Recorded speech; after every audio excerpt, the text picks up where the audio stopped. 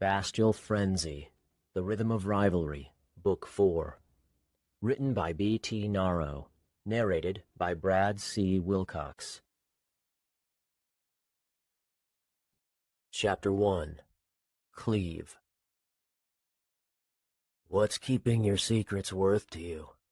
The answer tells a lot about a man. Cleve didn't know why his father's words came to him until he realized his father was there. Cleve could see his face clearly, but when he sat up and felt Rila's arm slide off his stomach, the hazy image of his dream dispersed. He kissed her cheek, and she smiled. "I still want to sleep."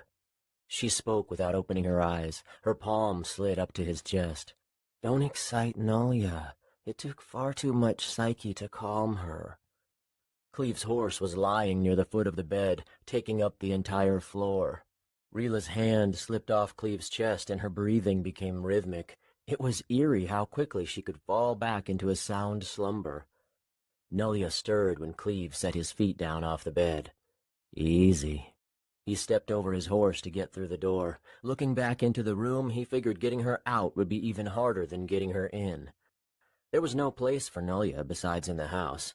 After the battle last night, the uninjured spent hours moving the dead into wagons and pushing them to the appropriate cities so the fallen could be buried in their hometowns. A list of the victims went with each wagon. It was to be posted in the center of the city, the sole notification of who lived and who died. Liaison Wilfrey would bring a similar list to the academy. On it would be the names of those who died in Cairo City. Cleve felt fortunate. The only family member he needed to worry about was Terran, the head of the academy, and Cleve already had heard his uncle escaped harm. Cleve kept expecting to run into him last night as he and others worked by mage light to take care of the bodies, but Cleve never saw Terran. He wondered what his uncle would say when Cleve came by later, after breakfast. Effie was in the kitchen when he came down the hall, sipping tea. He smiled at the familiar sight. It was as if he hadn't been gone. But then he realized she hadn't heard him approaching. He cleared his throat before he got too close so he wouldn't startle her. She turned with a twitch. Then a smile formed. "Breakfast?" Cleve inquired. "Let me leave a note for Alex in case he comes by." Soon they were walking to the dining hall. The sight of the academy illuminated by sunlight was disquieting. Last night, most of the bodies were found on the west side of campus, around the student houses.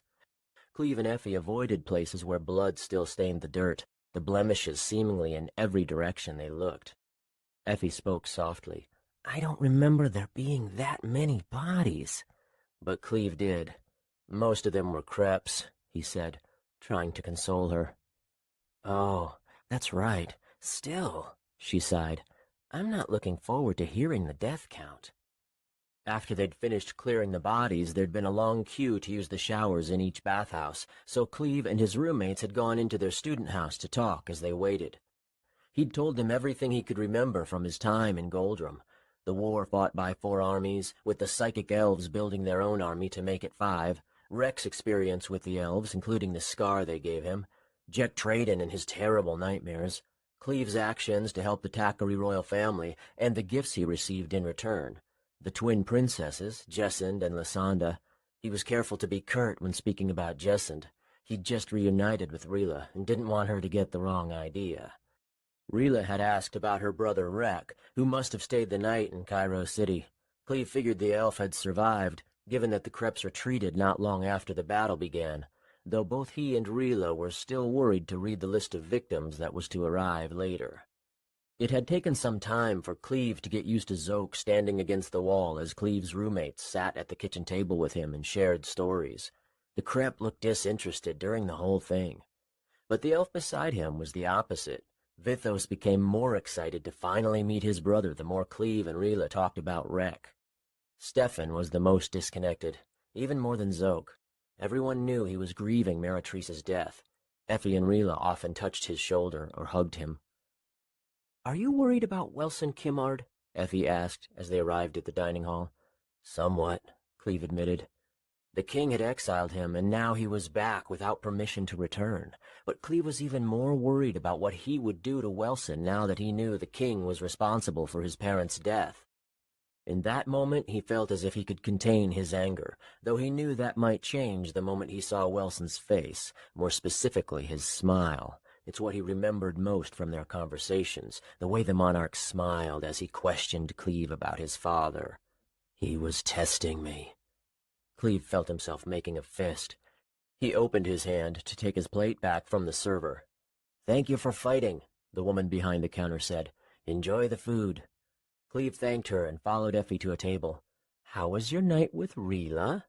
Effie gave him a knowing smile. Cleve pretended not to understand what she was asking.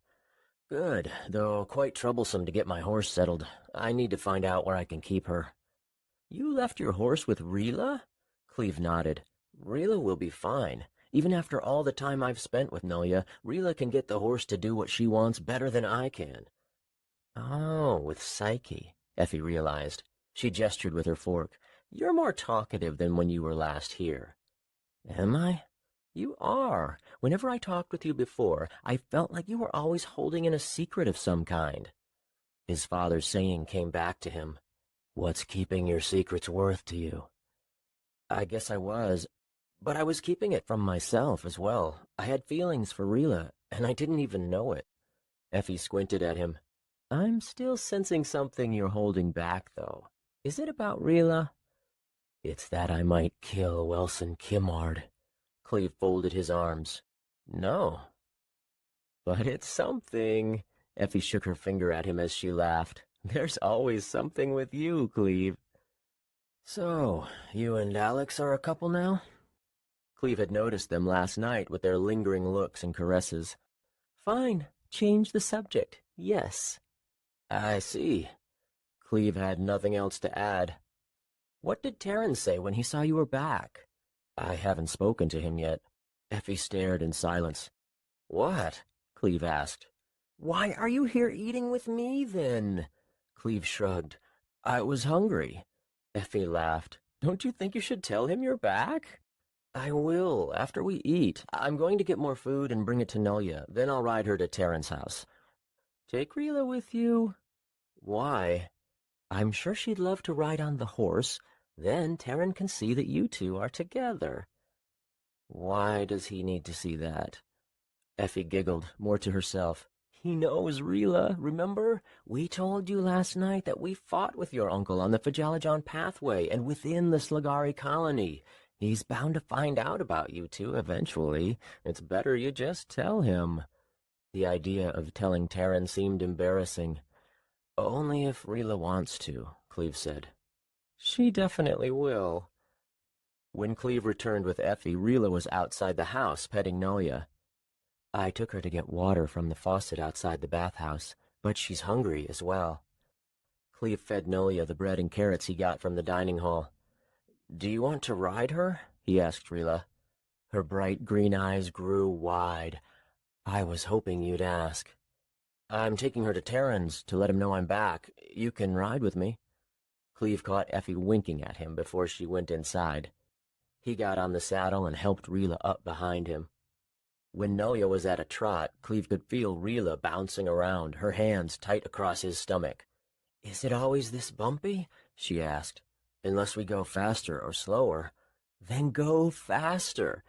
He could tell she was smiling from the way she spoke the words. Soon Nolia was galloping down the dirt road along Warrior's Field, Rila laughing in delight. Cleve couldn't help but smile. They passed many students and instructors. It was easy to tell who'd seen Cleve on his horse already and who hadn't. As they passed by Liaison Wilfrey, he shouted, "Stop!" Cleve slowed Nolia and turned her. "Yes?" Wilfrey's lips moved, but no words came out. His brow furrowed as he pointed.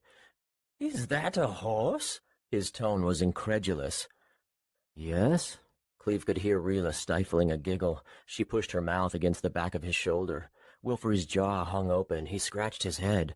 "Where did you get it?" "From Goldrum," Cleve said, hoping that would be the end of it. "Goldrum?" Wilfrey's eyes went to the clouds. "All the way across the starving ocean?" "Yes," Cleve answered. "May I go now?" "Does the king know about this?" "I'm sure he does, and soon he'll summon me." I must be leaving, if you don't mind. Cleve couldn't tell if it was irritation or confusion that was creasing Wilfrey's forehead. All right, go. The king's liaison waved them away. But slow that horse. Arriving at Terran's, Cleve dismounted and helped Rila down. Before Cleve could knock, Nolia whinnied, and Cleve heard his uncle from within the house. What the Bastial stars is that? Terran opened the door a moment later. Bastial hell! Cleve? Terran grabbed him for a hug. People were saying that you came in on a horse with a sword made of fire. I didn't know what to make of it, but here you are. Terran laughed merrily. But what did they see to think you had a sword of fire? His eyes fell to the sheath on Cleve's belt. As Cleve removed the Bastial steel sword and handed it to him, Terran gasped. His uncle was one of the few people Cleve trusted enough to hold his weapon. It's so light! Terran gave it a few good swings before handing it back. Marvelous. And I see you brought Rila with you. Hello, Headmaster Terran, she said. Please, Terran is fine. It's good to see you again, Rila. I heard you and Effie killed many creps. He turned toward the house, expecting them to follow. Come in. I'll be pulled away any moment, but until then, tell me what happened in Goldrum, Cleve. How did you convince Welson Kimard that you and Rek aren't allied with Tenred? Rila paused rather than walk with them. I'm going to get some breakfast and let you two talk. She kissed Cleve. Thank you for the horse ride. Oh, Terran exclaimed. So, you too? He waved his finger between them. Blood rushed to Cleve's cheeks, but Rila merely smiled and wrapped an arm around Cleve. Yes, though it took some persistence. Terran started to smile, but disappointment took over, sending his mouth flat. He seemed to be looking over their shoulders.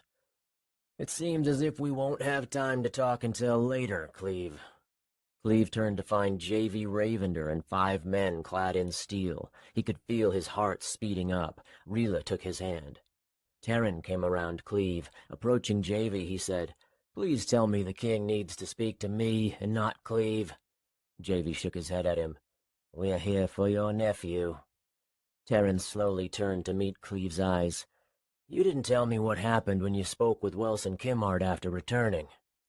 I haven't spoken with him yet, Cleve admitted. The dread he felt could be seen on Terran's face. His uncle spun back to J.V. This is an order from the king? Yes, Cleve needs to see him immediately. Rila came forward. I'm coming as well. She looked to Terran, leaning toward him.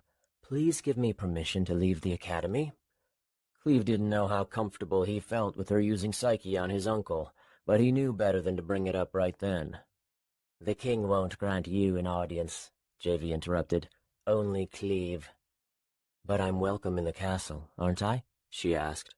J.V. shrugged. I suppose. It's up to the headmaster. It's fine, Terran said. Just be back before nightfall. I can't have you missing too much battle training. J.V. violently grabbed Nolia's reins. The horse is coming as well. Easy. Cleve almost snatched them from J.V.'s hand before stopping himself. Just be gentle with her. J.V. grunted, but he did lighten up. Terran clasped Cleve's shoulder. Don't do or say anything without thinking it through, he advised. Let's go, J.V. said. The king is very busy. For a moment, Cleve thought about leaving his Bastial steel sword with Terran. There was a chance the king would take it from him, as probably would happen with his horse. But he couldn't make up his mind quickly enough, and soon he and Rila were following J.V. toward the western gate. With J.V. ahead of them and 5 guards behind, Cleve asked Rila, Why do you wish to come? He lowered his voice to a whisper. Don't use Psyche to get a meeting with the king. The last thing I want is any trouble coming to you because of this. And Welson Kimard, like me, has been trained to resist Psyche. Don't worry about me. I'm just going to make sure I don't lose you again. Her stubborn tone worried him. They walked 4 miles to reach Cairo City. It was in worse shape than the academy. The walls of many houses were marred with cracks. Broken barrels and fragmented wood littered the streets, and there were traces of gore on nearly every surface, even some on the armor of the guards watching Cleve and Rila pass by. As busy as everyone seemed to be, they still made time to stop and point at Cleve's horse. Many of them must not have seen Rex mount as he fought against the Kreps the night before. Cleve wondered where the elf was now. Outside the castle in the center of the city, Cleve was made to wait. "Where are you taking my horse?" he called after the guards, pulling Nolia away. "She'll be in good care," Javy told him. "Stay here until His Majesty is ready." More guards came to surround Cleve and Rila. "What's going to happen with Cleve?" Rila asked. "That's up to the king," Javy answered. It wasn't long before a retinue of men clad in armor came around the side of the castle. Cleve knew Welson Kimmard was in the center of them. They separated, and the king came forward, waving Cleve toward him. "Hurry, I don't have a lot of time," Welson said. "There's too much to do." "Arrow!" someone shouted. 2 guards jumped on the king. Another one grunted as an arrow struck him in the arm. "You let Kreps kill them," shouted a man with a bow. He was drawing another arrow. "You hid in your castle as my sister's family was killed." His next shot struck one of the many guards now rushing at him. "Welson Kimmard deserves to die." He was tackled to the ground, kicked and beaten until his struggles ceased. Then he was dragged to the castle, weeping and slumped in defeat. The king was back on his feet. Cleve recognized Alex's brother, Hembaum, trying to move the monarch into the castle. "It's not safe," he said. "Please allow us to take you inside." Welson looked even more disappointed than the man who'd tried to kill him. His hurry was gone, replaced by utter sadness. He gestured for Cleve to follow him. Rila walked beside Cleve as he entered the castle. The door was shut and latched behind them. "It's a pity that man must die," Welson spoke with deep remorse. "We can't allow anyone who attempts an assassination to live." After a sigh, he turned to Rila. "It's nice to finally meet you, Rila Warrender." "You as well." They shook hands. "How do you know my name?" "I know you're half-elf, and one of the strongest psychics in the Academy. Possibly in all of Ovira next to Rek and Vithos. I know you shared the same father with them. I also know you're an ally. You've been investigated thoroughly." "I see," she said. Rila's indifferent expression seemed to intrigue Welson, for he leaned in close and tilted his head. "You've already assumed this?" he asked. "I have." "But even though you're an ally, I must speak to Cleve alone. In the meantime, I believe there's someone who wants to see you." Rila smiled widely, already sensing his presence. Then Cleve recognized Rek's voice. "Hello, Rila." The elf stepped between a line of guards. Rila practically jumped on her way over to hug him. When Cleve noticed Rek smiling at him, he only had time to nod and smile back before Welson whistled to him. "Let's go. There's a lot we need to discuss." As Cleve followed the king up the stairs, he looked back at Rek and Rila. They were concerned for him, their eyes wide and mouths flat. On the second floor, Welson brought Cleve down one of many hallways. He followed as the king turned and continued through the maze of corridors. Although most of the castle consisted of black ironbark wood, they soon were ascending a circular stone stairway. There was only one room after the twisting stairs ended, and 2 guards snapped to attention as the king passed between them. Cleve could hear someone coming up the stairs behind them. Shortly after he entered the room, the tall and pale psychic who he'd met the last time he was in the castle brushed by his shoulder, taking a spot beside their ruler. Welson sat with a long table between him and Cleve, a chair waiting on the opposite side. Welson gestured at it. "Sit." Cleve did. Then he heard the door close behind him. He turned to find the 2 guards now inside, standing in front of his only exit. Cleve wondered if he'd be able to lie now that he'd trained with Rek. "But I've never practiced that," he realized. It was the detection and resistance of Psyche that Cleve had learned so well, not getting away with lying. He decided he'd better test it sooner rather than later. "What has Rek told you about me?" Welson asked. "Nothing." Welson didn't even need the psychic. He shook his head at Cleve and said, "Don't lie to me. I don't have the patience for it." Cleve regretted not choosing something else to lie about, something easier to get away with. He still didn't want to reveal what Rek had told him about his parents' deaths, though, not until he knew whether the psychic could detect his lies. He thought of what else Rek had said. "He told me you blame yourself for this war," Cleve said. "He told me about an incident, a battle over the discovery of an island. I don't remember the details." Wilson began to nod, so Cleve stopped. "That was only 2 years after my coronation. I was 17 when that battle happened. That's your age, isn't it?" "It is." "I made a lot of mistakes. I didn't have my father's guidance as I should have." Wilson went silent as he glared, waiting for Cleve to say something. But Cleve chose not to, not yet. He wasn't ready to admit Rek had told him about Wilson's crazy belief that Cleve's father was the one who killed Wilson's father. It was madness, and just the king hinting at it made Cleve angry. At Cleve's reticence, Wilson forced a sigh and continued. "Our relationship with Tenred was already deteriorating before that incident. I thought my father's murder might have been Tegri Hiller's doing, so I ceased all trading with them. For 2 years they tried to negotiate new trades, mostly our ironbark wood for their metal, but out of spite I never agreed. Then when I found out they were sailing around Ovira and exploring the many islands nearby, I became interested in doing the same.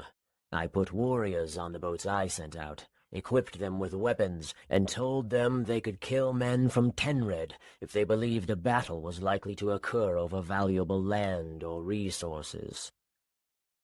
Wilson shook his head. "I trusted their discretion too much.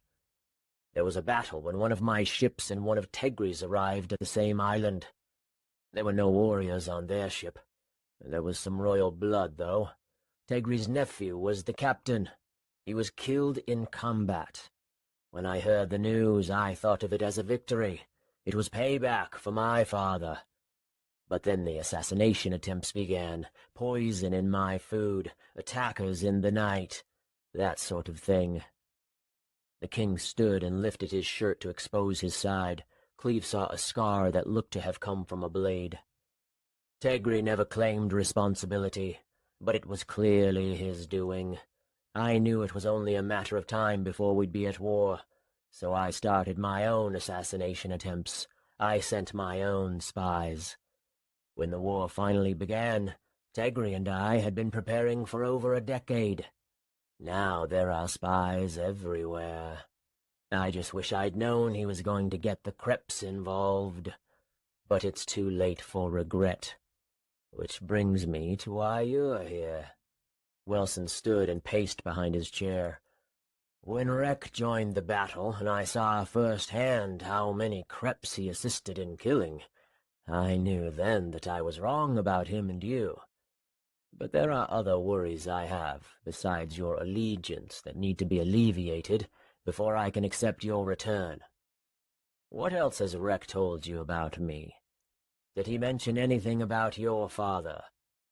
Wilson looked away from Cleve for a moment, his eyes locking onto the stone wall where a painting of his father stared back over folded arms. Cleve felt the foreign tingle of Psyche. It was like a light scratch of fingernails across his thoughts. He tried to push it out and put up his wall, but this Psyche was already on the surface of his mind, not deep within him. It was different from the way Rek pained him or twisted his emotions. This touch of Psyche was so light, it felt as if Cleve was trying to use his hand to grab motes in the air. Still, he tried to lie as he did his best to force it out. "He said nothing about you and my father." The psychic clicked his tongue. "It's not the truth," the sickly pale man said, his voice like a creaking door. The king wasn't surprised. "What did Rek tell you?" he asked, still looking at the painting. "Just be honest." Knowing he couldn't lie, Cleve realized the time had come. He drew a slow breath. "He told me everything he knows." "He shouldn't have done that." Wilson spoke as if apologizing for the behavior of a family member, reminding Cleve that Rek and Wilson had grown up together under the same father. Councilman Kerr had even called them brothers. The king finally sat again. Glancing over Cleve's shoulder at the guards, he said, "Please, leave us alone." He turned to the psychic next. You as well. When they were gone, Welson leaned over the table.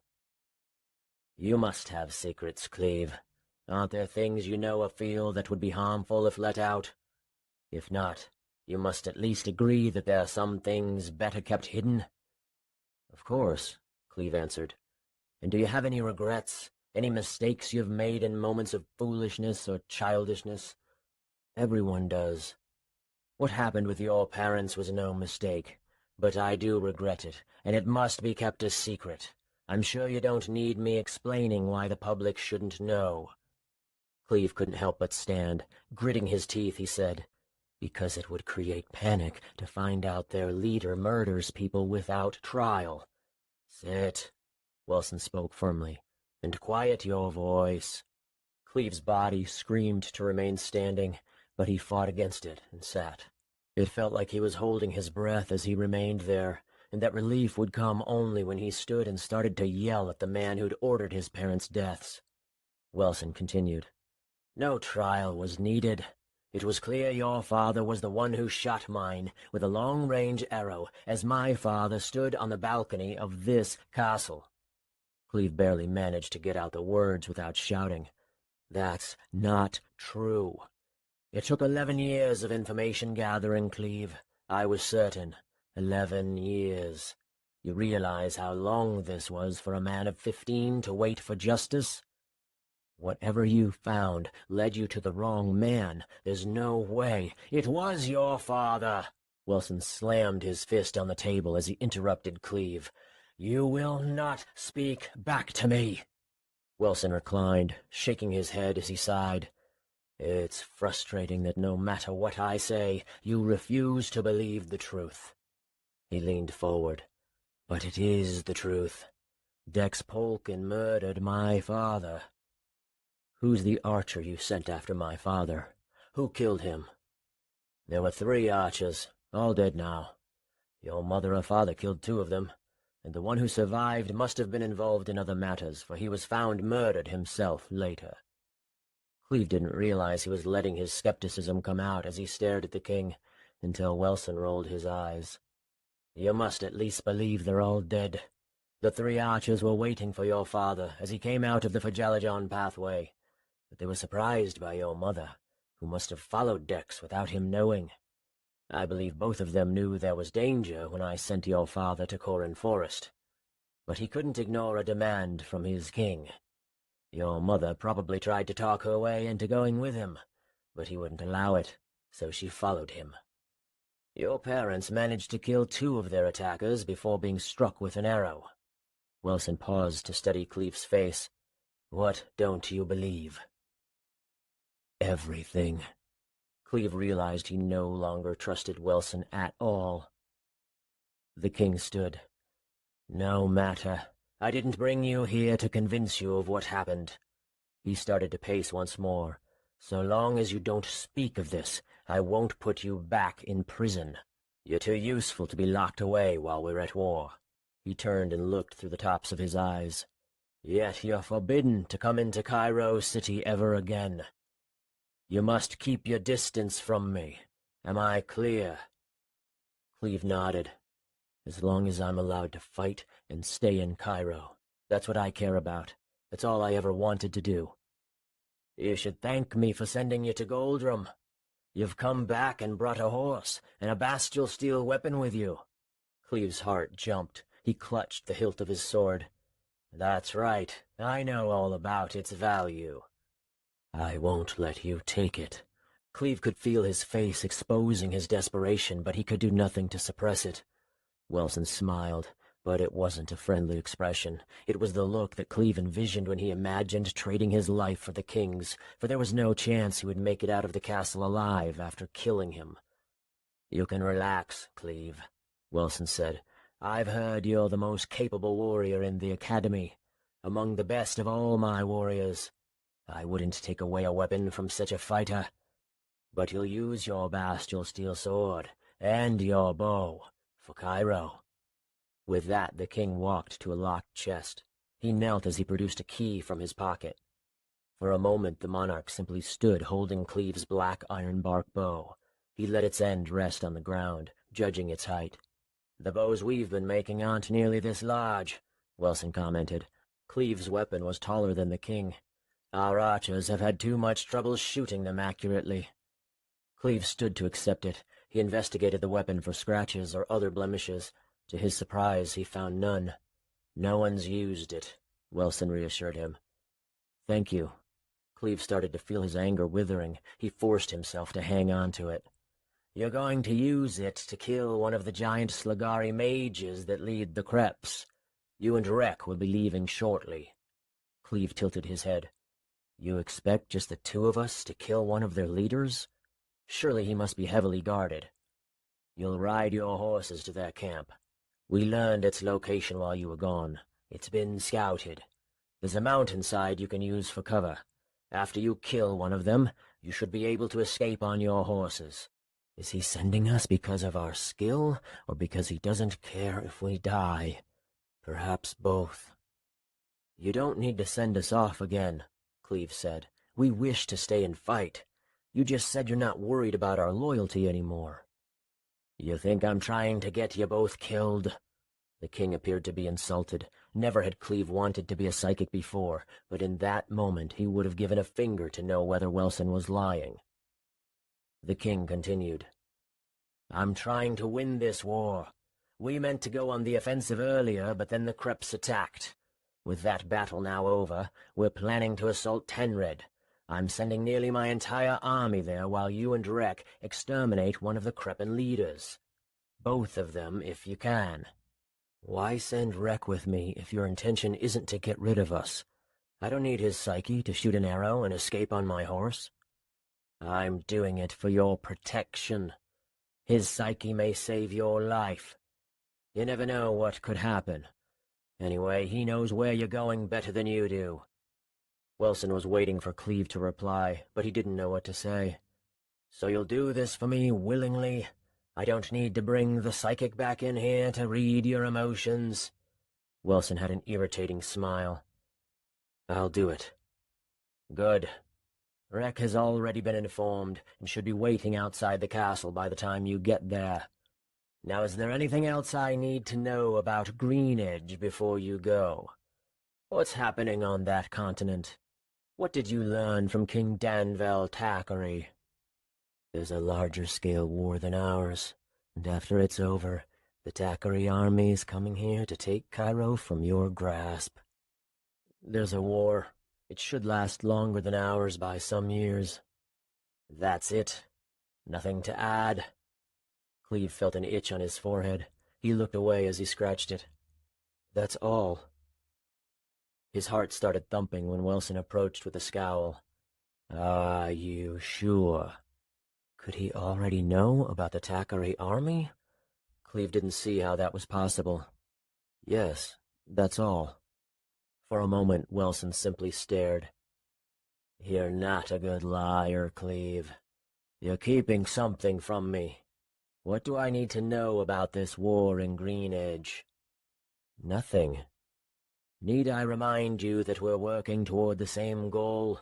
Wilson said. "We both want Cairo to be safe. Don't let what happened between our families cloud logic. Cairo and Tenred are at war because of incidents that couldn't be forgiven. There's no reason you and I need to be enemies as well." Cleave was furious. How could Wilson expect him to ignore what had happened to his parents? Cleave gritted his teeth. "There's nothing else you need to know." The king wasn't afraid, stepping forward instead of shrinking back. "If I find out you're keeping something important from me, you'll spend the rest of your life in a prison cell. Now go." Wilson pointed at the door. "And if you speak about what happened with your parents to anyone, you'll be tried as an enemy for defaming your king with lies. Your father killed mine, Cleve Polkin.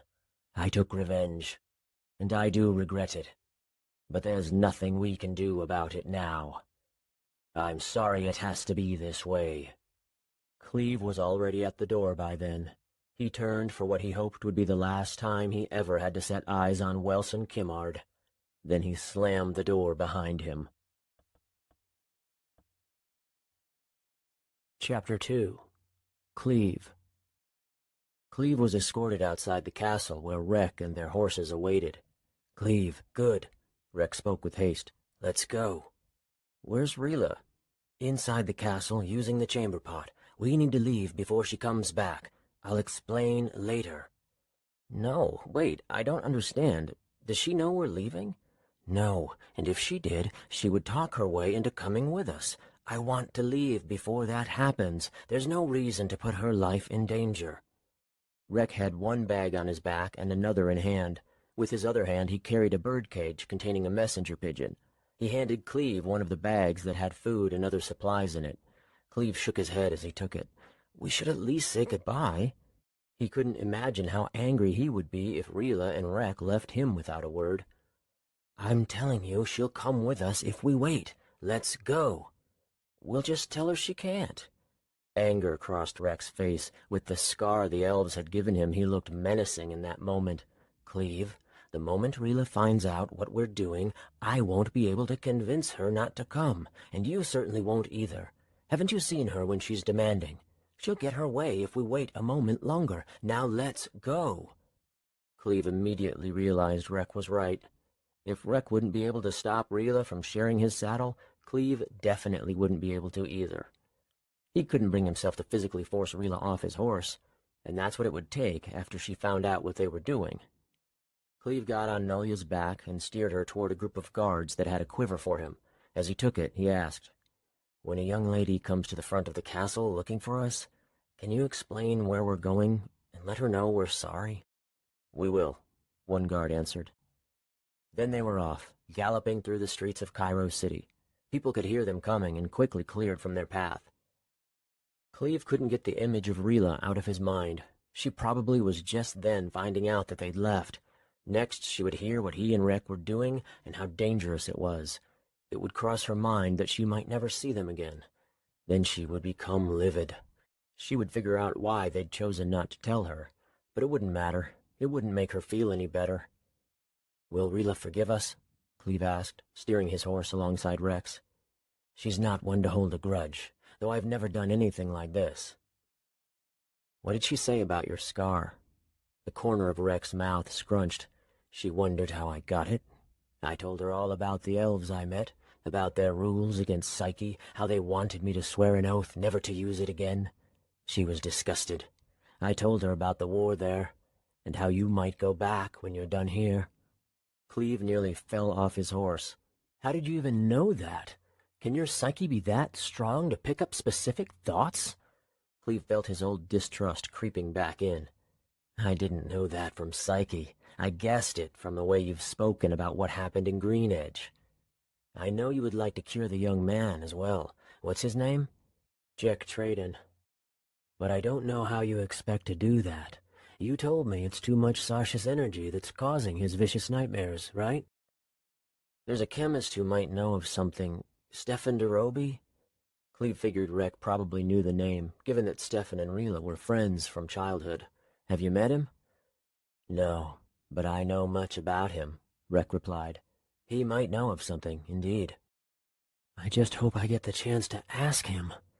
Cleve began to wonder what his chances were of coming out alive after killing the Slagari that led the Kreps. Rek had told him about Doe and Heyman on the boat ride back from Green Edge. If their magic really was as strong as Rek said, they could use a Sarsha's energy wall to block the arrow if they saw it coming. "So you and Rila are together now?" Rek asked. "Yes." "Are you going to tell her about Jessend?" "There's nothing to say," Cleve stated, figuring his long talks in bed with Jessend would only make Rila jealous. "You don't think she'll want to know that a Takari princess wanted to marry you?" "Oh, that. I'm not sure. If I do go back to Goldrum, Rila might worry it would be for Jessend." "I don't think she would. And you know Rila. She'll find out anyway if you try to keep it from her." They spoke for hours as they rode, stopping briefly to eat and let their horses rest when the sun was overhead. Cleve realized that Rek hadn't told him if he wanted to stay in Cairo or go back to Goldrum when the war was over, so he asked. Rek took the question with a slow breath, lifting his arms to stretch. A worried expression crossed his face. "I'm not sure," the elf said. I still haven't met my brother Vithos. I would like to speak to him about it when we have a chance. And of course there's Rila. I would hate to leave her, though I do want to finish what we started in Green Edge. Cleve hoped Rila would come with him, though he wasn't sure she would want to, especially now after they'd left her at the castle without a word. His stomach churned. The thought of her being angry with him was far worse than his own anger for Welson. He liked his anger toward the king. It felt natural. What was strange was when he thought of forgiving Welson. During their conversation, the idea had come, but he'd rejected it. Cleve planned to hold his grudge for the rest of his life. Who was Welson to claim that Dex killed his royal father? Cleve knew that Dex would never have done that. And even if he was willing, my mother never would have let him go through with it. Welson must have had the wrong man. Now he wants me to forgive him? It was absurd. Only a king would expect someone to forgive him for murdering his parents. Pure delusion. Would Welson forgive the man who killed his father? Not in 5 lifetimes. Still, the anger might have been forced. Did he want to be angrier than he really was? He chose not to think about it. Rek told Cleve that the Crep encampment was along the eastern side of Kilmar, about a 150-mile ride. On horseback, that wasn't too far. At their comfortable pace, they probably could make it in 4 days. 4 days, Cleve reflected. 8 or 9 days before I'm back. Could be more if there are complications. It seemed too long a time to leave without even letting Rila know. Then a dreadful thought came. She might not be there when I get back. Welson said he's sending his army to Tenred, and it's an 8-day walk just to get there. There was a good chance Rila wouldn't go with them, being a first-year student at the academy. But Welson said she's one of the strongest psychics. Cleve began to worry if she might be in more danger going to Tenred than if she'd come with him and Rek. "Did you know Welson is sending troops to Tenred?" Cleve asked. "I did. Don't you think that'll be just as dangerous for Rila?" "The first-year students won't go," Rek said. "Welson can't leave the cities or the school without any able bodies to defend them." "Did he tell you this?" "He said he'll leave it up to Terran who stays and who goes. And I know Terran. Only the 3rd years will be required." Cleve had forgotten that Rek and his uncle were friends. He'd never seen them together. It was strange to reminisce back to that evening they'd talked about Rek. When Cleve found out his uncle had signed him up to live with 3 strangers, one being a psychic. He'd never been more terrified. "He told me that Rila wouldn't be anything like Rek, but soon she'll be just as strong." For the first time in months, Cleve felt scared of Rila. Can I really share a bed with her? He shook his head. He knew the instant he saw her again, the silly fear would be gone. A voice nagged him. "If we do see each other again." Rek informed him that there was a group of scouts not far from the Crep encampment.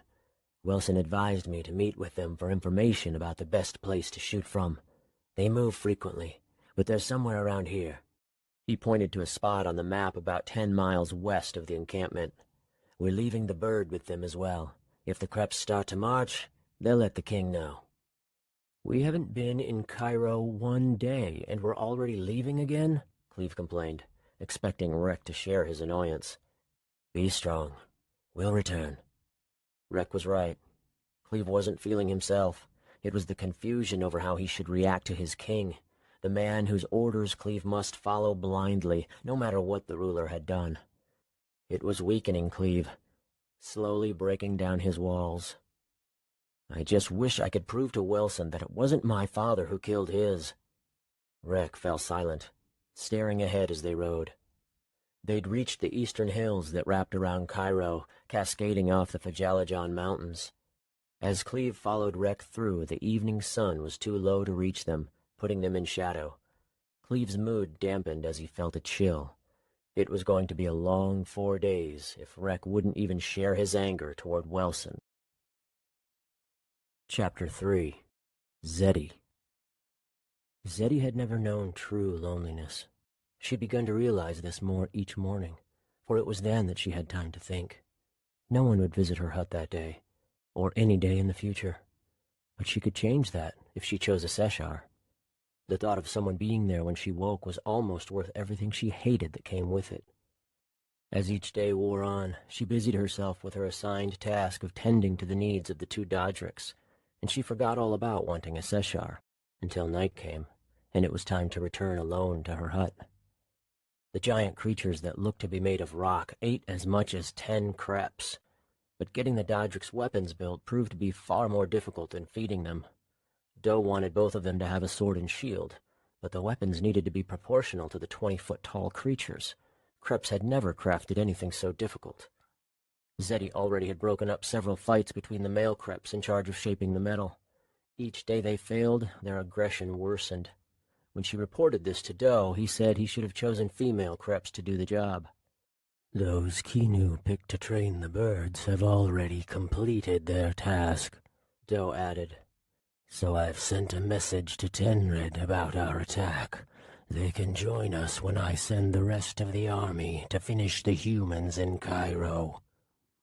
But the next day, Zeddy heard that Doe had received such a terrible letter from their allies in Tenred that, in a fit of rage, he burned the Krep who brought it to him.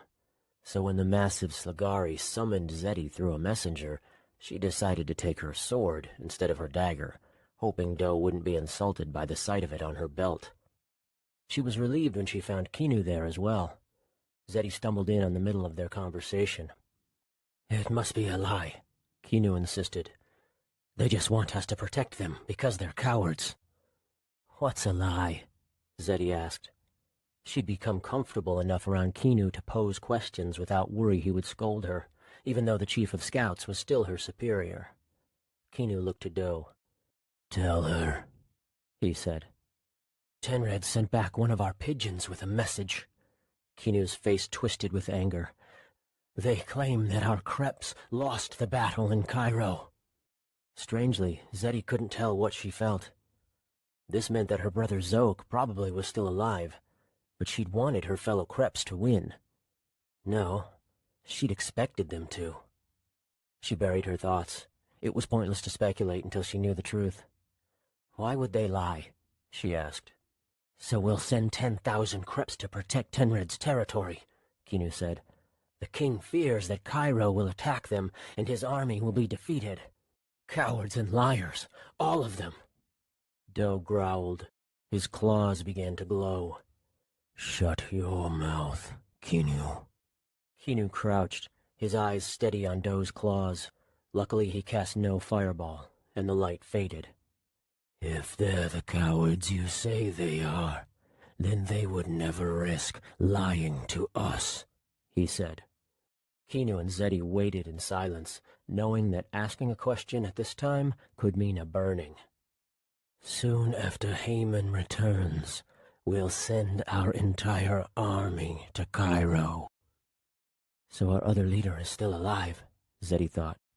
It means the Kreps he took to attack Cairo must have fled rather than fight to the death.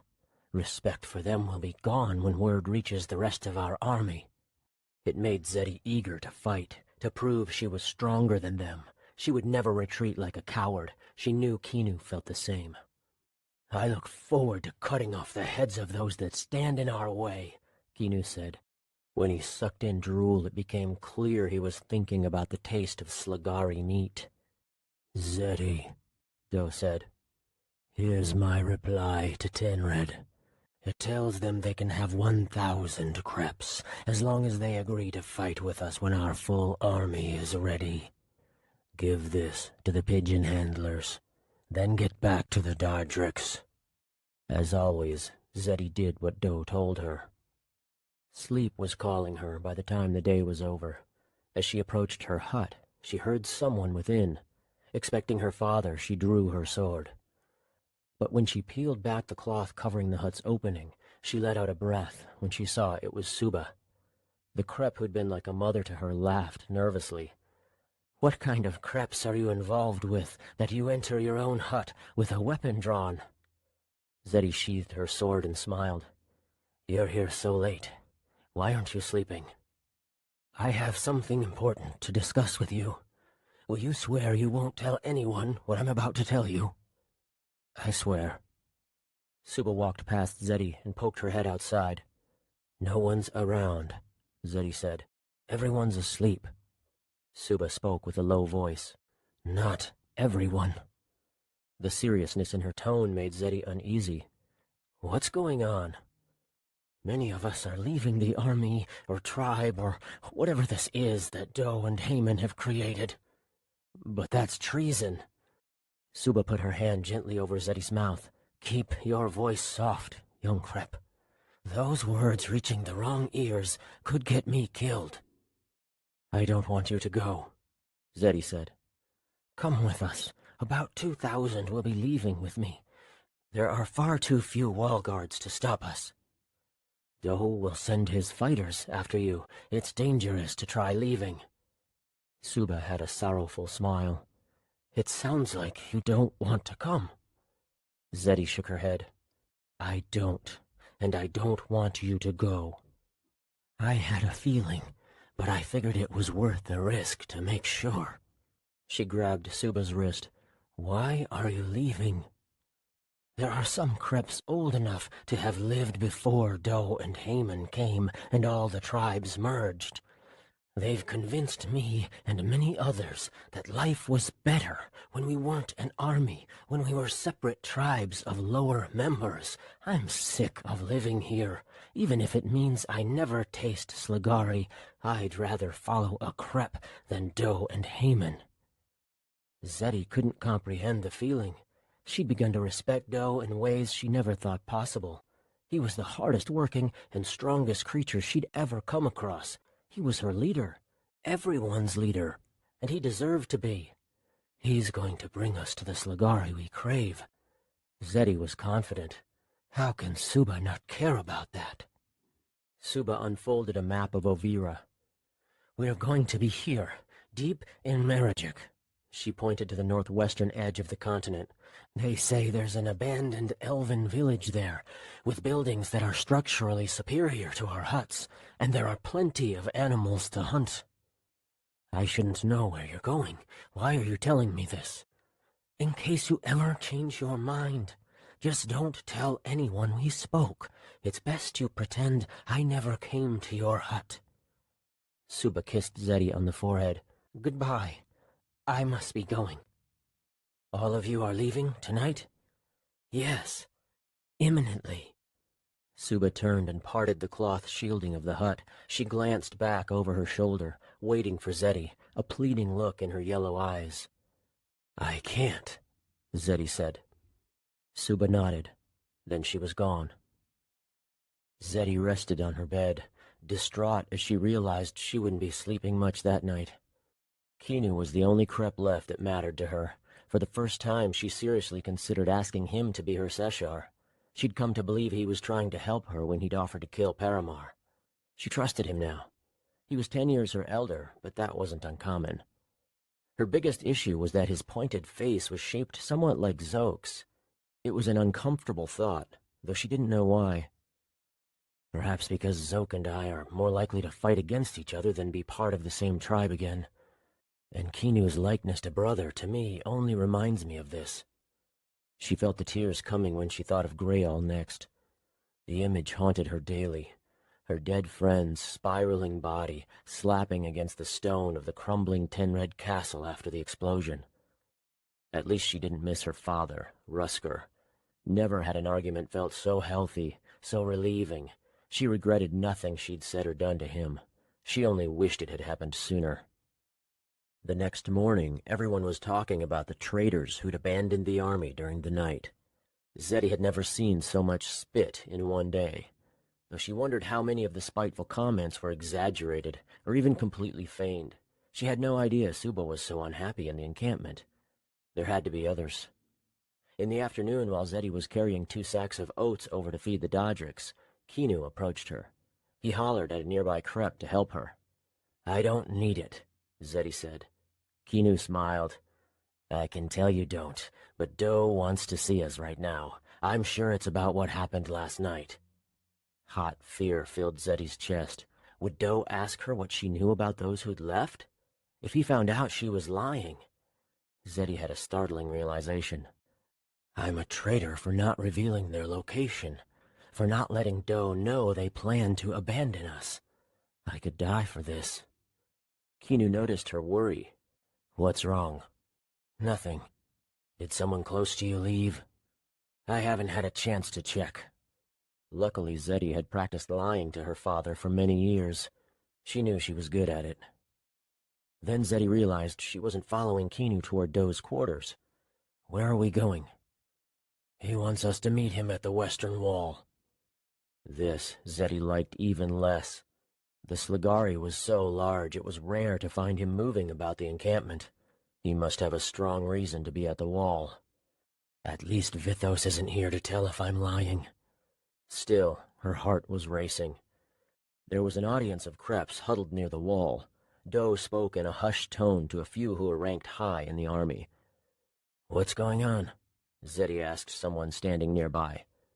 "It looks like he's questioning many Kreps' loyalty." As Zeddy and Kinu maneuvered through the crowd, she saw dead bodies scattered throughout. She recognized some of them as wall guards. In a panic, she looked for Suba, hoping not to find her. She didn't get a chance to conclude her search before Doe called her over and pointed at the wall. "Stand there, with your back against it," he ordered. She obeyed, careful not to say a word until asked a question. "When did you find out that thousands of Kreps had abandoned the army, making themselves traitors?" Not only was Doe waiting for her answer, every nearby Krep watched. There were hundreds of them in view. For a moment she couldn't speak. An onslaught of terror closed her throat, producing only one thought. "I'm not prepared for this." "Answer me." Zeddy thought quickly. When would she have found out if Suba hadn't told her? "This morning," she answered. "I heard Kreps talking about it." Doe's silence made her second-guess her ability to lie. Could he tell her words weren't true? She wondered how difficult it would be to jump over the wall and escape without being killed. Impossible, she realized. "Did you have any knowledge of the plan before they left?" Doe asked. "No, I didn't know." Someone in the crowd blurted, "She's lying." Zeddy recognized the male Krep. He'd wanted to be her Seshar, but she denied him. He'd pestered her, and eventually she'd insulted him in front of his friends. "He's just saying that because he's angry I embarrassed him." "Quiet, both of you," Doe said. Zeddy was surprised her leader wasn't angrier. But then she saw how sluggish his movements were as he turned to check on the Krep in the crowd who'd spoken. "He's exhausted." Zeddy felt pity. "You don't need to worry about my loyalty, Doe," she risked saying without being asked. "I'm no traitor. I want Sligari meat as badly as any other Krep, and I believe the humans in Cairo deserve to die. They killed a close friend to me, Vantikar." Although the word usually meant taking revenge on those who'd wronged you, it also could mean avenging the death of a friend or family member. "See," Doe turned to the high-ranking Kreps behind him, nearly all of them male. "This is how a Krep of rank should speak." Zeddy always assumed they were jealous of the favoritism she received from Doe, and the looks on their faces proved it. "Kinu, you're next." Doe pointed his black claw at the wall. Doe asked him the same questions. Kinu answered calmly, unworried. It wasn't long before Doe was satisfied. He turned to his audience. "Even speaking about leaving now is punishable by death. If a Krep comes to you and admits he's planning to leave, you must report this, or you'll be punished severely. Tell this to every Krep you see. Now get back to your tasks." The hundreds of Kreps dispersed. The encampment was even more bare than usual, for those that had gone with Haman hadn't returned yet. Maybe the cowards have realized the kind of welcome that awaits them on their return. They would be mocked, though Haman would hear none of it. Zeddy found herself wondering if Doe would mock Haman when they were alone. But her leaders didn't tease, she realized. They scolded, yelled, ordered, but never belittled. And they're never happy, Zeddy realized, never content. She wondered what Doe would be like once they finally took over the Sligari colony. Would he enjoy the victory? Was he even capable? She found his determination inspiring. Half of Zeddy's mouth curled up in a grin when Doe called her to speak with him and Kinu. I'm sending you both to Tenrid with 1,000 creps. Once you get there, speak with Nebra. Get a sense of how likely those humans are to fight beside us when we invade Cairo again. If Cairo doesn't attack Tenred a week after you get there, bring the creps back here. I'll do that, Kinu said. But does this mean I'll miss marching to Cairo? No. We'll wait for your return. There's still more work to be done with the Dodric's weapons, and we need to find out what went wrong with the army Heyman led. We might need to develop a counter to whatever strategy or weapon the humans in Cairo used to defeat them. When should we leave? Kinu asked. I'll have 1,000 creps ready by tomorrow morning. Chapter 4. Effie. When Effie returned from breakfast, she was surprised to find Stefan's door still shut, even after Cleve and Rila left on his horse. He's still sleeping? He's going to miss breakfast. Because all the students were up late into the night clearing the aftermath of the battle, breakfast hours were extended. But Stefan had been in his room for hours longer than any normal person needed to sleep. He'd been distant the night before. While Cleve had shared some of his adventures in Green Edge and gotten to know Zoke and Vithos, everyone, despite their exhaustion, was in good spirits, except Stefan. Effie knew it was because of Meretrice's death, though she didn't know if he was sad or if it was the trauma of seeing her dead body. Cleve told Effie that he'd had to practically drag Stefan away from her. Effie knocked on his door. Stefan, you really should get up and eat. I'm naked. Well then get dressed and come out. Fine. She heard rustling. I know it must be hard to lose someone close to you. You can come in. Effie opened the door to find him sitting slouched on his bed. I don't feel like eating, he said. Come on, I'll walk with you. Effie was eager to visit Alex, but Stefan looked like he needed company. He got to his feet and shuffled past her. Once they were outside, he said, Haven't you already eaten? Yes, but that's fine. I see. Thank you. You're welcome. They walked in silence, Stefan looking around as if it was the first time he'd been in the academy. It just feels so different now, he said in a subdued tone. Just last night, there were bodies everywhere. This might not be the best time, but I think it's important you realize this war isn't over. I know, Stefan interrupted. Effie continued, There's going to be a lot more death. Rather than grieve those we lose, it's best we enjoy the company of those closest to us who are still alive. Rila and I are still here, and I'm sure Gabby is safe. I expect she'll visit soon, along with your mother. You're right. Although Stefan was agreeing, it was hard to know if her words were making a difference. She decided not to press the matter. Some feelings took more than words to resolve. The worst part about this is that I'm angry at the king, not the creps, Stefan said to Effie's surprise. It was rare to see him even frustrated. He glanced over his shoulder before continuing. Meretrice told me she didn't belong in a war, and now I agree. There's probably many at the academy who shouldn't be on the battlefield, but just because they signed the admission contract, they're forced to fight, and to die. She shouldn't have been required to fight. You might be right, but what's the alternative? We can't allow people to claim they aren't suited for battle, giving them a choice about whether they'll fight. Too many would have fled at the sight of the creps. Stefan chewed on his cheek. I suppose you're right. Direct that anger toward our enemies. No one would need to die if Tenred had signed the treaty. And the creps, I can't believe they would go to war against us just to get to the Slagari. They're monsters. Stefan nodded. By the time they were done eating, Effie had made him smile a few times. He admitted that the food helped him feel better. But there's guilt every time I feel anything but grief. As if that's all I should be feeling. What's there to be guilty about? That I'm alive? Enjoying myself? There's no reason to feel guilty about that. I'm sure Meretrice would rather you be happy than depressed. Wouldn't you if the reverse had happened? Well, I'd like her and you to mourn, at least a little bit. Effie could tell he wasn't joking. In fact, the statement was so brutally honest she had to laugh. She put her hand on his shoulder and said, "Don't worry, Stefan. We would." The Redfield bell chimed. As usual, Effie jumped, gritted her teeth, and let out a flood of curses by the time the second chime sounded. "That damn thing is too loud," she complained as she started toward the stadium in the center of campus. But Stefan's concerned expression made worry replace her anger in an instant. "What's wrong?" Effie asked.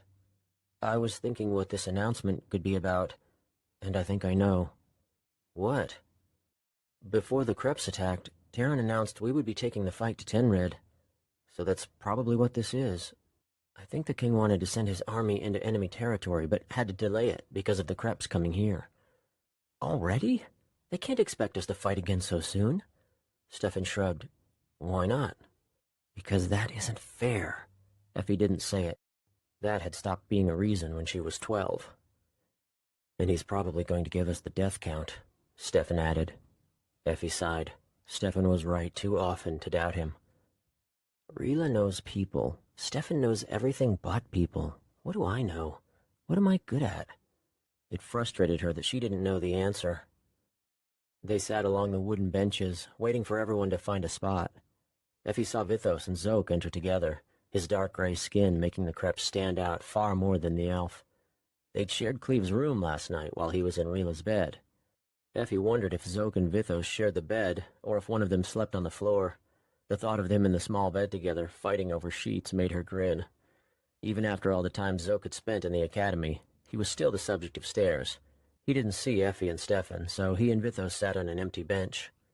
Rila and Cleve were nowhere to be found. Effie figured they were in the stadium somewhere, which she noticed was emptier than she'd expected. A lot emptier. How many died last night? Terran took his spot in the center, raising his thick warrior arms to quiet everyone. "Congratulations to everyone on our victory." The headmaster paused to applaud, only half of the audience joining him.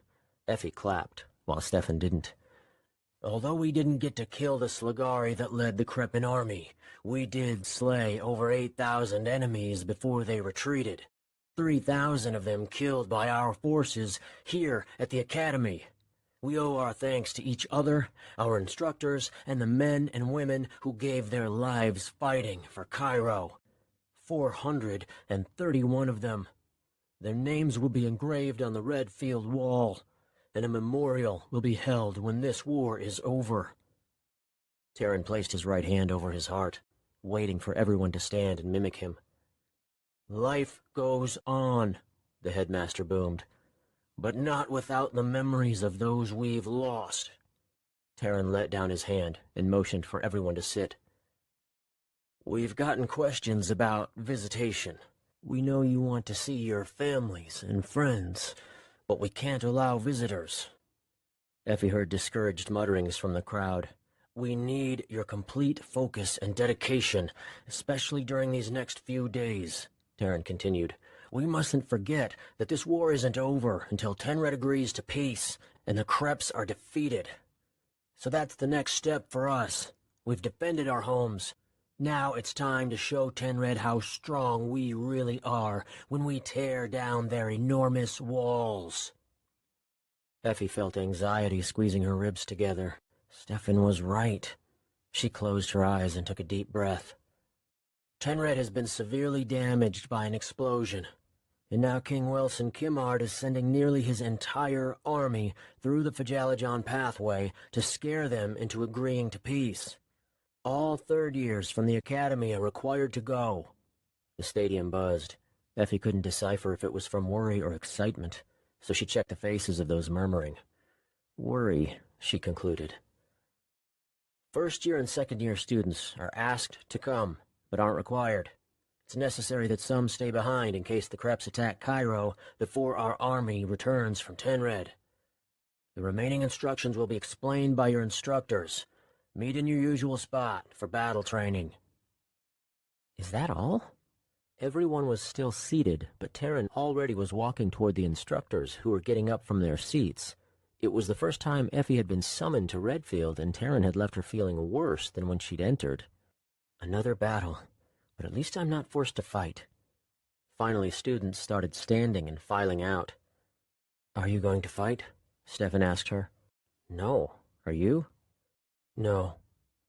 Many had stopped outside Redfield to pose the same question after they found their friends. Effie and Stefan ran to catch up with Zoke and Vithos. "Will you both fight?" she asked. "Yes," Zoke answered. "The only reason I'm here in Cairo is to fight."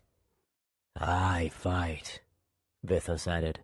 "You not fight?" "No," Effie replied. Stefan shook his head. "Where Rila?" Vithos asked. "I don't know," Effie said. "She not there." Vithos pointed to the stadium.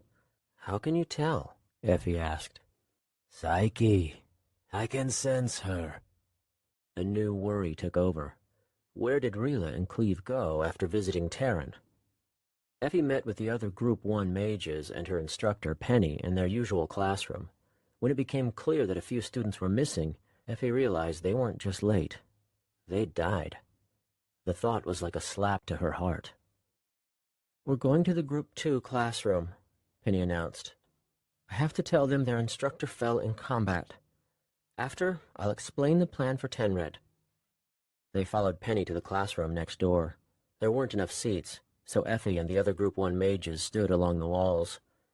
It was a painful sight to watch sorrow fill the faces of so many students when Penny delivered the news. A few of the girls started to cry. Effie thought about her last instructor, Marie Firemore, and she cried too. "Your new instructor will be here tomorrow, for those of you who haven't gone to Tenred," Penny said. "I'll remain in the academy to train those who stay from Groups 1, 2, and 3. For the third years in the room, and anyone else thinking about going, this is what you need to know."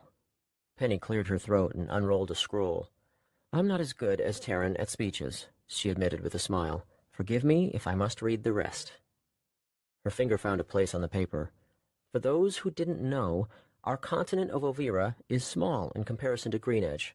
If we exclude Sumar to the south of us, the territories in Greenedge, Goldrum, Zav, and 2 others each have about the same land mass as Ovira. So although we have nearly 100,000 people living in Cairo, and that number may seem like a lot, in Goldrum alone there are nearly 7 times that number. Our army, threateningly large at 25,000, is actually barely formidable compared to the 100,000 in Goldrum. Considering those numbers, each person's ability to fight is worth that much more here in this war. Think about that when you're deciding whether you should attack Tenred or stay here. The chance of the Kreps coming while our army is away is extremely slim.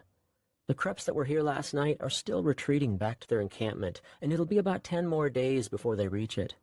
So while we need some people here just in case, we're expecting half of the first and second-year students to volunteer. Each of you is important, 4 times more important than any one person in Goldrum's army." Penny looked to have finished. She glanced around the classroom with a grin, as if expecting something. Then she muttered, "I spend half the night writing this thing, and I don't even get 1 clap? I don't know how Taryn does it." Effie and the others applauded, meagerly. Her instructor blushed. "Anyway," she said, "make your decision tonight. Those marching to Tenred will meet by the northern gate after breakfast. You'll be led by the commander of the King's Guard, Hem Baum." Effie nearly jumped as she heard the name of Alex's brother. "If Hem's going, Alex will too." "The purpose of this attack isn't to kill everyone in the Tenred army," Penny continued, "but to push them back deep into their territory while we take down their walls. Once their walls are no longer protecting them, they should agree to peace." Penny made it sound so simple that Effie was tempted to change her mind. One student asked, "How will the walls be destroyed?" "They already were heavily damaged during the explosion. I believe the king has siege weapons, but I don't know specifics. However, I was told that as long as the Kreps don't come to defend Tenred, it should be an easy victory." Chapter 5. Effie. The rest of Effie's time with Penny and the other mages was spent discussing the battle strategy for Tenred. Effie didn't pay much attention after she definitely decided she wasn't going. She was more worried about Alex. Being a warrior, he could be part of the front line. Zoke would be safe, fighting alongside Vithos. Effie needed to convince Alex to stay around the psychic as well. She visited his house when Penny concluded her lecture, but Alex wasn't there. She figured he was still with the other warriors, probably involved in the same discussions.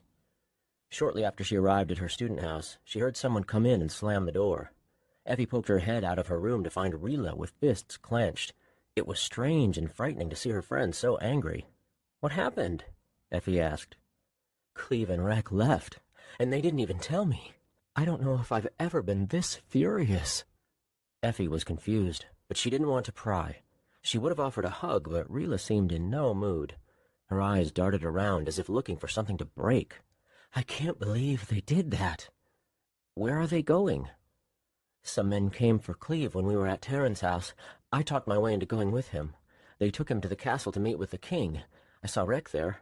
We talked for a while, but then he and Cleve left while I was in the privy. I thought they might have been summoned to a meeting, but a guard told me they were sent to the Crep encampment with the insane task of killing the Sligari leaders. They'll be gone for many days, F. They might not come back, and they didn't even tell me." Rila's teeth were clenched. "They just left, without a word." "Maybe they had to leave immediately," Effie suggested. It was the only thing that made sense. "No. They could have waited, and it would have made no difference. They just didn't want me coming with them. I'm sure they knew I would try." "You wanted to go with them?" "They'll need as much help as they can get. They're sneaking into the Crep encampment to shoot Doe and Heyman. It's suicidal." She turned and muttered to herself. "And they just got back from Greenedge." She doesn't want to risk losing them again. "I'm sure they didn't tell you because they didn't want to put you in danger." "I don't care about their reasoning. You don't just leave with the chance of never returning." Rila's voice was cut off with a whimper. Tears fell from her eyes. "Without telling me." Effie moved in and squeezed Rila, letting her cry on her shoulder. "They're bastards," Rila said. "I'm sure they'll be fine," Effie soothed. A woman opened their front door. Given her age, she was likely an instructor. "Rila?" the woman asked. She stepped in and folded her arms. "Why weren't you in class?" Who was this woman to just come into their house? Effie already was annoyed. Rila glared. "You don't even knock?" "It's my right to search for my students when they don't show up.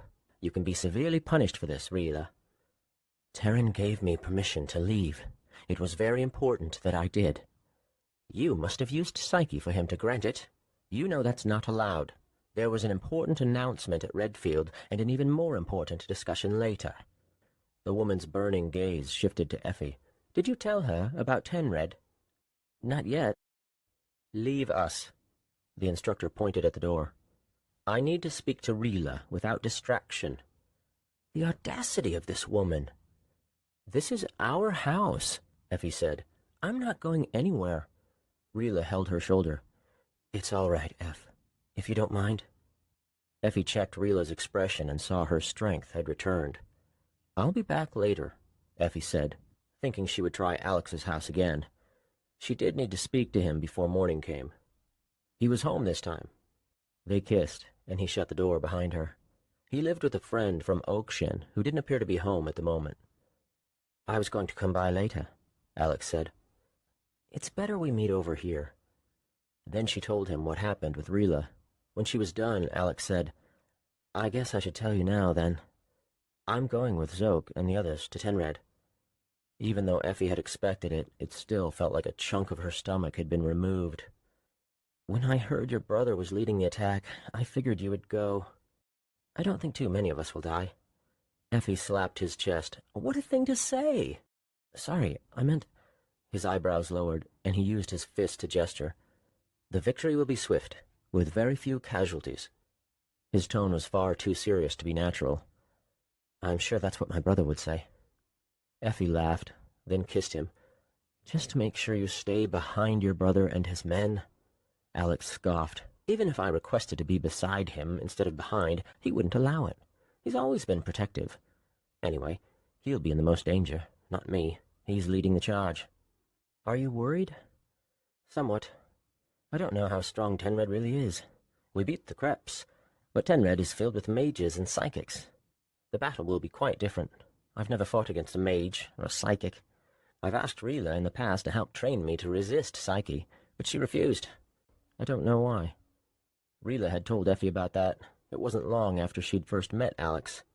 It takes her some time to even discuss Psyche with people. I'm sure if you asked again, she would be willing. Oh? Is she coming tomorrow? Effie felt a pinch of panic when she realized that she hadn't had a chance to ask. I don't know. If she doesn't, I'll have to find another psychic willing to train with me. Though I don't know any with her strength, unless Vithos is coming. He is. Good. Alex looked at Effie inquisitively. You haven't told me if you're coming or not. You want me to? It wouldn't change Effie's decision, but she was curious. I do, and I don't. That's also how I feel about myself going. And that's how I feel about staying. He nodded. Danger is more often the path chosen than the one forced upon us. When Effie realized he was right, she couldn't help but wonder, why is that? Alex's eyes lifted to the ceiling. It was clear he didn't know. He looked back at her and smiled. Because you're beautiful. That has nothing to do with anything, she said with a laugh. Then he kissed her, ending the conversation. After she and Alex finished dinner at the dining hall, Effie returned to her student house, feeling impatient to speak with Rila. It was a relief that not only was Rila home, her bedroom door was open. Are you feeling any better? Effie asked. I'm still angry with Cleve and Rek, if that's what you mean. Does that mean now is a bad time to ask her if she's leaving tomorrow? Rila stood, setting her book down. You can ask me whatever it is.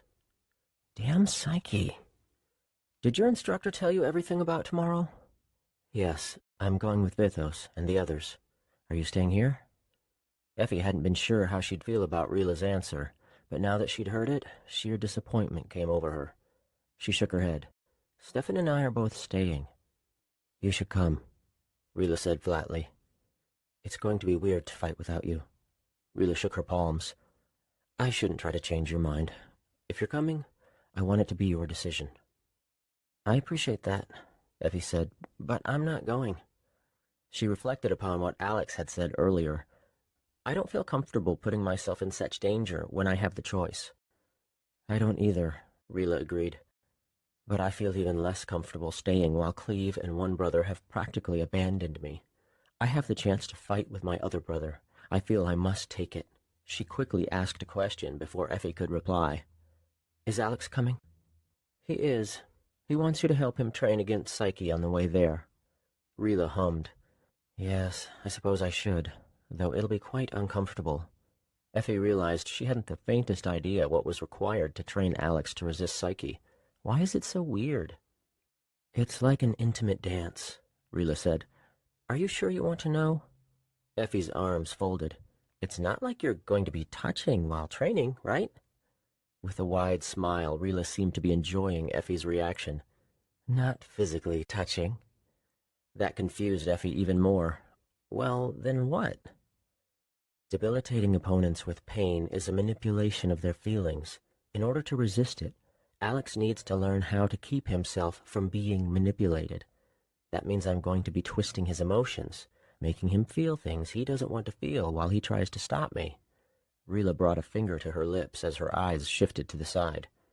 Maybe dance wasn't the right word. She looked back at Effie, her stare intent. It's more like wrestling. She couldn't help but imagine Rila and Alex actually wrestling. It wasn't a comforting thought. More out of curiosity than for specifics, she asked, Can you teach me how to resist Psyche? Just for a little bit, Effie interrupted. I know there isn't much we can do in such a short time, but I want to get a better idea. Then maybe I can practice while you're gone. She had a sad realization. I'm probably going to be bored with everyone going. You'll have Stefan. Yes, but we'll be alone in this house for weeks. I can't wait until he starts asking me to test out his potions. Rila giggled, then came in for a hug. So, you'll cast some Psyche on me? Effie asked, not knowing the proper terminology for their mental wrestling. I will. But you're not going to like it. Rila held out her hand. Have you ever been pained with Psyche before? Do you know what it feels like? Effie stepped back. No. I think you should, just so you'll be more prepared if Tenred ever attacks the academy. They'll definitely have psychics. Effie could feel her muscles tightening in anticipation. If it's so important, why don't our instructors have us train against psyche? Rila shrugged. They probably don't even know how to defend against it themselves. Suddenly she grunted and jerked her hand. A pain unlike Effie had ever felt swelled through her entire body. Every muscle, every joint, everything hurt. She collapsed, screaming. But then it stopped. Before she knew it, she'd jumped to her feet and started toward Rila with her fist clenched. You didn't even warn me. Effie, relax. Rila quickly backed up, her eyes wide. Effie stopped herself, still furious. Bastial, hell, that hurt. That's exactly what'll happen when a psychic as strong as me targets you. I didn't want you to be prepared for it because you won't be at the time of attack. Effie slowed her breathing, realizing Rila was right. Still, it felt unfair. How was she supposed to defend against that? It wasn't like a sword or a fireball. She couldn't even see it. I should have had you train me months ago, Effie said. We won't get very far tonight. Rila rolled up her sleeves. But I'll teach you what I can. Before she started, Effie had a question. What's it like for a psychic to go against another psychic? Just like any battle, you must find a way to be offensive while defending yourself. Are you ready? Effie tripped backwards over her feet in her haste to get away from Rila. No, don't do that again. Rila looked to be holding in a laugh. I meant, are you ready to get started? Gingerly getting up, Effie said, I suppose. It turned out Rila was right. It did make Effie think of wrestling. She could feel Rila in her mind, tugging, prickling. The most difficult part was that Effie couldn't stop the feeling when she wanted to. It was purely up to Rila. It's easier to block the psyche when you know it's coming, she said. After someone has started to pain you, it's much harder to make it stop. Why is that? When I'm causing pain, I must first connect to my targets with psyche. If I can't connect to them, there's nothing I can do. But once I'm connected, it's like I have a hold of their hair. It's not easy for them to break free. Effie always forgot how little she knew of psyche until she talked about it with Rila. How do you connect with someone? Rila's lips pursed. It's difficult to explain. How did Rec describe it to me? She thought silently for a bit. All of us give off Bastial energy, some more than others, like you. She raised her eyebrows at Effie. And just like how mages can draw in BE, so can psychics. But we've learned to differentiate between the natural BE in the air and that being produced by humans and animals. The Bastial energy coming from your body is unique, like a fingerprint. It tells me what I need to know in order to manipulate your emotions. So you're drawing in my BE? What happens if you can't? Then I can't do anything. That's one reason psyche doesn't work as well over long distances. The other is that I have to manipulate the BE within them, and you know how difficult it is to do anything to BE over long distances. What if I hold on tightly to keep all my BE within me? That probably won't work. I'm not taking it out of you, but using it to change the way you feel. Remember, the BE is part of you. It runs through your body like blood. It's the source of your spells as a mage once you learn to control it. We psychics, though, learn to control the BE of others. That's why you can create light and heat from the energy, but I can control what you feel. Then why don't you constantly make yourself feel happy? Effie wondered. Rila had an uncomfortable grin.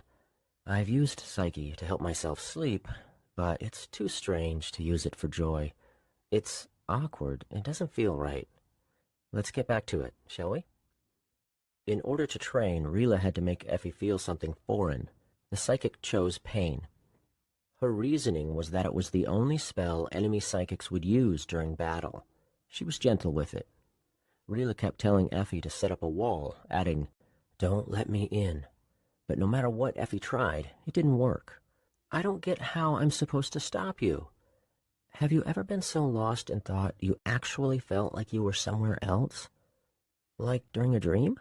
Effie asked. Yes, only you're awake. There certainly had been times Effie had relived something that had happened. More recently, it had been conversations with Brady, where she'd actually felt that she was there again, falling for him, believing the traitor's lies. The anger was overwhelming, remaining within her even when she fell back into reality. "I have," Effie replied. "That's one way to block me, by putting yourself somewhere else, somewhere deep I can't reach you. It's one of the reasons psyche doesn't work on people who are insane. They're too far from reality to be manipulated. How am I supposed to put myself out of reality yet still be in a battle?" "Our minds are powerful," Rila said. "You can still be aware of your surroundings, even when you're somewhere else mentally." Effie grumbled. It sounded impossible. Rila put her hand on Effie's shoulder. "It's not something you can learn in a day." She turned to the door. "Stefan's here. I think we should stop." The door opened, and he came in. "No," Effie said. "We haven't even done any real training. You've just pinned me motionless over and over." "Hi, Rila," Stefan interrupted. "Where were you earlier? Vithos says you weren't at Redfield during the announcement. Did you hear about Tenred?" "Yes," she said. "I was at Cairo City." "Where's Cleve?" Rila sighed. Stefan, could you give us some time?" Effie asked. "She's right in the middle of training me to fight against psychics." "Oh." Stefan looked excited. He pulled over a chair and sat. "Go on." "Now Vithos and Zoke are here," Rila said.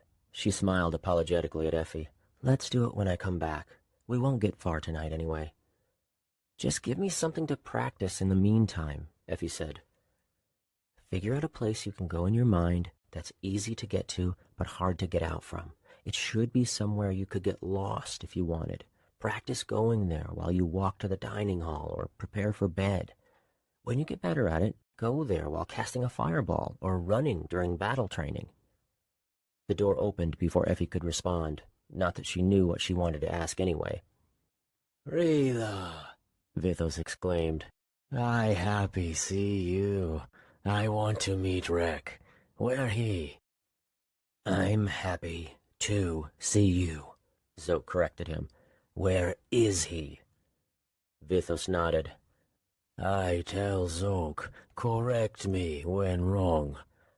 I'm happy to see you," he repeated. "Where is he?" Zoke mumbled something in Crepan.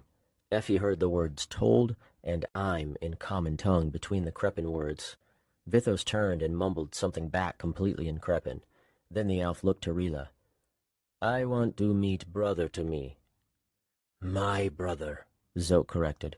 "Humans refer to family members differently than Kreps, as if they possess them." "I change mind," Vithos said. "Stop correct me." "Gladly." Zoke looked as if he wanted to spit. "I'm sorry, Vithos," Rila finally answered. "The king sent Rek and Cleve somewhere. I don't know when they'll come back." Her tone was ominous. "What wrong?" Vithos asked. "They were told to kill one of the Slagari in the Krep encampment. Both, if they can. I'm sure you know how dangerous that'll be." Vithos grew concerned. He asked Zoke a question in Crepan. After receiving his answer, he said, "Crazy. They die. No success." Rila was holding back tears. "I'm so angry with them. They left without telling me. I would have gone with them to make sure they were safe." "Too many craps." Vithos hugged her. "Better you stay." "Vithos and I are moving our belongings to another house," Zoke said, clearly uncomfortable with the conversation. "There are 2 beds there, so we don't have to share." "So they were sharing a bed," Effie smirked. "Wait," Vithos told Zoke. "Much to discuss." "I'm leaving," Zoke said with customary abruptness, starting toward the door. "You can stay." "Fine. Rila, you come to Tenred?" "Yes, I'm going," Rila answered. "What about others?" Vithos pointed to Effie. "Stefan and I are staying," she said. "You no want help fight?" It was strange. This was the guiltiest Effie had felt about her decision. Why did she feel this way when answering Vithos, but not Alex or Rila? Maybe it was the way he'd phrased it, by using the word help. For a breath, she actually considered changing her mind, but then she decided against it when she remembered psychics would be there. Maybe if I knew how to defend myself against them. She realized then the real reason she didn't want to go. She was scared. Why weren't they? "Aren't you fearful marching into Tenred?" she asked. "Yes, very scared," Vithos answered. "I am as well," Rila said. "But you can't be brave without fear."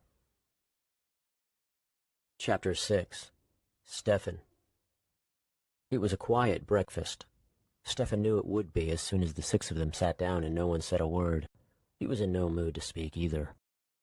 Rila, Zoke, Vithos, and Alex were leaving for Tenred shortly after they ate. The king's men already had started arriving from Cairo City. The whole dining hall was quieter than usual. There was one small hope that kept him from despair. He figured the no-visitation rules would be revoked soon, and Gabby could come see him. Stefan knew he should want his mother to come as well, and he did, somewhat, but she was just going to worry, making him worry in turn. Gabby would make him feel better. She always did. The noise of eating was the only sound besides his thoughts. "Come on, Effie. There must be something you can say." But her eyes were stuck to her plate. Vithos spoke. "What do baby crap want most?" Stefan was confused by the question, but by everyone else's expression, he soon realized the elf was telling a joke. "What?" Rila asked. "Baby Slugari." Rila and Effie let out a laugh as they rolled their eyes. "That's not very good," Rila said with a smile. "How you confuse 1,000 crepes?" Vithos started his next joke. Zoke looked intrigued. "I haven't heard this one." "Go to market and put Slugari meat in 1 crepe pants." A deep rumble of laughter burst from Zoke. It attracted looks from every nearby table. Before Stefan realized it, he and the others were laughing as well. "Did you know," Zoke told Vithos, "there were many jokes made about you?" The elf's eyes widened. "No."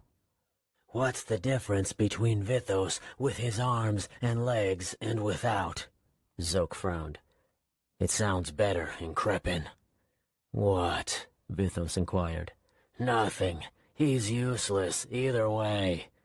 Stefan didn't understand the humor, but Vithos laughed heartily. "Another," the elf said. "How long does it take for Vithos to peel a kapota?" "How long?" "However long it takes to find a crepe to do it for him." Vithos laughed again.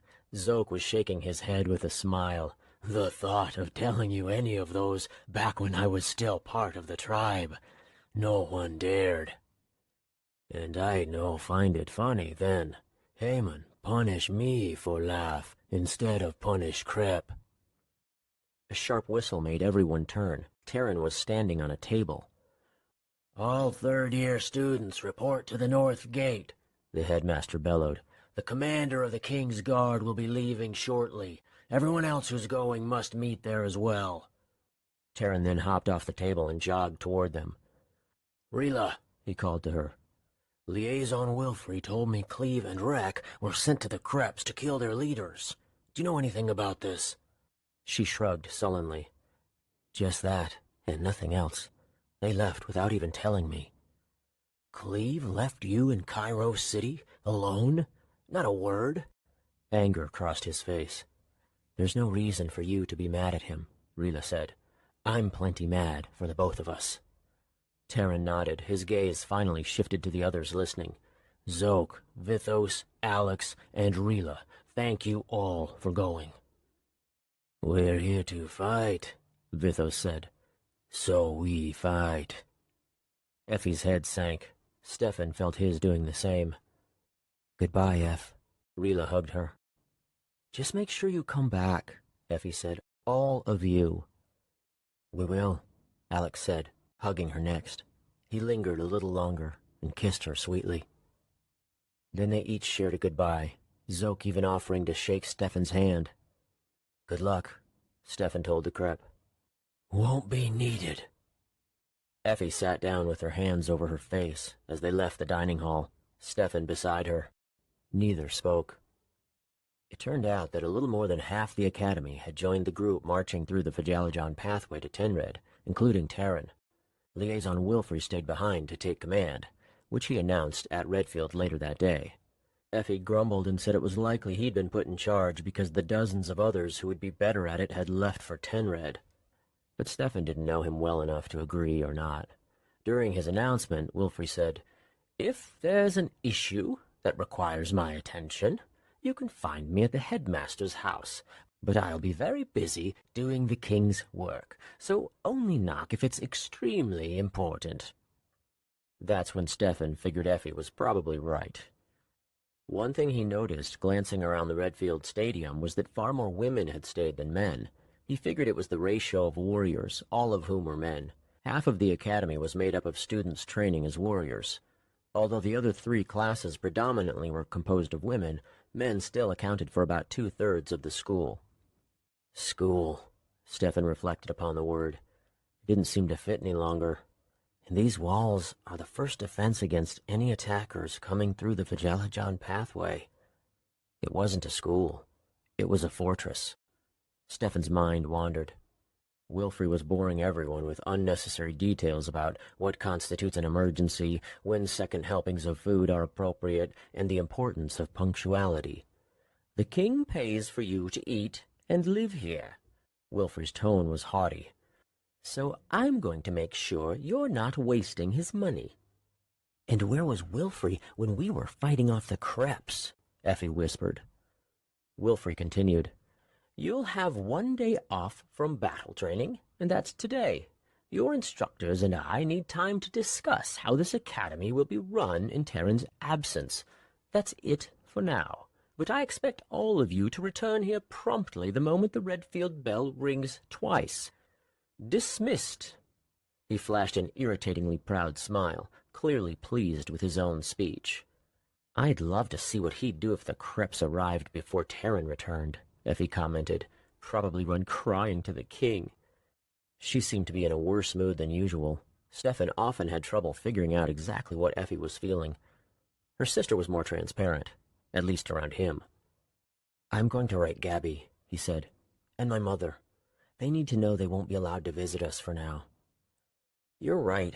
I should write to Gabby and my parents," she grumbled, "and I should tell Ari about Rila. She didn't get a chance to write to her mother before she left.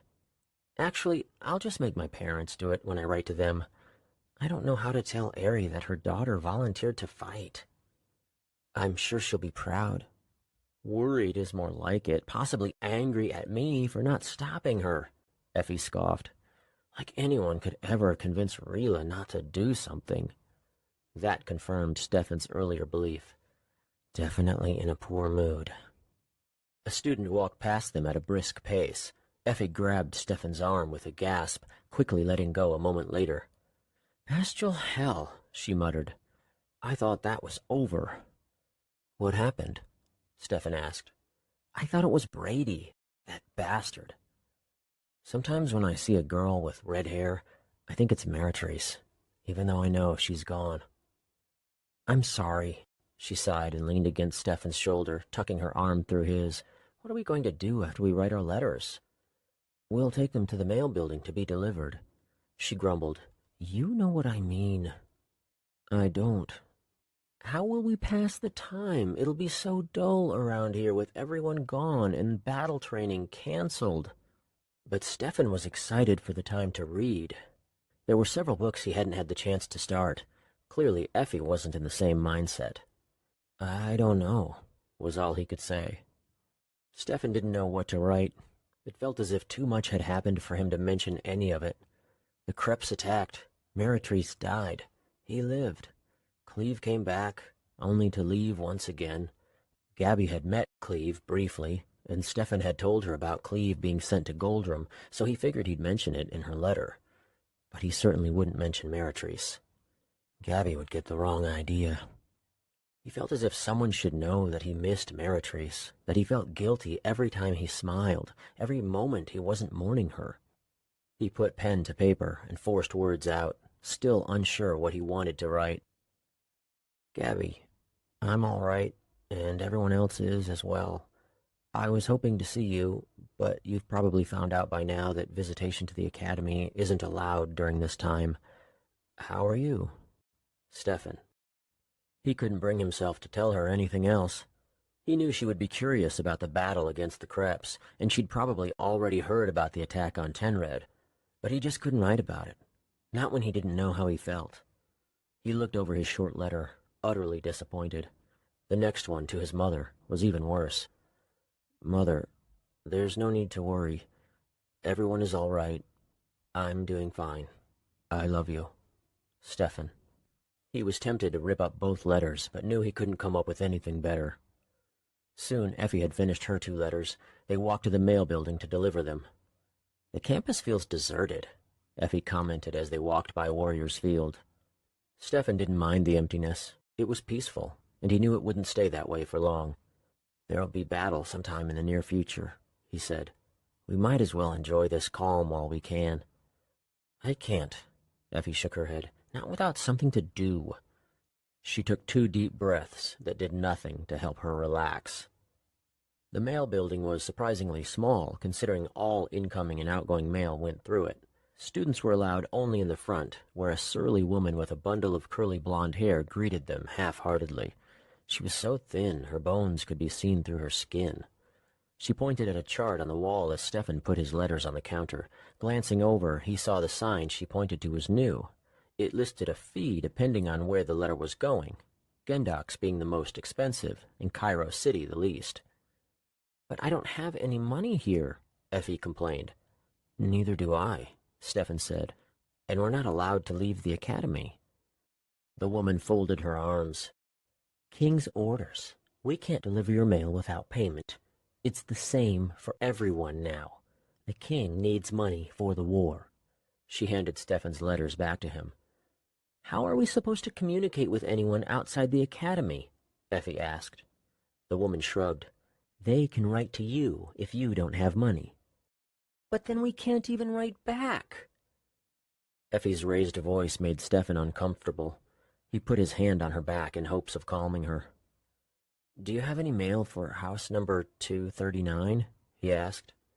Don't know yet. Effie let out a frustrated breath. When will you know? Depends. What city are you expecting mail from? Oakshin, they both answered, Stefan far more politely than Effie. We just got today's mail from Oakshin. She pointed a thumb over her shoulder toward the back of the building, where a closed door blocked their view. We are sorting through it now. You can wait if you want, if you keep quiet. She seemed to be looking at something behind them. Stefan turned to find a wooden bench so small he hadn't noticed it before. I'm going to wait, Stefan told Effie. Discouraged, she said, I might as well also. The woman went through the door behind her as Stefan sat on the bench. Move over, Effie ordered.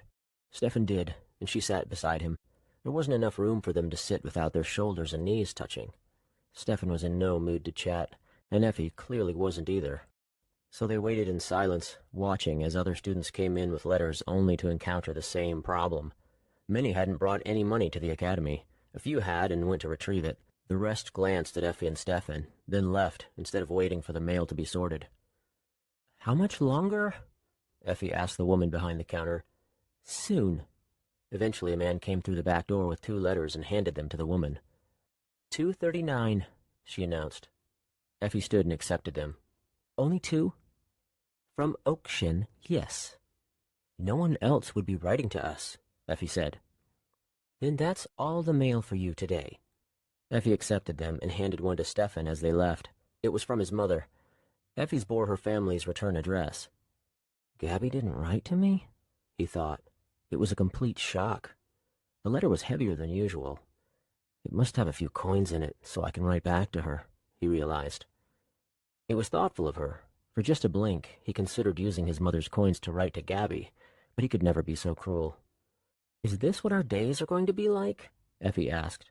Waiting, walking around an empty campus, reading mail? Stefan shrugged. I should have gone with them, Effie muttered. He wasn't sure why she couldn't relax, and even less sure what he could do about it. When Effie opened her letter after they'd arrived home, they found out Gabby had written to Stefan. She'd put his letter in Effie's envelope to save on postage. It read, "Stefan, they posted lists around the city of all those who died at the academy. The one near my house had hundreds of people crowding around it to look. I was nearly trampled. I was so nervous I would find your name or my sister's. I'm so thankful everyone is all right. I can't believe it has come to this, with a list informing me whether you're alive or dead. I hate it. I understand not being able to visit. Train hard so you can protect yourself. I miss the days we spent together without fear of battle, but they'll be back once this is over. Let me know how you're doing. Love, Gabby." She sounded older with each letter she wrote. It must be the war, Stefan figured. There's no denying there'll be more fighting. She's come to terms with this. Effie appeared in the doorway. "Done reading your letters?" Stefan hadn't read the one from his mother yet, but he knew exactly what it would say. She would tell him how worried she was and would want him to write back about everything he was doing to keep himself safe. "Just about," he answered. "What did Gabby say to you?" Stefan handed her the letter. Effie mumbled some of the words as she sped through it. When she was done, she said, "Gabby sounds different in your letter also. I can't figure out what it is. Is she no longer afraid? She might be scared, but doesn't want to show it. Is that how you feel?" "Not at this moment." Stefan was surprised by his answer. "Although, maybe I should be." Effie shook her head. "I think it's good that you're not." "Are you afraid?" "I think so. I'm scared of falling when I'm up high, but the fear goes away when I get down. These days, I have this feeling like I'm going to fall, this constant nagging that it's going to happen, but I don't know when." "I think we all feel that, including Gabby," Stefan said. "It makes sense.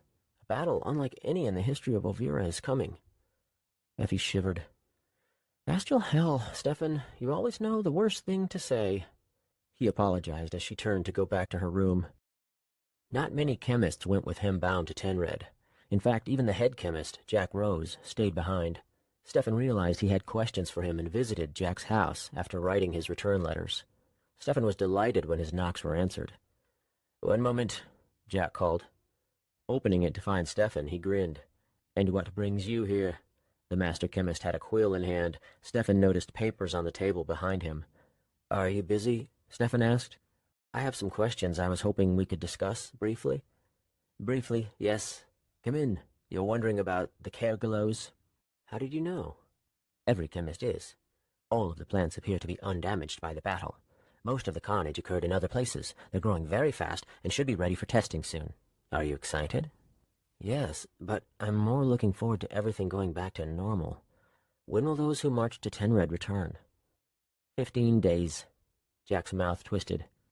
"But I wouldn't say things are going back to normal, not until this war is over, and even then." His voice trailed off. "Were those your only questions? Liaison Wilfrey wants to see a schedule by tomorrow morning of how every day will be spent while Taryn is gone. He has me working far into the night." "That's all," Stefan lied, not wanting to disturb the master chemist any longer. "Thank you."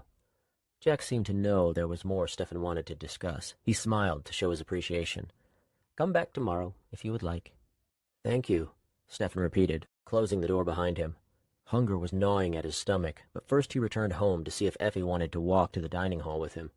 He was shocked when he saw her at the kitchen table. She was crying, cradling a near-empty glass of sake. "What's the matter?" he asked. Her words were slurred. "I should have gone with them. How can I stay here while they fight for us?" "How'd you get this drunk so fast?" He put his hand on her back. "You shouldn't ever drink alone, especially when you're sad." He took away the glass. "Don't!" She reached for it. "Don't get rid of it. You drink with me."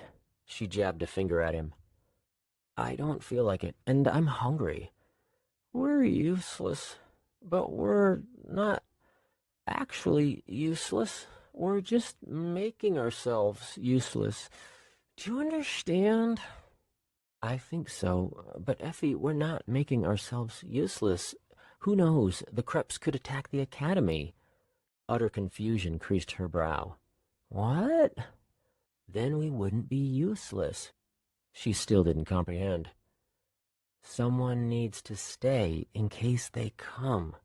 She patted his cheek a little too forcefully. You're trying to make me feel better. Her hand dropped to the table with a thud. But I don't. You need some food. Come on, you'll feel better after you eat. Bastial, hell, yes. Food. Battle training resumes tomorrow. He helped her up from her seat. There will be plenty to do. Are you sure? I am. She smiled and kissed his cheek. I'm sorry. I'm glad you are here. At least I'm not completely alone. Chapter 7. Cleve. It was their 4th day riding, and they'd spent most of it searching for the men who were supposed to be 10 miles west of the Krep encampment. Cleve's frustrations had gone on long enough to transform into worries. Have you sensed anyone's presence with Psyche? None so far, Rek answered. Could they have been killed? Cleve asked. They probably moved. Let's check farther north. Cleve looked to the west where the sun was quickly approaching the horizon. If we don't find them in an hour, it's best we get as far from the Krep encampment as we can before we sleep. It made him uncomfortable every time he peered to the east and saw the long stretch of huts. Tens of thousands of Kreps inhabited the land, the majority of his enemies all right there, surrounded by a low wall. Knowing he was only going to get closer in an attempt to shoot one of the Slagari leaders, he couldn't look away. Then he noticed something. Wait. He stopped his horse and pointed. Those buildings are moving. Rek peered out, cupping a hand over his eyes. Those can't be buildings. Then what? They looked like black towers rolling about the encampment. Rek's mouth opened, but only a whisper could be heard. Could it be? What do you think they are? I don't want to say. He tore his eyes away. Come, we need to find these men soon.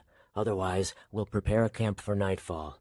In either case, let's hope no Kreps cross paths with us. Rek's horse broke into a gallop. Cleve commanded Nilya to follow. It wasn't long before a whistle caught their attention. 2 men stood atop a hill, the sun glowing behind them. Rek and Cleve dismounted at the base of the hill and walked their mounts up. What in the Bastial stars is this? One man exclaimed with a wide grin. You're back? And with a horse? He was talking to Rek, it seemed. What do you mean, I'm back? The elf asked. Your common tongue has gotten much better, the other said. And they cleaned you all up and gave you a Cairo tunic, I see. Cleve was perplexed. Rek didn't seem to know what the men were talking about either. And who did you bring with you, Vithos? One asked. Vithos? Rek gasped. That's the name of my brother. You must be mistaking me for him. When was he here? The 2 men shared a look of confusion. Your brother? Who are you, then? I'm Rek Warrender. The king sent us. This is Cleve Polkin. Will you show us to your camp? Neither man answered. One scratched his cheek. The other rubbed his nose. Please, Rek added. We're very tired. We've been searching for you all day. You're not where Welson told me you'd be. Again the man shared a look. One nodded to the other and then turned to Rek. Come this way. We'll explain why that is. The men led them back down the grassy hill. At its base, one of them knelt and brushed away dirt to reveal a wooden board. He pried it open and moved aside to allow Rek to climb down. We weren't expecting horses, but there's plenty of room for the both of you. We should stay with our animals, Cleve told him. Rek agreed. We can stay above ground, as long as it's safe.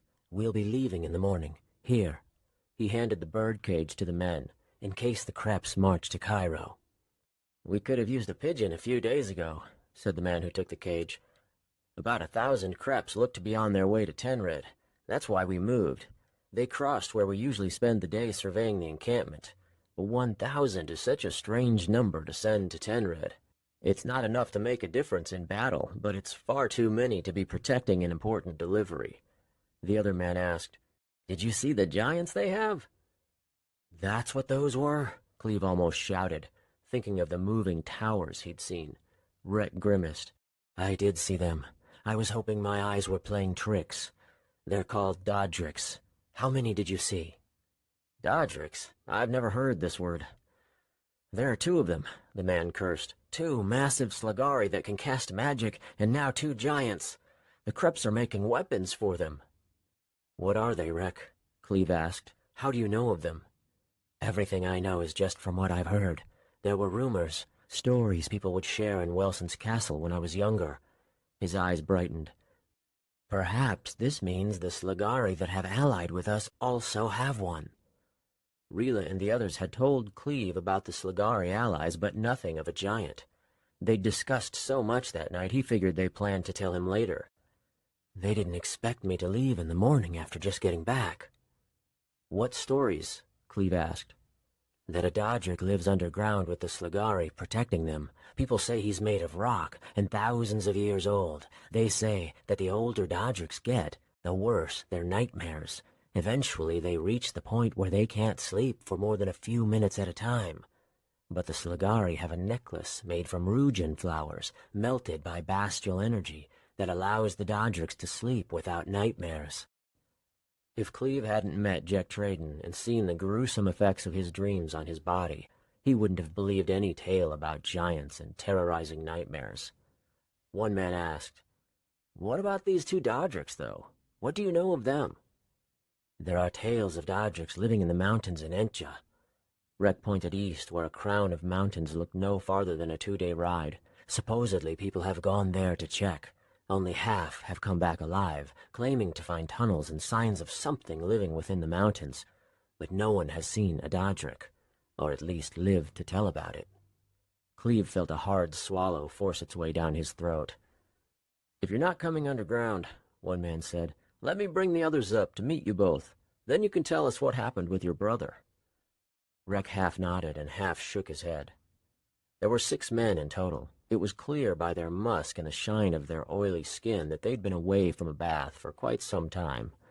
One man introduced the rest of them by name. Cleve assumed he was the leader. Many complimented Cleve on the craftsmanship of his ironbark longbow. The leader gave his name last, offering his hand. "Benser, and what are your names?" "Rek," the elf said, as he shook the man's hand. "Cleve." He did the same. "Where did you find these horses?" Benser asked. "I didn't think there were any in Ovira." "These are from Goldrum," Rek answered. By his tone, it seemed he shared the same feeling as Cleve. They just wanted to rest. "How'd they get here?" Benser was intrigued. "We brought them here," Rek said. "You're from Goldrum?" asked one of the archers. "Is it true they have Desmarls there?" Another man asked. His name was Evan. He was the youngest of the men and looked only a few years older than Cleve. Rek held out his palms with a polite smile. "I know you must have many questions, but I feel I should warn you that Cleve and I both need rest. We weren't just sent here to deliver the pigeon." He pointed to Cleve's bow before continuing. "We're here to kill the Slagari leaders." A few started laughing, Benser the loudest. "What? Are you mad?" "It's an order directly from Welson Kimmard." Rek wasn't amused. His tone silenced their laughter. Concern seemed to come next. Benser spoke first. "How do you plan to do that? They have scouts watching the walls." "Welson told me you men might have an idea after observing the Kreps for so long." "I can't be responsible for this," Benser said. "I don't want your deaths on my conscience." "You didn't give the order," Cleve said, feeling even more resentment toward Welson in that moment. "The king did. Anything that happens to us is his fault, not yours." "Careful, young man," Benser warned. "That's a very disrespectful tone I hear." "The bastard killed my parents." Cleve said nothing. "We're just tired and nervous about tomorrow," Rek said. "Will you please help us with whatever you can?" "Of course," Benser said. "But you at least have to tell us about Vithos before you sleep. Did he get to the academy and fight against the Kreps?" "Unfortunately, I'm not the right one to ask." Rek looked to Cleve as he spoke. "We were separated when we were too young to remember each other. I haven't seen him since then." "He did get to the academy," Cleve said. repeating what he'd told Rek while they rode. He killed many Kreps. He's continuing to fight for Cairo, along with a Krep named Zok. So it's true one of them is on our side? Evan asked. It is. Venser took a step toward Rek. How did you get separated from your brother? Vithos and I were born in Marajik. The Kreps attacked us a few years after, led by the two Slagari that still lead the Kreps. Did you know their names are Do and Haman? Vithos told us, Venser answered, but he didn't speak of you. I wouldn't have expected him to. He doesn't know me, nor did he know if he was ever going to meet me. There isn't much to say. So there could be other elves besides you two? There are many, but all of them are across the starving ocean in Greenedge. Many in Marajek fled back to Greenedge during the attack. My father was the only one left besides Vithos and me, but he died trying to get Vithos out of the Krep encampment. He was the strongest psychic of the elves, being their leader when they lived in Marajek. Who was born first? Evan asked. You or Vithos? Rek shrugged. Why? Because one of you is the king of the elves. Rek laughed. We're twins. I believe my father told me Vithos was born just before me, but with no other elves below us, what does it matter? Didn't it when you went to Greenedge? No. In fact, it was the elves there who gave me this. Rek pointed to the scar down his cheek. They tried to make me stay there and vow not to use Psyche. You didn't want to be with your own kind? Evan asked. Venser smacked him in the chest. That's enough questions for the poor elf. Can't you see how weary and tense they are? Evan's head sank. I apologize. You're a chemist, Venser said to him. Isn't there something you can give them to help them relax? I suppose I could make some tea if either of you would like some? Cleve nodded. Thank you. Yes, thank you all for your help, Rek added. It's getting dark, one of the archers said, starting back up the hill they'd walked down. I'd better take my post. Cleve watched the archer as he left. Venser leaned forward to interrupt his gaze. Someone's always got to be watching for Krep movement, he said. We still don't know what they're planning with Tenred. Whatever it is, we want to delay it as long as possible. We kill the Kreps we see. He'll let us know if he spots any. They prepared a fire and hung a kettle over it. Soon enough, they all had a cup of tea in their hands. We usually spend a good hour searching for signs of Kreps before risking a fire, Venser explained. But when Vithos was here, we didn't worry. I assume your psyche is as strong as his? I suppose, Rek said, sipping his tea. Will you share what you know about the Krep encampment that might help us get a shot at Do or Haman? Wilson said there's a mountain we can use for cover. Venser let out his breath before sipping his tea. At the far northeastern end, a peak replaces the wooden wall as the barrier to their encampment.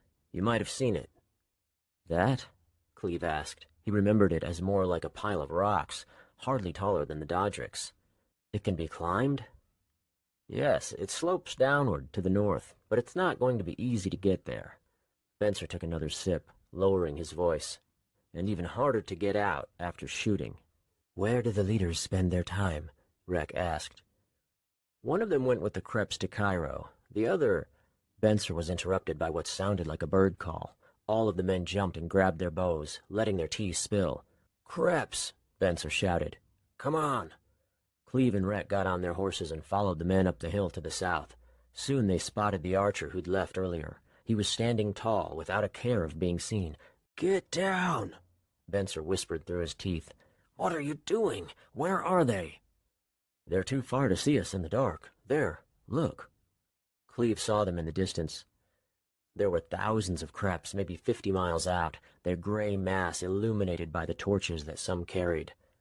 It's the Kreps that went to Cairo, Venser said, his tone disappointed. So many survived. They fled before we could kill them, Rek answered, dismounting as he spoke. Evan hesitantly petted Nolia. It's so strange to think you were in Cairo at the same time as they were, yet look at how much quicker you got here. It'll be 4 more days before they reach their encampment. These horses, I wish there were more. Evan's words only reminded Cleve of the Takari army that was due to take over Cairo when it was finished in Greenedge. 30,000 Danville would send, many with horses and Bastial steel swords. Cleve grabbed the hilt of his weapon, realizing none of these men had seen Bastial steel before. And they never will if I can keep the Takari army from coming. Though it wasn't such a bad image to picture Welson Kimmard being driven out of his castle. If he agreed to leave peacefully, Cleve would accept the change in leadership. But Welson was going to fight. Many thousands would die. And we'll probably lose. Cleve shivered at the thought of seeing Jack and Lisha as part of the army coming to fight. How could he battle against them when they'd been on the same side not so long ago? Would Jessend and Lysanda come? Cleve figured they might, especially if Jack did. And there still was his promise. He'd signed a contract even. If Danville Takari requested Cleve's assistance with something during the transition of power, then he was obligated to follow the order, so long as Jessend and Lysanda both agreed with their father's request. He would want me to fight with his army when he found out there was nothing I could do to change Welson Kimmard's mind to give up power. Cleve owed a debt to the King of Goldrum, but he could never fight against Rek and Rila, against anyone he was allied with now. But then what would happen when he broke his vow? All he knew was that he had to stop the Takari takeover before it happened. He didn't know how, just that he had to be in Greenedge to do it. I must get there before their war is over, he thought, even if Rek and Rila don't come with me. The thought made him painfully sad. The other Sligari leader is somewhere in that cluster of creps, Spencer said. But I wouldn't wait for all of them to get back. You're not going to kill both leaders anyway. There isn't enough time to shoot 2 arrows, and no one can say whether they'll be together and near the peak. The longer you spend up there, the greater the chances you'll be caught and killed. Then we'll circle in from the north tomorrow, Rex said, clasping Cleve's shoulder. 1 shot, then we run, even if you don't hit the creature. I'll hit it. The question is whether I can kill it with 1 arrow. Rek pulled a small jar from his coat pocket. It was filled with a lavender-colored liquid. If the arrow doesn't, the poison should. You get that from the king? Evan asked, hovering over the jar for a glimpse. I did, Rek answered. Benser grinned. I suppose the poison-making rule doesn't apply to Welson Kimmard. The color. Evan reached for it. May I? Rek handed it over. Evan carefully removed the lid and lowered his nose over it. Did the king tell you what kind of poison this is? No, Rek said. Just to coat the arrowhead with it. I don't know how it's made. Evan handed it back. But I do recognize it from its color and smell. This is Kerasis poison. Very bad stuff. What does it do? Cleve asked. It fills a man's lungs with foam until he can't breathe. Even after he dies, there's so much produced that the entire body is covered in it. But I don't know if the same will happen to a Sligari. How long does it take to work? I only know it from stories. In some tales, the foam kills its victim immediately. In others, it takes days. Rek looked at it skeptically. Do Sligari even have lungs? They do, Evan said. They went back to the fire where Cleve spread his blanket and prepared for sleep. But first he had a question for the young chemist sitting beside him. Did you go to the academy? I just graduated last year, Evan answered. I already miss it. Cherish the time you have there. What year are you?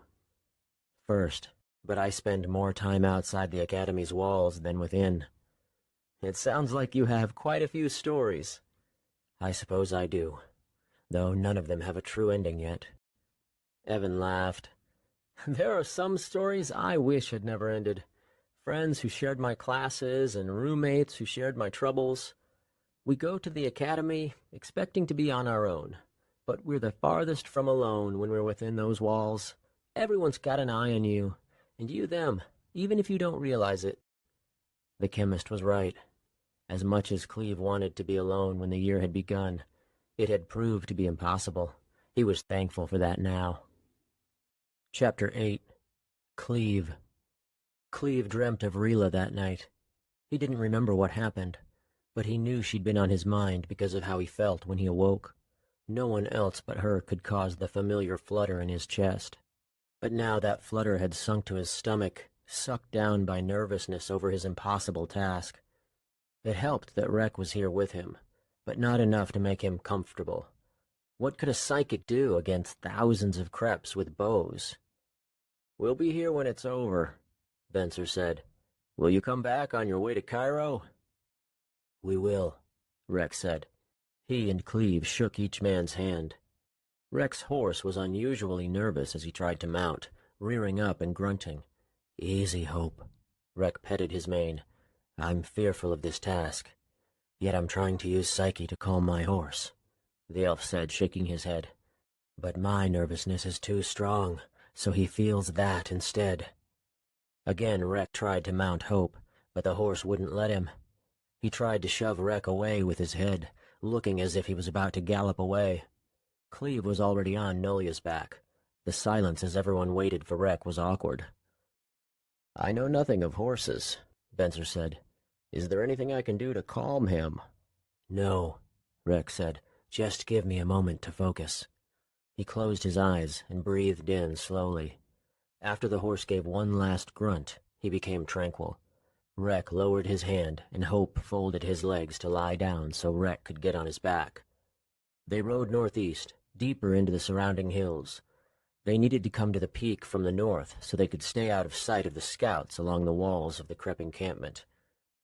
"Did you tell Welson about the Tackeries coming to Ovira once their war is over?" Rek asked. "No," Cleve said. "Did you?" "No. I think it should be your decision. You're the one who signed a contract with Danvel Tackery to assist with the transition of power." Silence followed.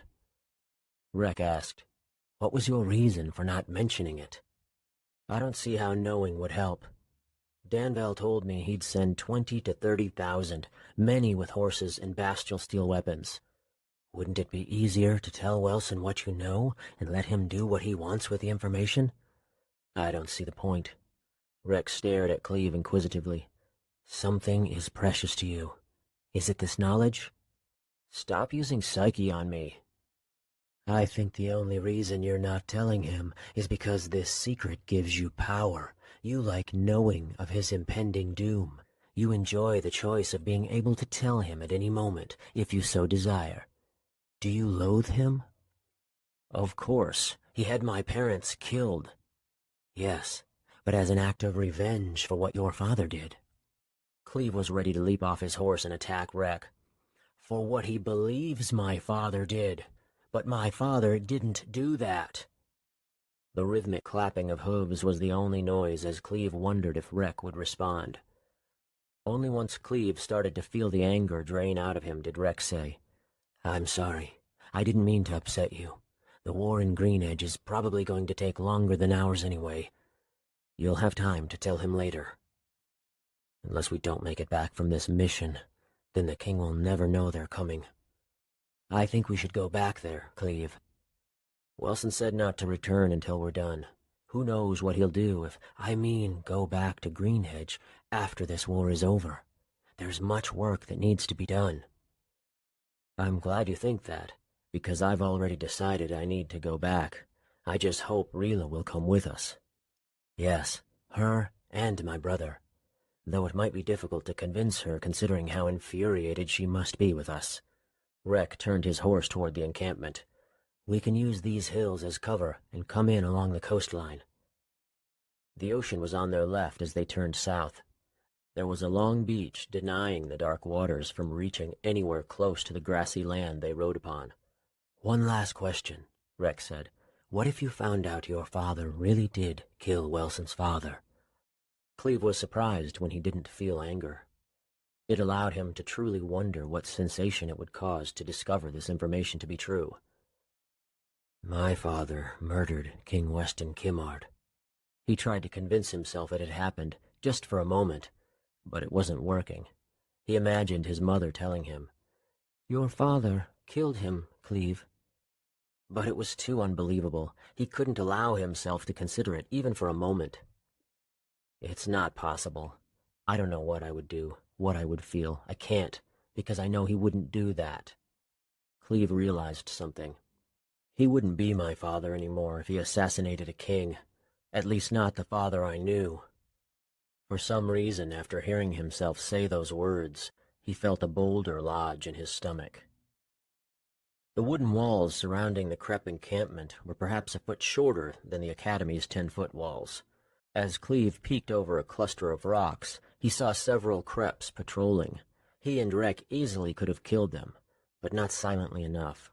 It became clear that for this to work, they would have to be seen by no one. The ledge Cleve was to shoot from had a slope smooth enough for their mounts, but as close as he wanted Nolia to be for his escape, he didn't know what the animals would do once they were up there. One loud whinny could be enough to alert the Krepps. He and Rek decided to leave their horses at the base of the rocky hill. There was nothing to tie them to, so Rek would stay with them. His psyche wouldn't be needed on the ledge. There was one Krepp who didn't seem like he would be moving any time soon. He stood with his back against the wall, watching to the north. He folded his arms, and his long mouth stretched open for a yawn. As Cleve watched patiently, he noticed that the rest of the Krepps outside the encampment patrolled back and forth in a steady pattern. Cleve always had suspected this task was impossible, and now that thought had nearly solidified in his mind. He could see into the encampment. It was crowded with Krepps busying themselves with various tasks, like carrying baskets, hammering metal, tending to crops, feeding pigs. The giants that looked like dark towers from afar were as clear as the afternoon sun in the cloudless sky. They did appear to be made of rock. Their bodies were in the shape of men, except their heads, where horns protruded instead of ears. They were close, and a swarm of Krepps encircled them. One of the Dodriks bent down and reached for something hidden by a cluster of Krepps. Then he stood upright, holding a sword, the biggest Cleve had ever seen. The steel of the weapon didn't glisten, nor was it even silver in color. The metal was blackened, like overcooked meat. The weapon itself must have been more than twice Cleve's weight, yet the giant waved it with ease. The Krepps surrounding him frantically created space. Then the Dodrik slammed the weapon down onto a thick wooden plank, splitting it. He lifted the weapon back up to his eyes, inspecting it as if expecting to find cracks. Cleve went back down to switch places with Rek, tending to the horses so the elf could take a look. Rek came back shortly after, and Cleve asked, "Have any ideas how we're going to do this?" "One, but I don't think you're going to like it." The elf's tone reminded Cleve of the first time he'd met Rek, when he was sent to kill him. Rek had convinced him their best option was to storm Cairo's castle in an attempt to convince Welson that Rek was on their side. Is this going to be like, "We're not riding back to the castle to convince the king of anything," Rek interrupted. "He told me not to come back until at least one of the Krepp's leaders was dead." "All right, then how are we supposed to kill the one within those walls?" "We can't. We'll die in the process." Cleve didn't understand what Rek was hinting at. "So we wait for the other to come back? I don't see how that'll help." "No. Once he's within these walls, there'll be no hope of shooting him either. But if we ride to him before he gets here, we might find a place we can take a shot." The Krepp's marching back, Cleve realized. "I see." The thought of riding out to meet thousands of Krepps in hopes of shooting one Slagari in the middle of them gave Cleve shivers. But Rek was right. They had a far better chance with that plan. "Come on." Cleve turned and started toward Nolia. "We'd better hurry then."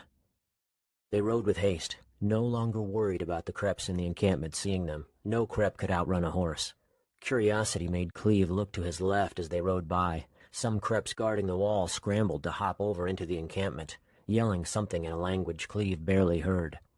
Others drew arrows as if to shoot, only to stop when they realized the absurdity of it. Cleve and Rek were hundreds of yards away, their mounts galloping faster than most known creatures in Ovira.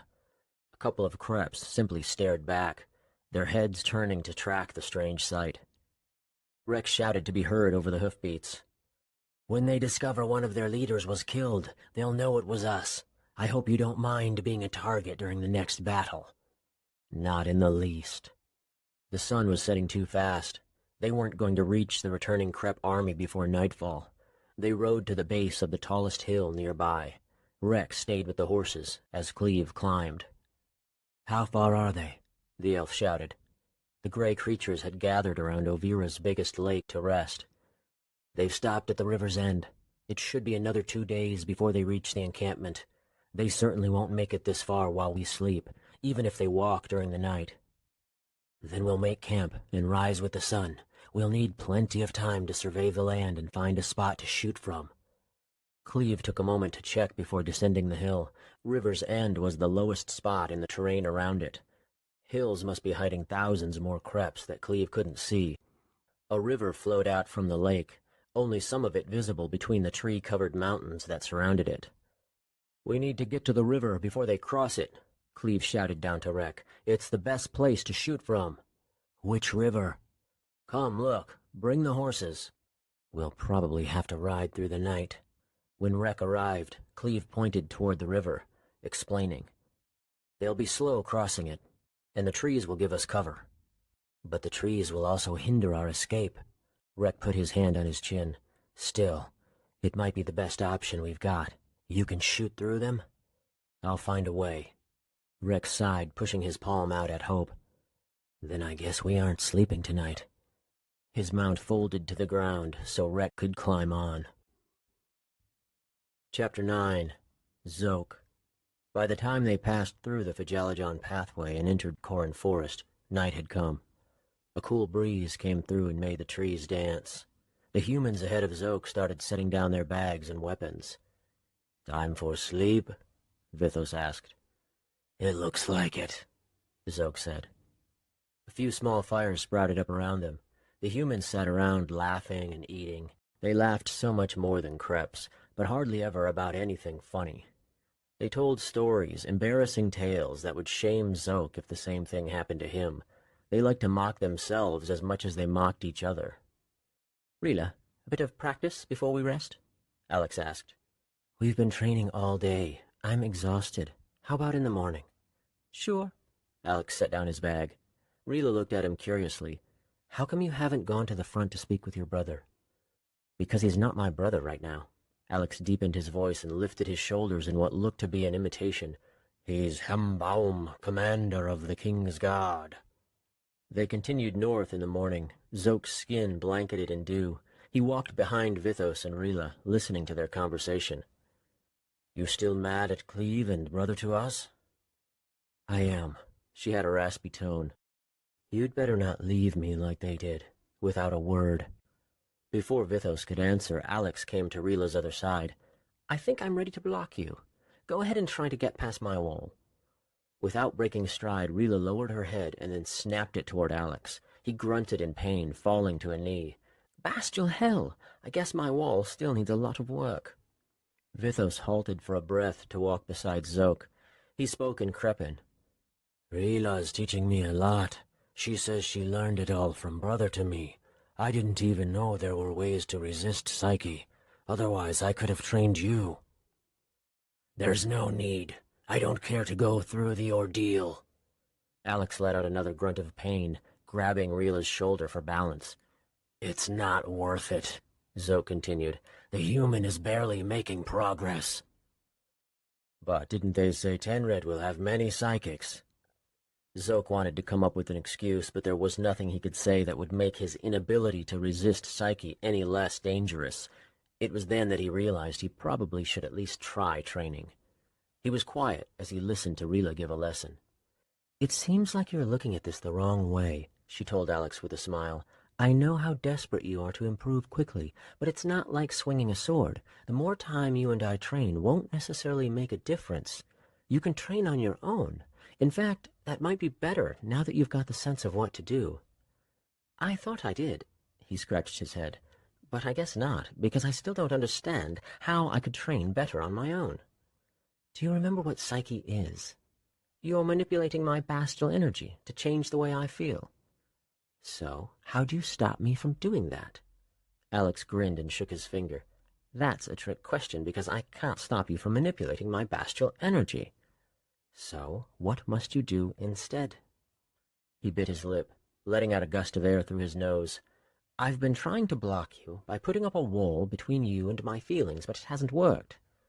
"You're getting too specific. Maybe this is my fault. I haven't explained your goal in this." She swung her bag around and reached inside. She pulled out a worn book, Its hard cover faded and cracked around the edges. I've taken years of notes in this journal. I always took it with me when I visited Rec and Corin Forest with my mother. I know I wrote down something verbatim that he said. It should help. Here it is. Resistance. Rila cleared her throat and read.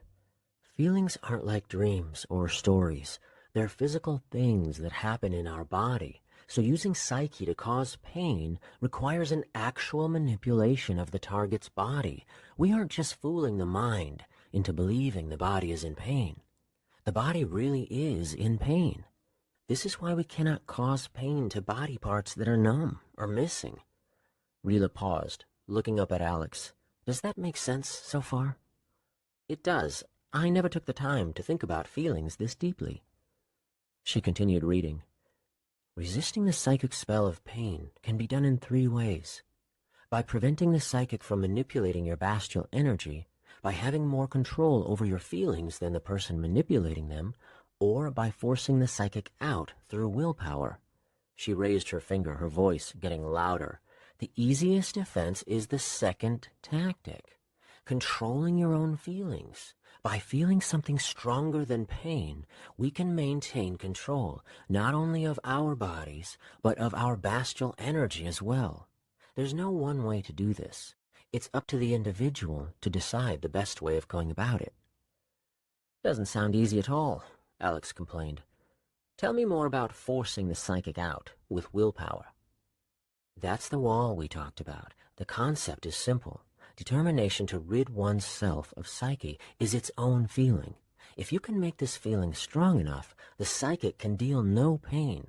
I can't do anything to your body when you have complete control through determination. But I don't know anyone who's able to do this consistently. I think it's better if...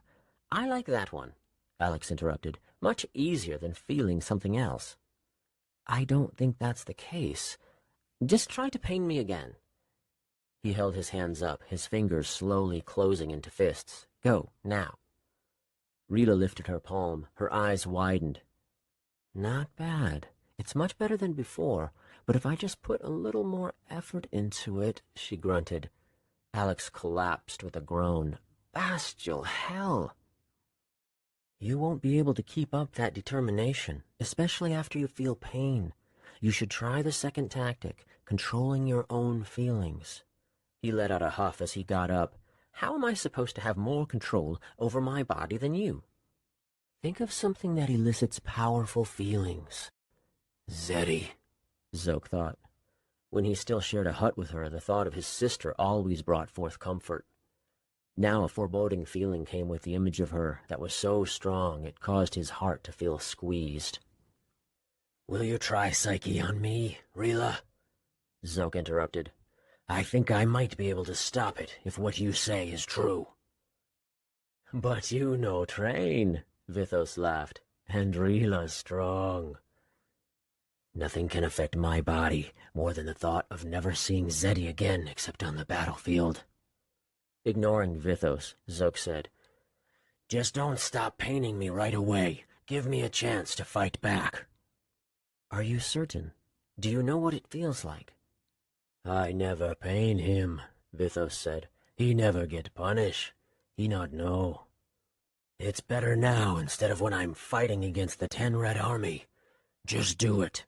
Don't stop until I say so. Vithos stepped away from Zoke as Rila lifted her palm toward him. She breathed in deep, then pushed out her hand.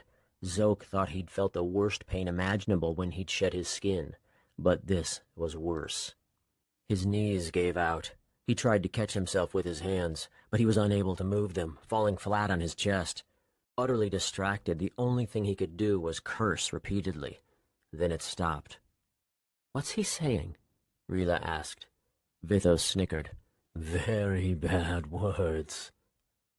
Zoke was trembling as he got back on his feet. It felt as if he'd just sprinted a mile. Alex said, I was worried for a moment that you were going to make me look bad. But I'm glad to see it's just as difficult for you. Again, Rila, Zoke demanded. I wasn't prepared for that. I didn't get a chance to fight back. Are you trying to beat me with sheer willpower? No, I have thoughts that'll give me stronger feelings than your pain. I'm ready this time." Again she lifted her palm. Pain knocked him on his knees. For a blink he was so angry from the feeling she was causing him that he just wanted to stand and claw her in the face, but he controlled the urge, knowing it was pointless. He thought of Zeddy. He imagined her at Tenred, fighting against him. Too many feelings were evoked at once, confusion about what he should do, anger that she hadn't gone with Vithos when she had the chance, yet the familiar comfort of knowing she was still alive.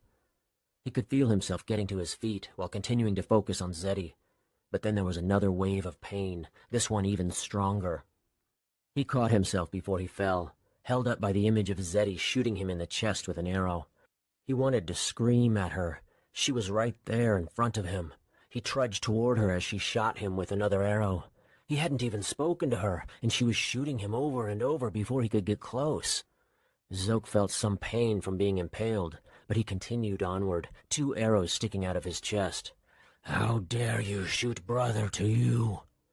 He reached out to wrap his claws around her throat. He didn't wish to harm her, only to show her how angry he was, and that he could kill her if he pleased, maybe even should. Suddenly he was back in the forest, being punched and kicked. "Let go!" Alex screamed, drawing his blade. "I'll cut your arm off if you don't stop." He saw that his hand was wrapped around Rila's throat. Both of her pale hands were on his arm, desperately trying to pry him off. Her face was blue. Vithos had his arms around Zoke's stomach, trying to pull him away. Other humans were running toward him with their weapons drawn. Zoke released his grip. He let his hands up. "I'm sorry. It was an accident." Rila fell to the ground, coughing and gasping. "Did he attack her?" a man asked. "He's a traitor," another yelled. Vithos and Alex were too busy kneeling beside Rila to say anything on Zoke's behalf. The men were closing in with their weapons drawn. "I didn't mean to hurt her."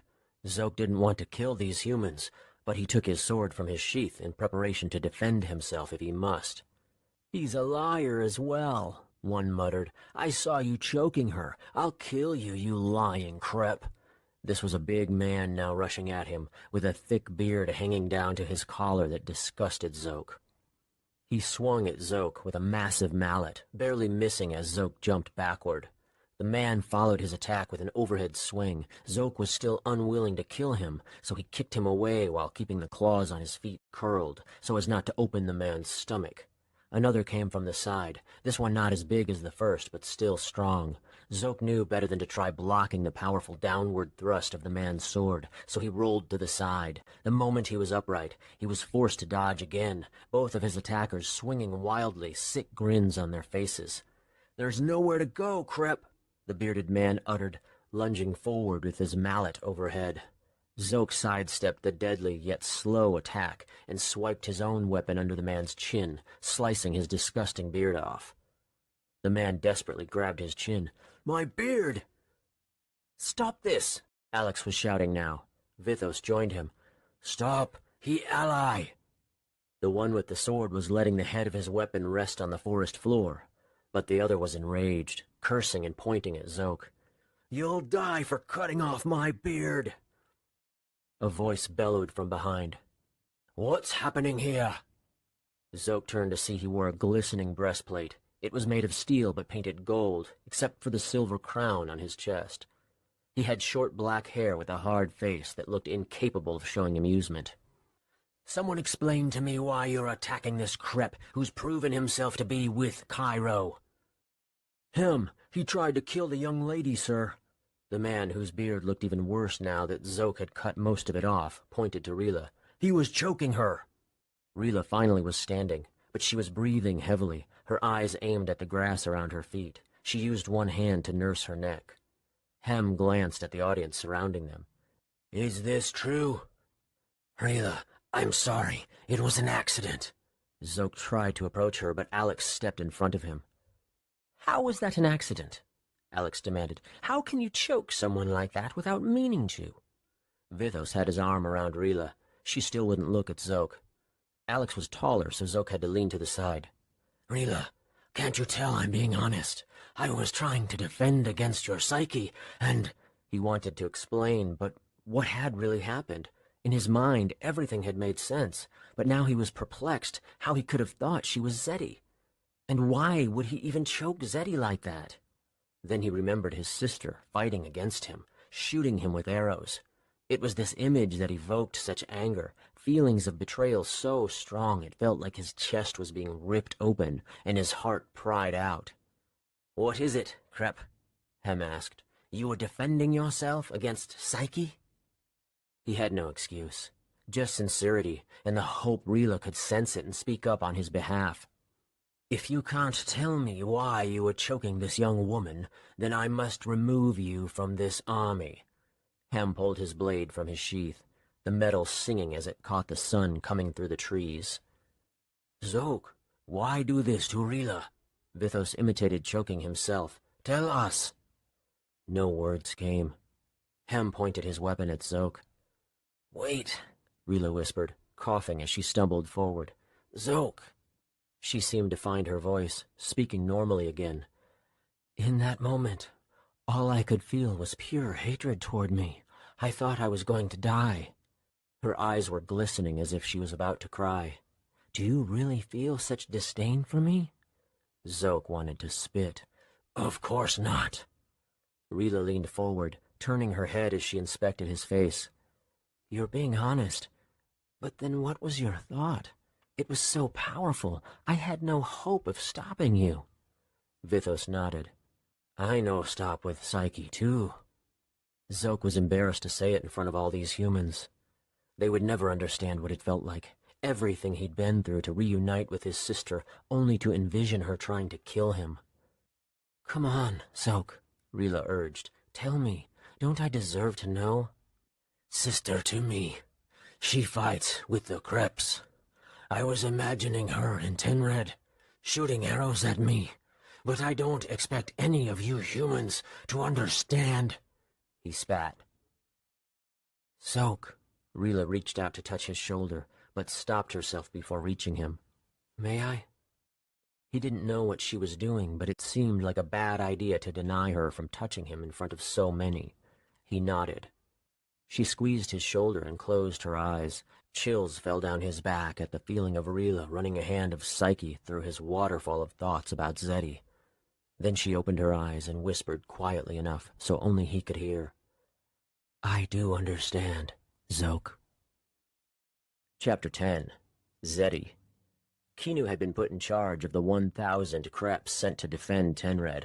In the 6 days since leaving their camp, Zeddy had remained beside him at the front. Emerging out of a long stretch of trees that the humans had named Corin Forest, the massive stone walls of Tenred came into view before them. They were cracked, crumbled in many places from the explosion that killed Greyall. Zeddy clenched her claws against her palms. The humans in Cairo would suffer for what they did. She could hear the Kreps behind her. "How can they build so high?" "I don't know. They must have some kind of magic." Zeddy's thoughts were far from Tenred, though. She knew Haman and those that had attacked Cairo would be returning to the encampment soon. She was thankful she didn't have to be there when they arrived.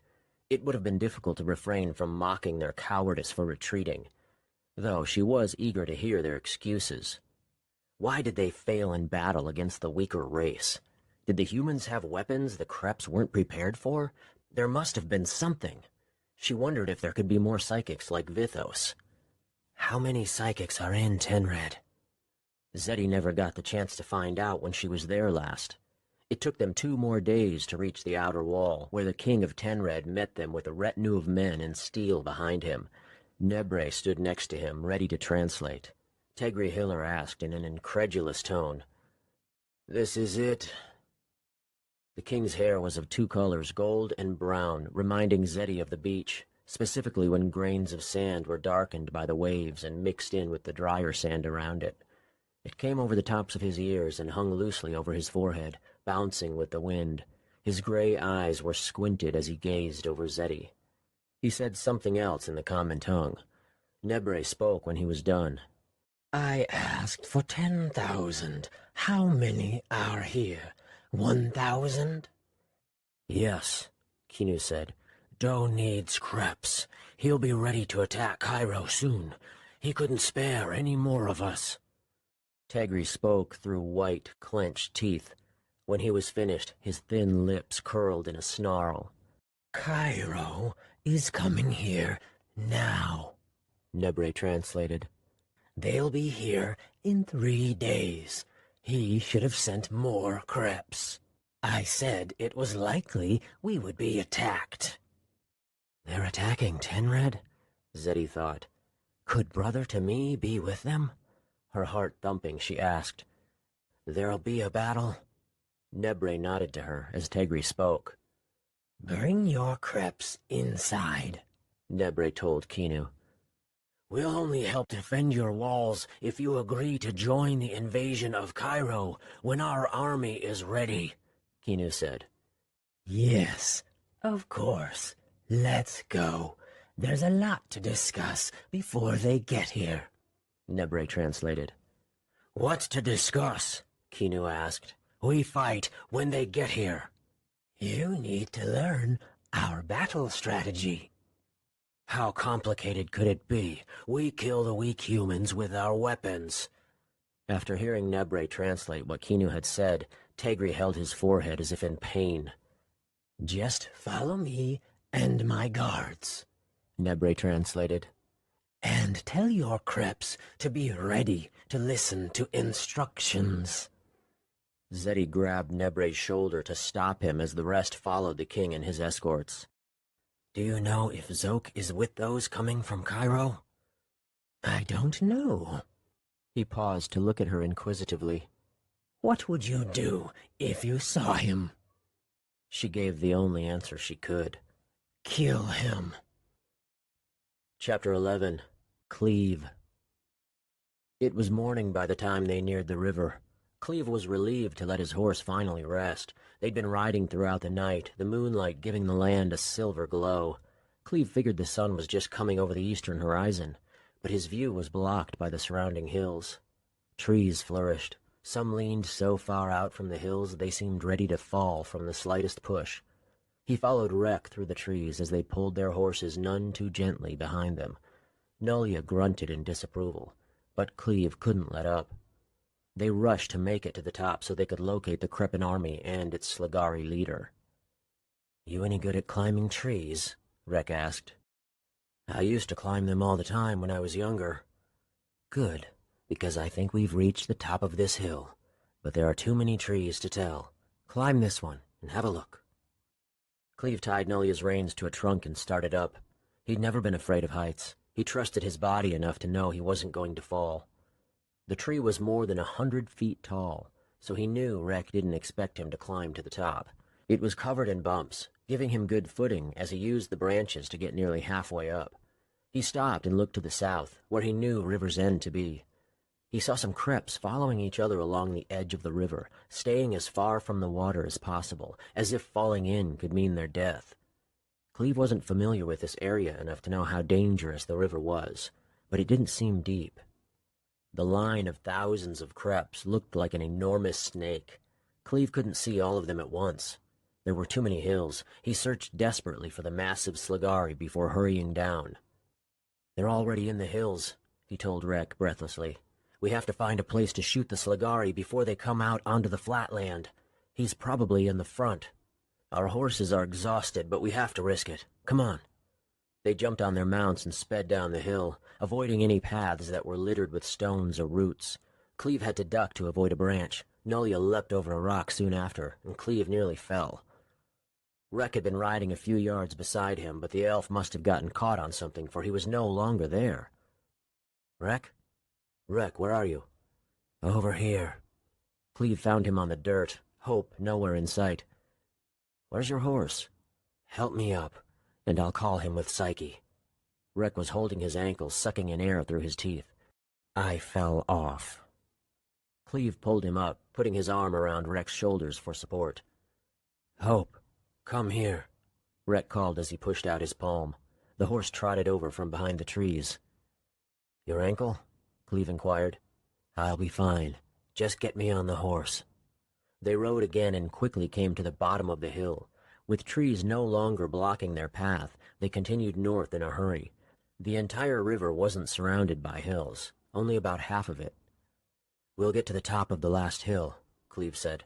"They'll probably turn north and walk beneath us instead of following the river as it twists toward the sea." "And let's hope the Slagari hasn't already—" Rek interrupted himself with a curse as he bounced against his horse. "Is it your ankle?" "I'll be fine." "He keeps saying that, but what happens if he needs to use it?" They started up the last hill to the north. It wasn't long until Rek fell off his horse, again. "Bastial hell!" He seemed more frustrated than anything else as he gripped his elbow. "I'm not used to riding through the trees up and down hills, and I can't balance myself as well with my ankle unable to take the pressure." "It's fine, Rek, but let's hurry." Cleve dismounted to help Rek back on Hope. A rush of fear surged through his body when he saw how badly Rek was limping. He couldn't put any weight on his ankle, needing Cleve to practically carry him over and hoist him onto the horse's back. They were silent as they rode up the slope. Cleve didn't need to be a psychic to know that Rek was just as nervous as he was. They had no escape plan. The hill turned out to be shorter than Cleve first perceived. He got a clear view of the Kreps and the Slagari. Too clear of a view. Reflexively, he jumped off Nulya and pulled her behind the trees. Rek was slow catching up, giving Cleve a chance to warn him. "They're right down there. They might have already seen me. Can you sense if any have?" His face became alarmed. "They're that close? One moment." He pushed his palm out. During the silence, Cleve could hear the Kreps speaking to each other in their rough language. His heart was beating too wildly. He had to calm himself if he was going to shoot an arrow. "I don't sense any aggression, just weariness," Rek pointed. "Was the Slagari there?" "Yes. We have to hurry before he gets too far." He drew an arrow from the quiver on his back. "Coat this with poison." Rek quickly obeyed, staying on his horse as he drew the small jar and lathering brush from his coat. "I'm going to stay back. With my ankle, I don't want to dismount." Cleve nodded and handed Nulya's reins to him before rushing back. As the hill started to descend toward the river, there was an opening within the trees, giving his arrow a clear path to his target. But it also meant that he could be seen. He would be seen, he corrected himself. As soon as he shot the arrow, thousands of Kreps would chase him. The Slagari was in the front. He was a disgusting creature, with limp antennae on top of his blubbery head, and rolls of fat jiggling throughout his enormous body. His tail was a bulbous stub, swinging back and forth along the ground, pushing him forward. An endless number of Kreps trailed him, twisting out of the crooked path between the hills. They kept a safe distance from the river, walking in a single line. The Slagari was too far ahead of Cleve for him to shoot the creature in the head. "I hope this poison works." He loaded his arrow and pulled back, doing everything he could to ignore the fact that if any Krep decided to turn and look up, he'd be seen. But just before he could shoot, one of them shouted something in Kreppen. His heart dropped. All concentration was lost. He knew, even before he looked, that he'd been spotted. Kreps were running up the hill. He had one chance to shoot before he needed to get on his mount, but there was no time to focus. He let his reflexes take over, aiming and letting go of his arrow. Greed kept him there for another moment as he watched it. The Slagari turned as the arrow flew. He started to lift up his claws, but the arrow was too fast for whatever spell he had planned. It barreled into his side, going so deep into his soft flesh that Cleve lost sight of it. As Cleve turned and sprinted toward Rek, he heard the creature let out a beastly roar. "They're coming," Cleve warned, jumping onto Nulya's back. "Make sure you don't fall." They kicked their horses, Rek cursing from the pain in his ankle. Kreps were screaming to each other just behind them. Cleve turned for a glimpse to find some stopping to aim their arrows. The trees acted as a shield, but then there were more shouts, this time from all around them. Cleve saw no Kreps. He couldn't decipher which direction they were coming from. "They're swarming the hill," Rek yelled. "We have to turn north. They couldn't have come from that direction yet." But there was only one way down the hill to the north, and it would lead them right past where Cleve had shot the Slagari. Surely there would be Kreps in their way, possibly even the Slagari himself if the poison hadn't killed him. Still, they had to try. They couldn't run into Kreps with all these trees preventing their horses from reaching the speed they needed to escape. At least in the open they would have a chance. More arrows struck the trees around them. Creps that Cleve hadn't spotted yet were shooting at them from everywhere, but as they turned north, he saw none ahead. There was a moment of reprieve as they descended the hill in a hurry. The shouts quieted. The arrows stopped. But at the base, as the trees cleared, hundreds of Creps were running at them. Those with bows readied their arrows. "This way!" Rek yelled. The Creps were trying to encircle them, but there was space left to the west. Not very much, though. Those with bows would have an easy time shooting them if they were skilled enough to hit a moving target as fast as Rek and Cleve's mounts. Cleve realized he was hearing shouts of pain from the Sligari he'd shot, but the creature was gurgling, choking. Over the hundreds of Creps, Cleve caught sight of him. Brown foam was oozing out of his wound and his mouth. The Sligari produced something between a cough and a wheeze. Then he vomited out a pool of black liquid. The massive creature fell on his side. Cleve heard no other utterings as a pool of foam poured from his body, quickly enveloping him. An arrow nearly struck Cleve in the face, causing him to duck so quickly he almost fell off Nulya. More arrows, and still more. Cleve had no hope of dodging them. Instead, he focused on riding as fast as he could, stiffening his body in preparation, hoping with all his might not to be hit, or at least to stay on his mount if he was. All the Creps were behind them now. There was nothing but open land ahead. But then Rex screamed and fell to the ground hard, rolling as his horse sped on without him. To Cleve's horror, he noticed an arrow sticking out of the elf as he tumbled. Cleve halted Nulya and jumped off.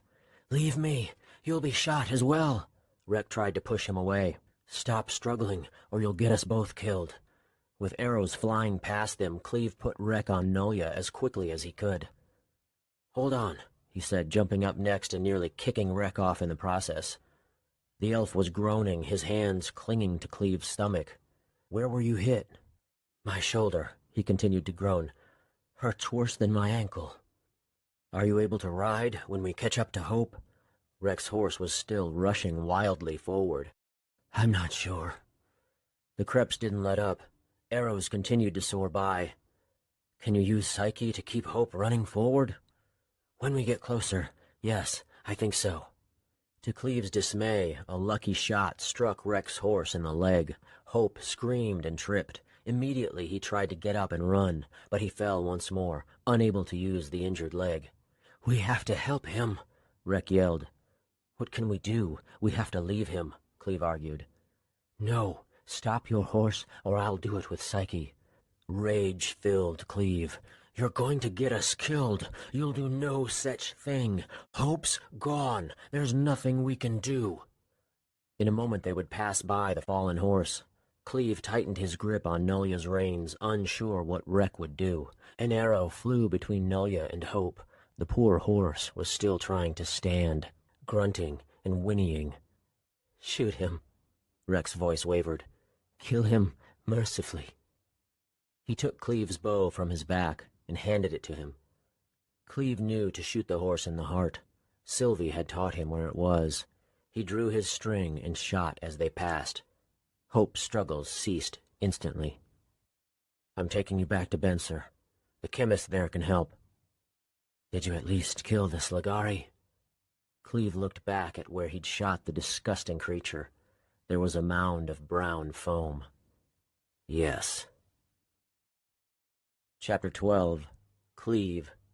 As Cleve neared the area where he expected Benser and his men to be, his eyes were drawn to motion. One of the archers on a hill waving both arms. "Rek." The elf's grip on Cleve's stomach was loose, and he'd been silent.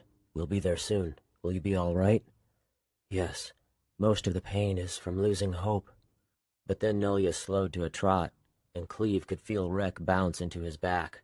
Rek sucked in air through his teeth and groaned. "Maybe it's about equal," he corrected himself. The other men had joined the archer on the hill. Cleve wasn't able to hear them, but from their faces it was clear none of them expected to see Cleve and Rek again. He spotted the chemist among them and pushed Nulya to ride hard just a little longer. He looked over his shoulder, but the Creps were no longer in view. "Where's the other horse?" Benser asked. "Shot down," Cleve answered. One man gawked and pointed at Rek. "He's got an arrow sticking out of him." "Were you followed?" Benser was alarmed. They stopped chasing us a while back, but they might send some creps this way. I'm sorry. Cleve got off his mount and started helping Rek down, careful with his ankle. Other men came to assist Cleve. Rek groaned as they practically dragged him to their covered underground hideout. "Get some blankets and water," Evan ordered. "Lay him on his stomach. We need to start a fire." "How bad is my ankle?" Rek asked. Evan carefully lifted up his pants. Rek's ankle was already discolored and swollen, looking as if something foreign had burrowed inside. "Bad," Evan said, "but it's not life-threatening. Unlike the arrow in your shoulder, I'm going to cut open your coat and shirt. I need to see how deep it is." "I don't have any spare clothing," the elf complained. Cleve refrained from hitting him. "Just let the chemist work." Evan used a small blade to slice open the fabric. "Wait, the poison."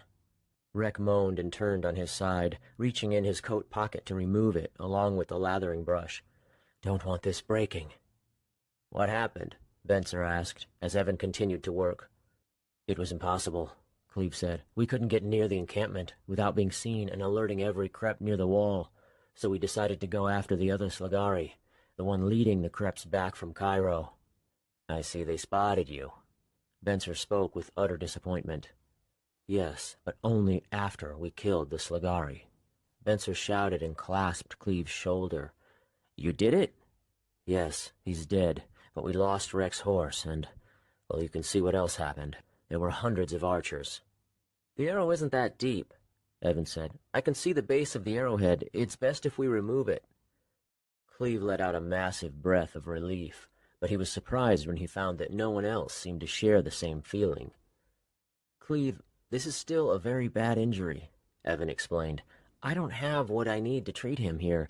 I'll do what I can, but he needs to get to Cairo City. The chemist there can help if he makes it in time." "What do you mean, if?" Everyone was silent. Rex, still on his stomach, turned his head. "It's going to be 4 days of hard riding before we reach Cairo City. Might even be longer with both of us on Nolia's back." Evan took over. "I can clean and cover the wound after I remove the arrow, but that's about it." Anger filled Cleve's chest. "This is what Wilson wanted when he sent us here. You didn't need to come, Rek. Yet he sent you anyway. He wants us dead, but he can't kill us openly." "Lower your voice," Benser said. "I know your friend is injured, but you will not slander the king's name here. Do you understand? Stop, or leave right now." Each man stiffened and grasped his weapon, ready to draw it if needed. "Cleve," Rek muttered, "Wilson sent us here because he trusts our skill. And look, we were successful. You were in the academy during the attack. Didn't you see what the Slagari was capable of?" Cleve hadn't seen any of the fireballs himself, but he'd heard the stories. "I suppose, but that doesn't change how I feel about Wilson." "Then keep it to yourself," Benser warned. "We haven't heard anything that needs to be reported yet. But if we hear anything else slanderous, I'll be obligated by law to inform the king. Do you understand?" "They don't believe me," he realized. "Not a word I said." "Fine. Give the elf whiskey," Evan said. "Drink up, Rek. This is going to hurt." Rek muttered something and turned to his side. Someone handed him a flask. He took a few gulps and stopped to groan. He drank more and then made a disgusted face, handing the flask back. Cleve could smell the alcohol on Rek's breath as he crouched over him. "There are 2 things we need to worry about," Evan said. "Infection and blood loss. We've seen the arrowheads these Creps use. They're serrated, impossible to remove without tearing you up on the way out. Even worse, the wood of the shaft is fused to the arrowhead with beeswax instead of glue. So if I pull on the shaft, the wood will come loose and the arrowhead will stay in your shoulder. We have a clamp here in case any of us gets shot, but I'm still going to have to cut you open before—" "My Bastial stars, I don't want to hear all this," Rek interrupted. "Just do it." "Is there anything else you can give him for the pain?" Cleve asked. "We're out of many supplies," Benser answered. "We've been out here for weeks, and there are no plants around here that are useful." "That's why this is going to be dangerous," Evan said. "I don't have anything to help him fight against infection. I'll cauterize the wound. As soon as he can ride, take him to Cairo City. The chemist there will know what to do." The thought crossed Cleve's mind that Wilson had prohibited him from entering Cairo City, but he didn't care. If that's where Rek needed to go, then that's where he would take him. "When will he be able to ride?" Cleve asked. "Maybe tomorrow, maybe 2 days," Evan said. "He'll need rest." Just to ride a horse? More than 1 day seemed unnecessary. "Let's see how this goes first, Cleve," Rek said, his tone foreboding. "Cleve, come up the hill and show me where you shot the Sligari," Benson requested. He trusted Evan enough to leave Rek with him. When they were out of earshot, Benson frowned and looked over as if he were about to scold Cleve. "Have you ever met someone who'd been shot with an arrow?" "No," Cleve admitted. "There have been plenty since this war began. This is a very serious procedure, but there's a lot you can do during your trip back. Change and clean his bandage, keep him warm, let him use your coat. He'll need more food and water than you will. Make him eat, even if he's not hungry. Watch for blisters or the skin changing color. Also, if he can't move his arm or the swelling gets worse. And if any of those things happen, then the wound is getting infected and he needs to be cleaned. That's really all you can do. Hurry to Cairo City as quickly as you can. He's going to need medicine." "How am I supposed to clean the wound without soap?" "We'll give you some. Just make sure to only use water that's been boiled." Benson sighed as he turned and looked out toward the ocean. "We lost someone. He was shot in the leg as we ambushed a group of Kreps. The arrow went through his calf. We all thought he was lucky that his bone hadn't been hit. But it turned out he wasn't lucky after all.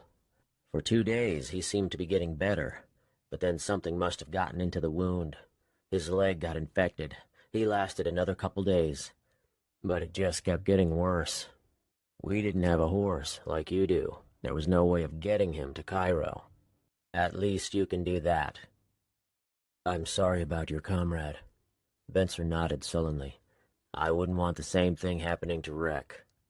Cleve's thoughts turned to Rila. How would she react if he had to tell her that Rek was killed? What if he dies and it's my fault because I couldn't stop the infection? All of Cleve's life, Taryn had been the only person he cared for as much as his parents. But everything had changed. Losing Rek would be too much to bear, and Cleve didn't know if he could stand seeing Rila's face after delivering the news. "You look angry," Benson said. "I'm frustrated," Cleve replied. "Wilson isn't the man you think he is." "You act as if your own king is the enemy here," Benson said indignantly. "He's not the one driven to kill us all. The Kreps are." Benson pointed toward the Krep encampment. "Those creatures are so vile, they'd tear Cairo apart just to feed on Sligari. Worst of all, the one leading them toward this goal is a Sligari as well. The king is trying to win this war. He saw something in you and the elf that led him to send you out here, and I can see it too. You may be bitter, but your resolve is infectious. Don't let these ugly thoughts about your king change you. Understand?" Cleve nodded.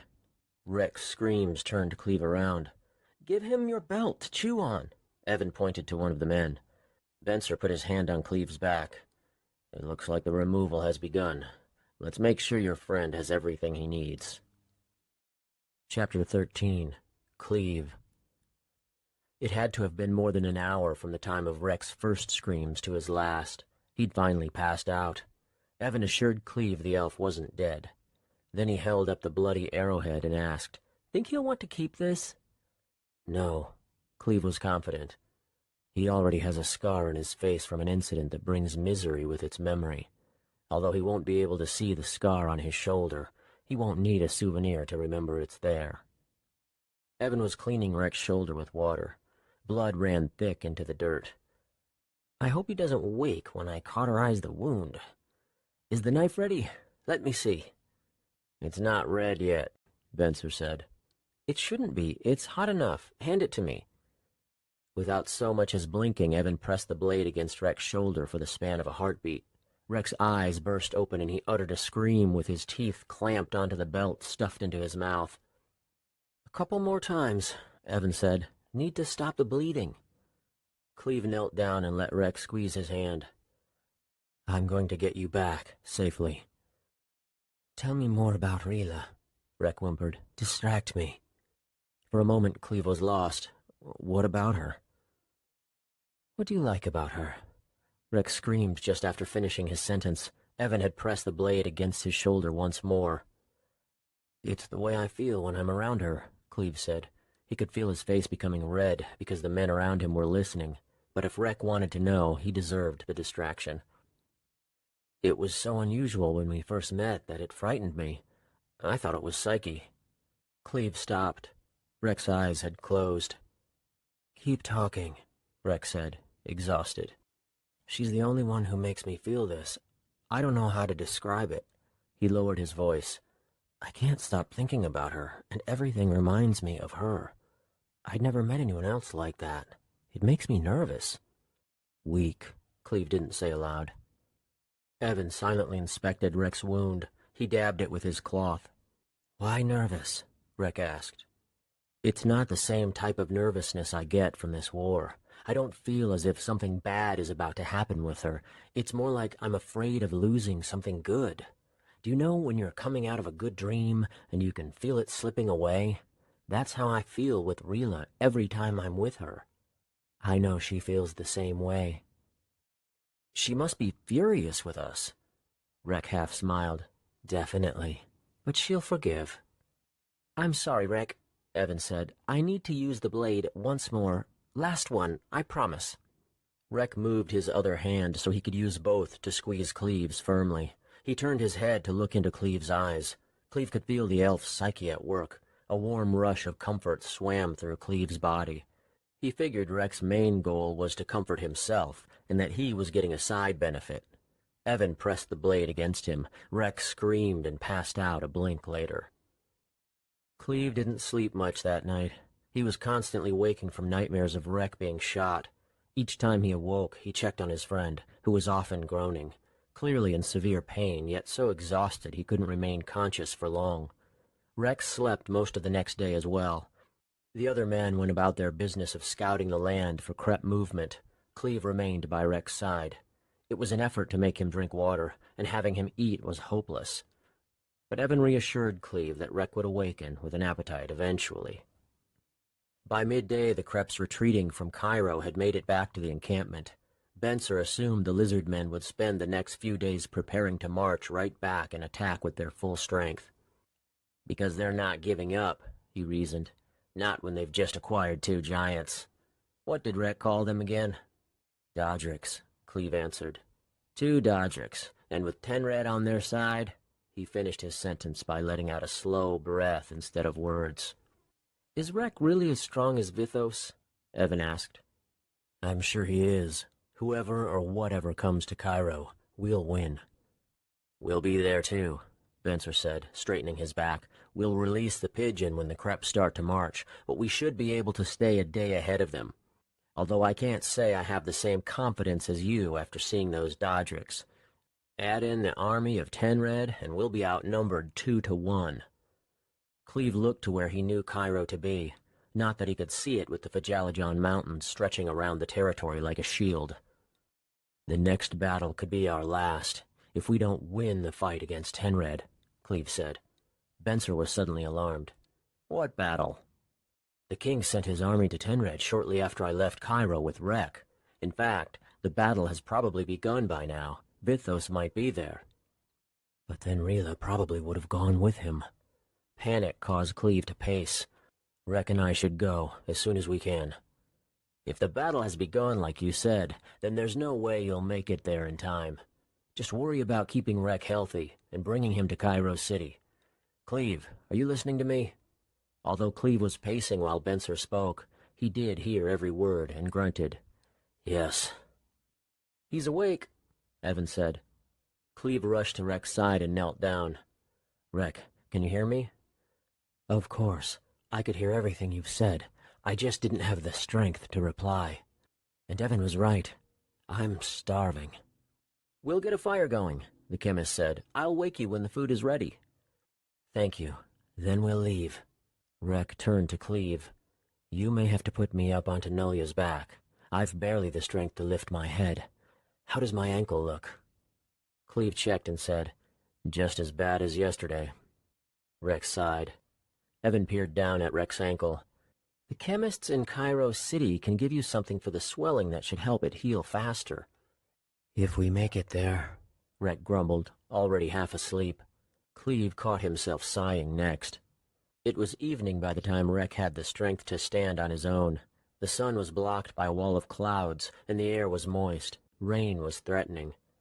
As several men helped Rek hobble over to Nulya, Evan whispered to Cleve, "If rain comes, you must keep him dry." "How?" "However you can. But it's not worth stopping. Keep riding." "Thank you for everything." "It's what I was trained for." Cleve swung his leg over Nulya's back. Benser and the others helped Rek gingerly onto the saddle as Cleve gripped his hand to pull him up. "We'll see you on the battlefield," Benser said. "Stay safe out here." Cleve turned Nulya north, looking over his shoulder one last time at Benser and his men. They already were going back to their business. Although Cleve was weary, at least Nulya was well rested. She seemed eager to climb the hills ahead of them. Cleve wondered if she knew that she would never see Hope again. Could she feel anything close to the remorse that Cleve knew Rek was going through? Rek was silent, his left arm wrapped around Cleve's stomach in a firm grasp. Cleve felt it was better if Rek didn't speak. It was important for him to keep his strength and rest if he could. Night seemed to come quickly, and Cleve was thankful the rain was holding off. He had little idea how to prevent Rek from getting wet. While there was still light, Cleve steered Nulya into a huddle of trees and helped Rek off the saddle. The process was more troublesome than Cleve thought it would be. Rek still couldn't put any weight on his right foot, and he couldn't use his right arm. It turned out the easiest method was scooping Rek off the saddle by sliding one arm under his knees and the other around his back. Then Cleve set him gently on the grass. Rek laughed. "I can't say I've ever been carried like that." "Better get used to it unless you come up with something else." "I don't believe I can do either of those things." "Let me check your wound."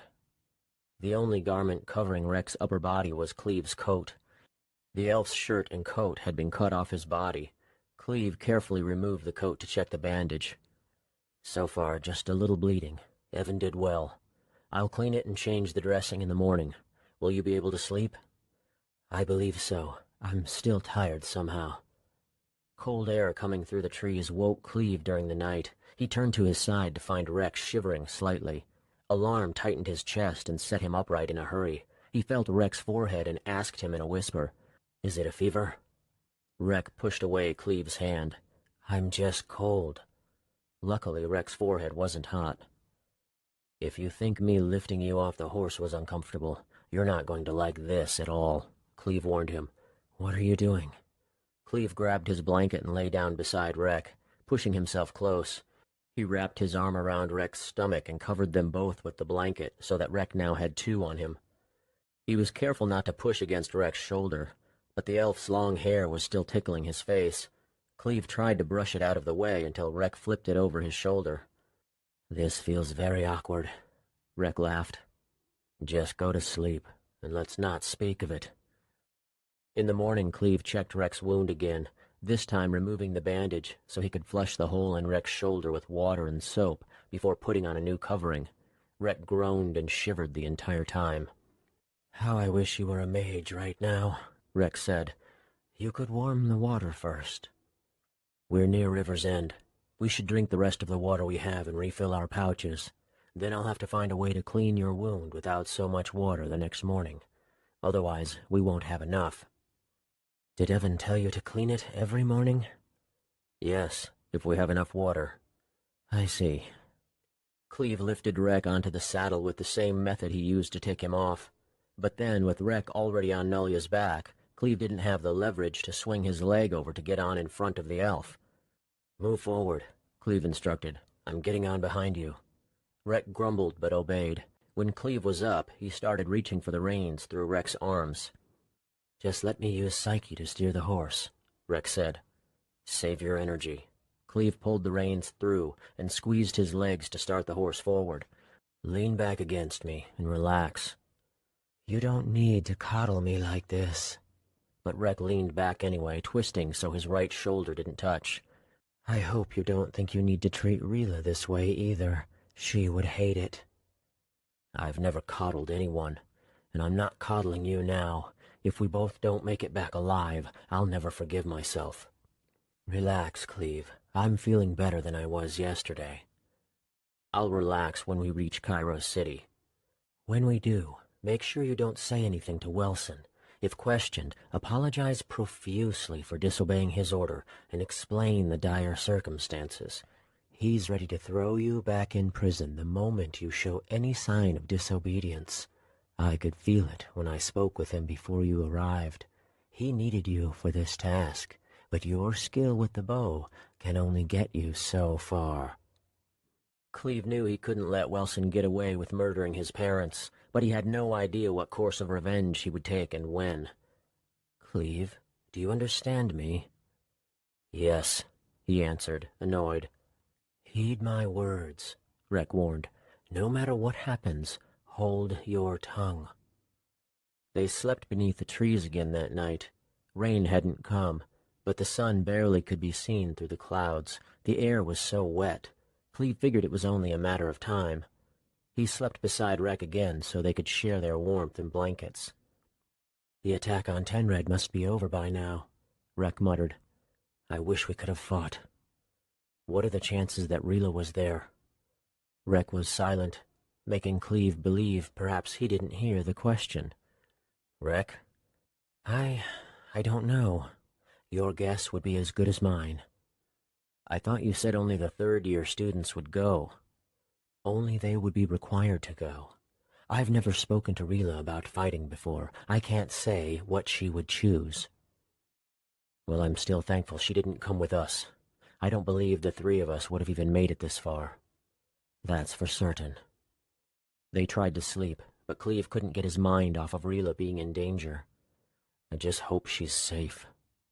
He wanted Rek to say she was. He wanted the elf to tell him that he could use Psyche to sense that she was alive and well. Instead, Rek muttered, Me as well. After changing Rek's bandage, which was far bloodier than the day before, they rode south. They were to enter Cairo from the east, the same way they'd left the territory. It was faster than riding through Korin Forest and then the Fajalajan pathway. Although Rek did admit he was curious to see whether his cabin was still there. The last time he was in it was months ago. Cleve was with him, sent there by the king to kill him. Cleve didn't need to ask if Rek would have made the same decision to storm Welson's castle after everything that had happened. Of course he would have. They rode for hours. It was difficult to tell the time, for the sun was shrouded by thick clouds of gray. Rain eventually started to fall. Are you cold? Cleve asked. Rek had on only Cleve's coat, while Cleve wore a shirt with long sleeves. He was a bit chilled himself. I'm fine, Rek lied. How are you feeling? Good, so far. Make sure you eat plenty, Cleve said, and drink lots of water. We don't have enough food for plenty to be an option. Then take as much as you'd like. I'll be fine. To Cleve's surprise, Rek didn't object, and he was thankful for that. Nolia was able to gallop nearly as fast with 2 men on her back as she had with 1, but Cleve was afraid to push her. With Rek's ankle, there would be no hope of getting him to Cairo if something happened to Nolia. Cleve could only carry the elf so far. They rode the entire day. As the sky darkened, Cleve had Nolia at a slow trot. He dared ask a question to which he didn't want to hear the answer. How tired is she? Rek pressed his palm against the horse's side. Extremely. Hungry as well. We'll stop at those trees ahead. When Cleve helped Rek dismount, he noticed the elf was shivering. Cleve felt his forehead. It was hot. I'm fine, Rek said. Take my blanket and lie down. I'm going to hunt while there's still light. Do you even know how? My father taught me. But night fell upon them too soon. Cleve found no animals save a few squirrels that ran before he could shoot. He was out of practice. It had been 10 years, and he couldn't remember the tricks his father taught him for finding game before it heard him coming. I wonder what else I'll forget as time goes on. My father would still be here if it wasn't for Wilson. Disparaged, Cleve at least found a circle of apple trees on his way back. There weren't more than 3 in their prime, but he brought back 10. Some he would save as they ripened, and others that were so soft he wouldn't feel right feeding them to Nolia. He would eat those himself. He woke Rek and handed the 3 apples to him. No feast tonight, but at least an alternative to bread and jerky. Rek struggled to sit up, groaning as he did. "Thank you, but I'm not hungry." "Eat at least one of them. I'll give the other 2 to Nolia, and you can have more tomorrow." Cleve prepared a fire next. When it was lit, it was the only illumination Cleve could see, no matter the direction he looked. The trees somewhat protected them from the rain, and their blankets caught the few drops getting through. Rek was still shivering. It was only after Cleve lay down beside him and put his arm around his stomach that his shaking stopped. By the time morning came and Cleve had awoken, Rek was shivering again. The rain had stopped, but everything was wet. The ground, their blankets, their clothes. Even Nolia had to be miserable. Water drops clung to her mane. Cleve started a fire, then asked Rek if he could check the wound. "Is there even enough water to clean it?" "For one more day, yes," Cleve said. "I think we should." "And go without water until we reach Cairo?"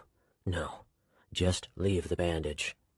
At least let me look at your skin around it." Rek's shaking became violent soon after Cleve helped him out of his coat. His skin was red and swollen around the blood-soaked bandage. "It doesn't look good." Cleve felt his forehead. "I think you're getting a fever." "Then let's hurry. First we need to warm up and dry our clothes." It looked like Rek was shaking his head, though it was difficult to tell with him shivering. "It's going to start raining again," Rek said. "We might as well ride." Damn it, he's right.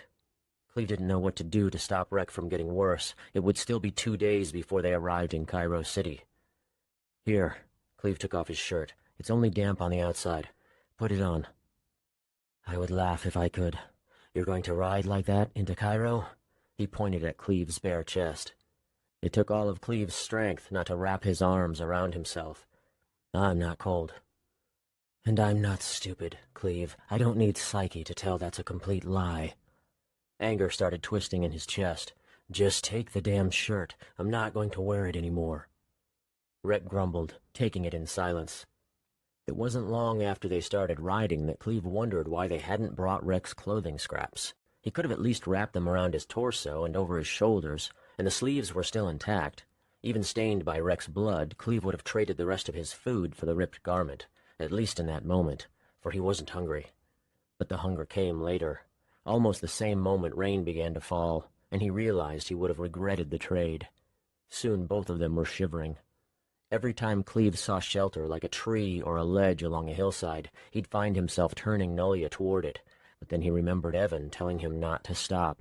He needed to get Rek to the chemist's in Cairo City, and waiting for the rain to end wasn't an option. He began to think of nothing but the urge for warmth. He felt every cold drop of water hitting his neck and shoulders running down his back. His hair fell in front of his face, dripping. But the wind that came later turned out to be his worst enemy. He cursed it under his breath with every time it stormed through him and chilled his bones. It was a little more than a week ago that he'd awoken in Rila's bed, touched by sunlight, so blissfully warm. The thought reignited his determination. There will be an end to this misery. Rek's grip was loose around Cleve's stomach. He mostly leaned forward, resting his chin on Cleve's shoulder. It rattled with his shivering, and his arm shook as well. But it did well to protect Cleve's back from the rain. The only wetness that reached him dripped down from Rek's long hair. "Damn this rain." It was the first Rek had spoken in a while. "Eat something." Cleve handed him his bag. "Take an apple and some bread. Drink some water with it." "The bread's soaked through." "Then you won't need as much water," was all Cleve could say. When the rain finally stopped, it was too dark to tell where they were. Cleve would have risked riding farther, but there was no moonlight to guide them. "We'll rest here." "Where is here?" Rek asked, still shivering. "All I know is we've been riding southwest, toward Cairo. Hopefully we can reach it by tomorrow." "How I wish you were a mage right now." Cleve knew what Rek was referring to. They needed a fire. With it, they could dry their clothes and warm their bodies. But without a mage, Cleve didn't have enough light to gather what was needed to make one. He couldn't see farther than his outstretched arm. Cleve lifted Rek off the saddle. "Can you put weight on your ankle now?" "Somewhat." Cleve let him down. "But I feel weak." Rek clasped Cleve's shoulder for balance. Even through his shoes, Cleve could feel the grass was saturated with water. They couldn't rest here. "We need to find somewhere dry. Let me carry you." Rek didn't object, so Cleve scooped him up. "Hold Nolia's reins as I look around." Rek used his one good hand to drag Nolia after them as Cleve trudged forward. Fearful of bumping into a tree or tripping over a rock, Cleve's pace was about the speed of a crawl. There seemed to be grass everywhere. For all Cleve knew, it could be wet grass for miles in every direction. Rek was tall, and certainly not light. Cleve couldn't carry him more than 20 steps without setting him down on his feet for a break. His shoulders ached. His arms burned. He could feel hope being sucked out of his body. Depression hit hard. All seemed lost. "Cleve, I can feel what you're feeling." Rek's voice was faint. "But we'll get through this. Don't give up. Just put both blankets on the grass, and we'll sleep on top." His words helped until Cleve realized something he needed to check. Panic took over. "Wait," he said, setting Rek down and reaching into their other bag to check on their folded blankets. The bag itself was just as wet as their food bag, but the inside of it was dry, and so were their blankets. Cleve felt relief flow through his chest as he let out his breath. Then he had an idea. "I think we should risk folding one blanket to lie on and use the other to cover ourselves. We can fit if we press together. Then if the bottom blanket gets too wet, we can put the top one underneath us." "That's a fine idea, but just be careful of my shoulder." "It hurts?" "Yes, like a dog's teeth is ripping apart my flesh. I don't know how much I'll be able to sleep, but I must lie down. My legs feel weak." Cleve knelt down to sweep away as much water as he could before placing a folded blanket on the ground. He eased Rek onto it, the poor elf groaning in pain. Cleve had nowhere to tie his horse. "Rek, can you use Psyche to tell Nolia to stay here and rest?" "I'll try. Bring her here, so I can touch her leg as I do it. It'll make it easier." Cleve followed Rek's voice, easing Nolia closer until Rek said he had her. "There," Rek muttered, his voice becoming a whisper. "I can't even keep my eyes open. If it rains tomorrow—" But he didn't finish his sentence. Cleve maneuvered to lie beside Rek. There was hardly any warmth coming from the elf's body. Cleve wasn't completely on the blanket, the wet grass prodding his back. He reached his hand over Rek to see how much extra blanket he had, but Rek was already on its edge. Shivering, Cleve closed his eyes and took several slow breaths. The slumber that came was fitful. He awoke too many times to count, so many that, when morning came, he wondered if he'd been awake more than asleep. His body ached from cold. It felt as if his bones were made of ice, and they were quickly freezing the rest of his muscles. As he sat up, Cleve realized it wasn't so much morning as it was twilight. The clouds had parted, and he could see the moon. It shined, giving the beads of water on the damp blanket over him and Rek a hue of silver. He could see Nolia had folded her legs and was asleep on the grass. He hoped she wasn't too cold. Rek was breathing heavily. He murmured something unintelligible. The sound of it frightened Cleve, for it was nothing close to any word he could recognize. He touched Rek's forehead. It was hotter than before. His fever was worsening. Cleve stood, dizzy and weary. He'd turned too many times when it was dark to know which direction was west. Panic came next. But then he saw something that almost made him cry with joy. Around a knoll was Lake Kaval, sparkling with serene beauty. They were in Cairo, 15, maybe 20 more miles, and they would be in Cairo City. The wind was dreadfully cold, but they were so close, and there was no rain. "Rek," Cleve knelt to touch his arm, "we're going to ride again." Rek grumbled, then whispered, "Don't think I can stand."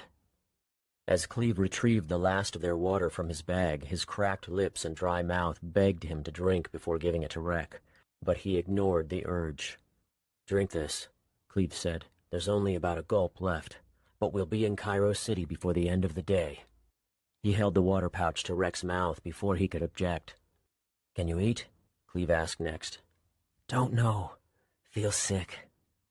Their bread was stale and wet, but Cleve forced Rek to eat some nonetheless. He woke Nolia next and offered her the rest of their apples. She ignored his meager offering and nibbled on the grass instead. Cleve ate the apples himself. He knew he must have been famished, but he was too exhausted to tell. Just the little energy he'd expended since finding Lake Kaval had made spots appear wherever he looked. After he got Rek onto the saddle, Cleve nearly was overcome by dizziness. He needed a moment to steady himself before climbing on the saddle next. Rek was slumped forward, barely able to keep himself upright. Cleve gently pulled Rek back to lean against him. "Sleep if you can," Cleve suggested, but Rek was already out. Nolia puttered forward, and then Rek let out a scream. "My shoulder!" he cried. It had been pressed against Cleve's chest. Somehow he'd forgotten. He couldn't even recall how he got Rek on the saddle. He turned Rek slightly to relieve the pressure. Nolia balked when Cleve urged her to go faster. She clearly was exhausted, and he decided not to push her. They rode in silence. When Cleve nearly tumbled off the saddle, he realized he'd fallen asleep. They were coming up to the lake. He steered Nolia toward it so she could drink. Cleve knew he wouldn't boil the water. He didn't have it in him to make fire. "Rek, don't fall off." Rek mumbled something and then stiffened his upper body. Cleve dismounted and filled his water pouch. He drank the whole thing, then refilled it and offered it to Rek. The elf was swaying back and forth in the saddle, his eyes closed, his breathing heavy. Sweat lined his forehead. He didn't even know Cleve was there. "Rek, can you hear me?" He didn't respond. Cleve led Nolia away from the water and climbed on her back. He held the pouch to Rek's lips, but he wouldn't drink. When Cleve forced his mouth open, Rek finally swallowed some before he began coughing fitfully. They continued west, the sun brightening the horizon with a yellow crown. "It looks like there won't be any rain today, Rek. The clouds are thin, and the sky is blue. Can you see?" Rek said nothing. Cleve once more urged Nolia to go faster, and this time she listened. Her pace quickened to a trot. Again, Cleve nearly slipped off the saddle as he struggled to stay awake. Something was different about this weariness, though. It seemed to strike him suddenly, like the need to sneeze or cough. His heart jumped with his next thought. "Am I losing consciousness?" He tried to remember how long they'd been riding. He could recall being at the lake, but not much else. He wondered if it was possible that he hadn't slept at all the night before. He couldn't remember eating anything, either. The sun was over his head. Wasn't it just in front of him moments ago? Rek's neck was sweaty. Cleve asked, "Are you hot?" He was surprised by the sound of his own voice. It was weak and strained. Rek didn't reply. Cleve removed Rek's coat, putting it around his own shoulders instead. Sweat stained Rek's lower back and armpits. Cleve considered removing Rek's shirt, too, but it wasn't warm out.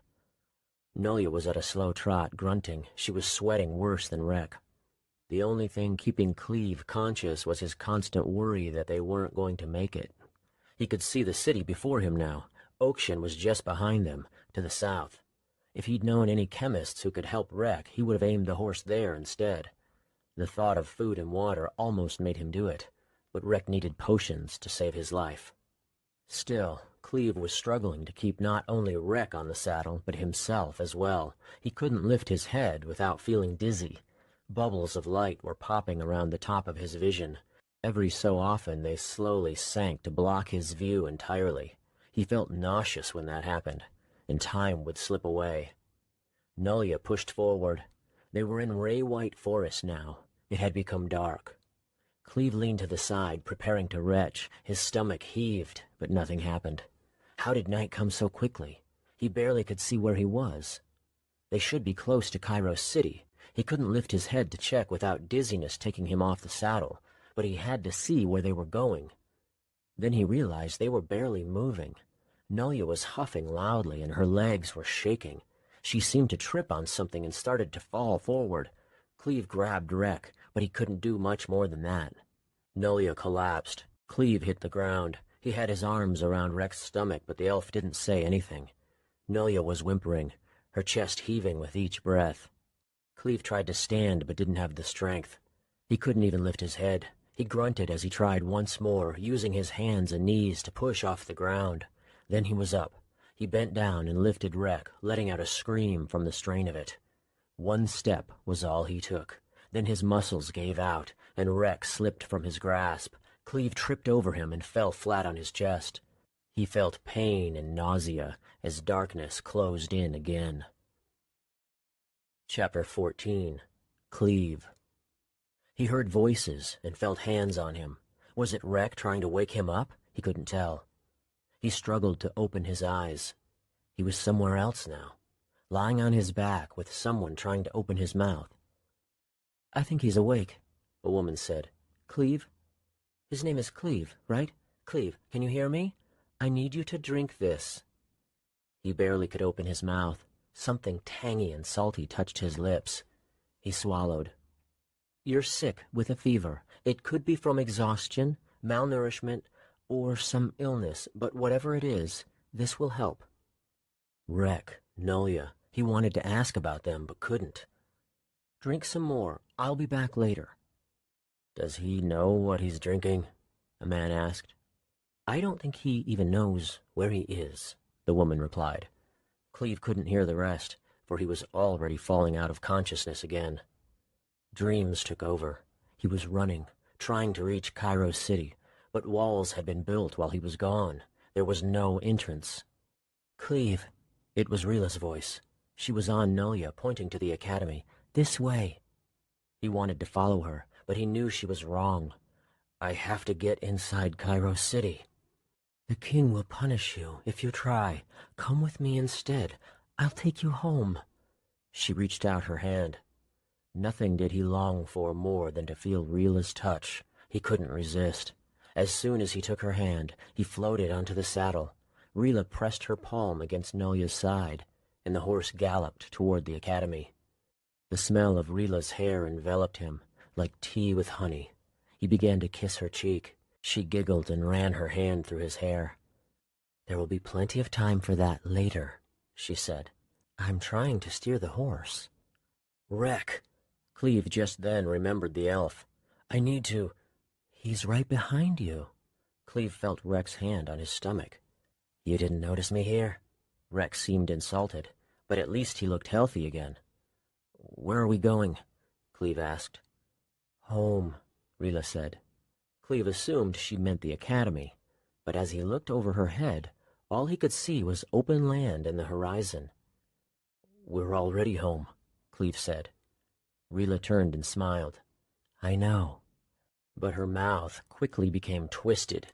"Cleve, your skin." He looked at his arms as he felt cold creeping over him. A silver liquid was spreading, covering his fingers down to his elbows. "It's the medicine," Rila said. "They're experimenting on you." "Chemist bastards!" Cleve shook his arms, but it was no use. The glistening silver liquid spread to his chest and climbed up his neck. He awoke, sitting up, checking his arms, feeling his neck. It was just a dream. He felt odd. Not so much feverish, but different. His hand rested on his leg, but his own touch felt foreign. He touched his arm next. A giggle burst from his mouth. He knew he was acting strangely, but he didn't care. Then he realized he didn't know where he was. He was suddenly excited to find out. With an open mouth and childlike wonder, he inspected his surroundings. He was on a bed so soft and warm that he had the urge to crawl under its covers head first. The only reason he didn't was because something else was too interesting to ignore. There was a bookshelf nearly as tall as the ceiling, but it didn't hold any books. This was a special bookshelf. It had potions of all colors, some red, most of them red, actually. Why were there so many red potions? Cleve wanted to see more of the blue ones. He found only two. One was light, the color of a clear sky. The other was dark, like the starving ocean, reminding him of Jessend and Captain Mzaza. He felt the need to put the two blue potions together. They belonged next to each other. "Don't touch that!" He gasped and turned, clutching the dark blue potion to his chest.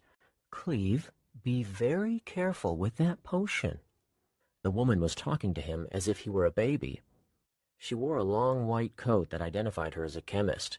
The glasses barely clinging to her small nose made her eyesight poor, and the twist of her mouth made her concerned. Cleve was so good at picking up clues, he wanted to tell her this as proof that she didn't need to speak down to him, but he had trouble putting it into words. Instead, he stomped his foot and said, "I am being careful." She cautiously approached with her hands out. "You're not yourself. Your judgment is poor right now because of the medicine we've given you. Let me have the potion." "No. It belongs next to the other blue one. I'm going to put it there."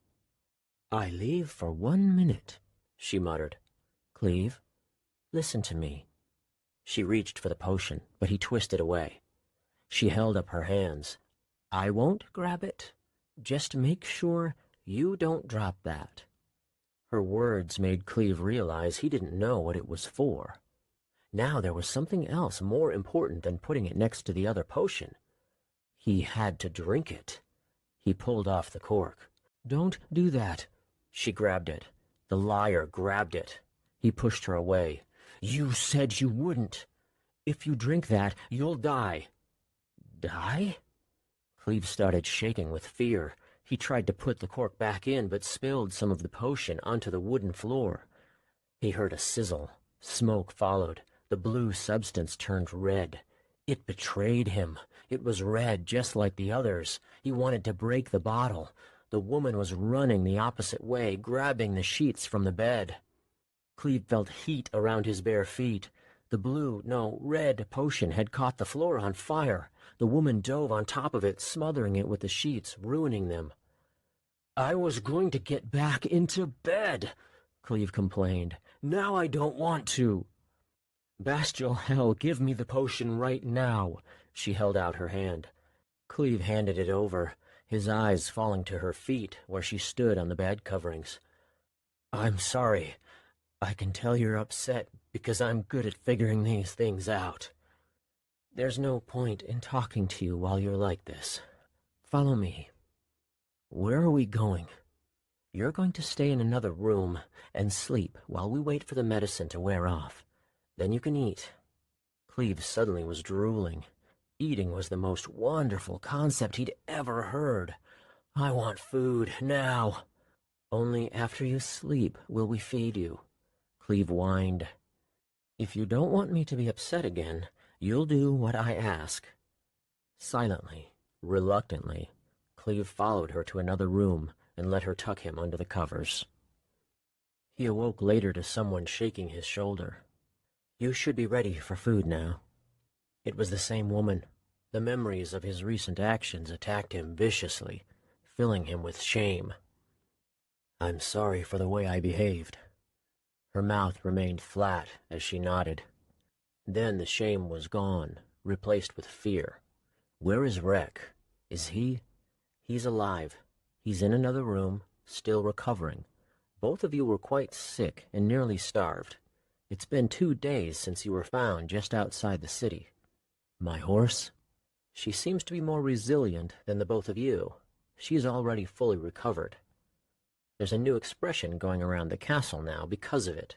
Healthy as a horse." "Thank you. I've never been so relieved." "I must admit that you and Rek are the first to try this medicine. We were desperate to stop his infection and lower both of your fevers. It looks like it worked." "What is it?" "Kergolo flowers melted with Bastial energy." With 2 fingers she withdrew a thin vial from her coat pocket. Quite an interesting color to it. The substance was pure silver, just like what Cleve had seen covering his body in the dream. "We got it from the academy the same day you and Rek were found. We haven't had time to test it, but we did hear that the Slagari use it to fight against all illnesses.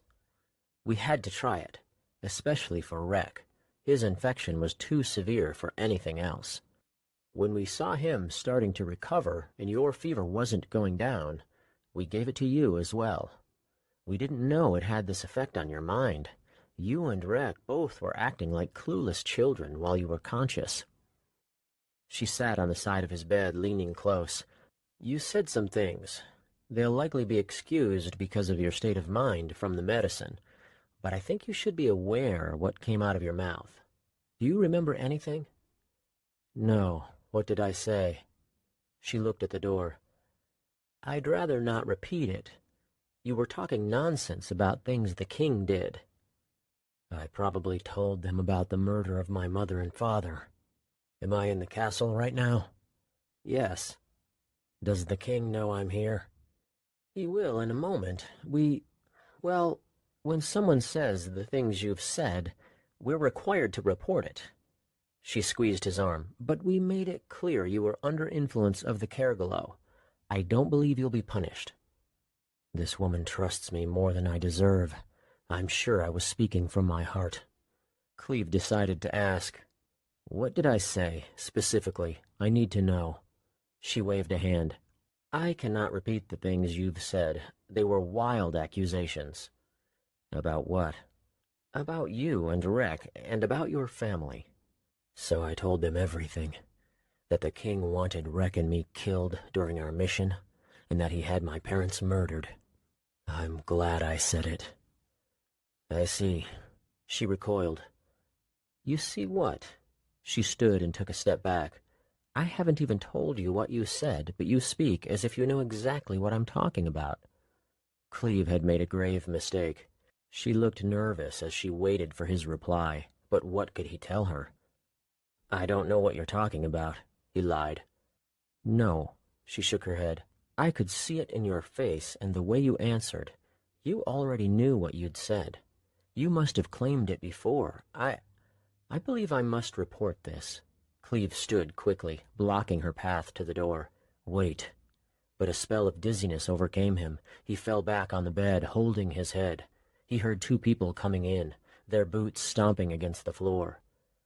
"King Welson Kimard enters," one announced. The chemist muttered something in a nervous voice. "Has he been fed?" the king asked. "Nothing substantial yet. Good. I need to speak with him alone." Welson turned his gaze to Cleve. "If he behaves, he can eat when we're done." The king's commanding tone made Cleve even more nervous. "I feel I must inform you that he made it clear that the wild accusations he uttered during his awkward state of mind must have been mentioned before. I didn't tell him exactly what he said, but I can handle it. Please go and see to Rek. Make sure he has everything he needs for a full recovery. His health is very important." The chemist and the two guards left. Welson stood in front of Cleve with his arms folded. Cleve didn't feel comfortable sitting, so he stood. His head was heavy, and his back wouldn't obey his command to straighten. Slumped, Cleve's hand naturally searched for the hilt of his Bastial steel weapon, but his belt had been removed, his weapon gone. Then he thought of his bow. Looking around the room, he saw it wasn't there either. "Where are my weapons?" "Just like food. You'll get them when we're done if you can convince me you're going to behave. I'm truly sick of this, Cleve. I have enough to worry about without monitoring every word that comes out of your mouth." Wilson's voice was soft, yet angry. "There are some secrets that are better kept for everyone's sake. If you can't understand that, then I must put you back in the dungeons, where your accusations won't hurt or distract me. The only reason you're not there right now is because your mind was twisted from fever and medicine. You need to convince me that I can trust you. Rek has already done this. It's you I'm worried about." Then he stopped and waited. "How can I remain quiet when you're the one responsible for my parents' deaths? I want you punished for the injustice that—" "Injustice?" Welson's mouth was agape. "Your father murdered mine. For treason like that, his head should have been put on a spike for all to see, until maggots devoured his flesh. But I felt compassion, and had it done in secret. I've taken no wife, had no children. I simply don't have the time or wherewithal with the constant battle that's gone on for too many years between Cairo and Tenred to bring another life into this mess until I clean it up. So stop making it worse. We're on the same side. Can you accept that the past is just that? The past. Justice has been served. He held out his hands. Not without accidents and regrets, but it is over, nonetheless. Fury burned in Cleve's chest. Justice has been served? There is no justice for the past until you pay for what you've done. My father was innocent, and now he and my mother are dead because of you. I could slap you, Cleve. What will it take for you to believe the truth? What can I give you for this to be the last you ever speak of this horrendous thing between us? Nothing. I'll never forgive you or let this go. Even in his weakened state, he figured he might be able to choke the life out of the king before the guards stopped him. But he would be forfeiting his life in the attempt, and he'd only just gotten back. There was still so much to do. Suddenly he regretted not lying. Anger had pushed him too far. Wilson wanted to be convinced that he would let it go. Although Cleve knew he never would, he realized that pretending he could was his only option.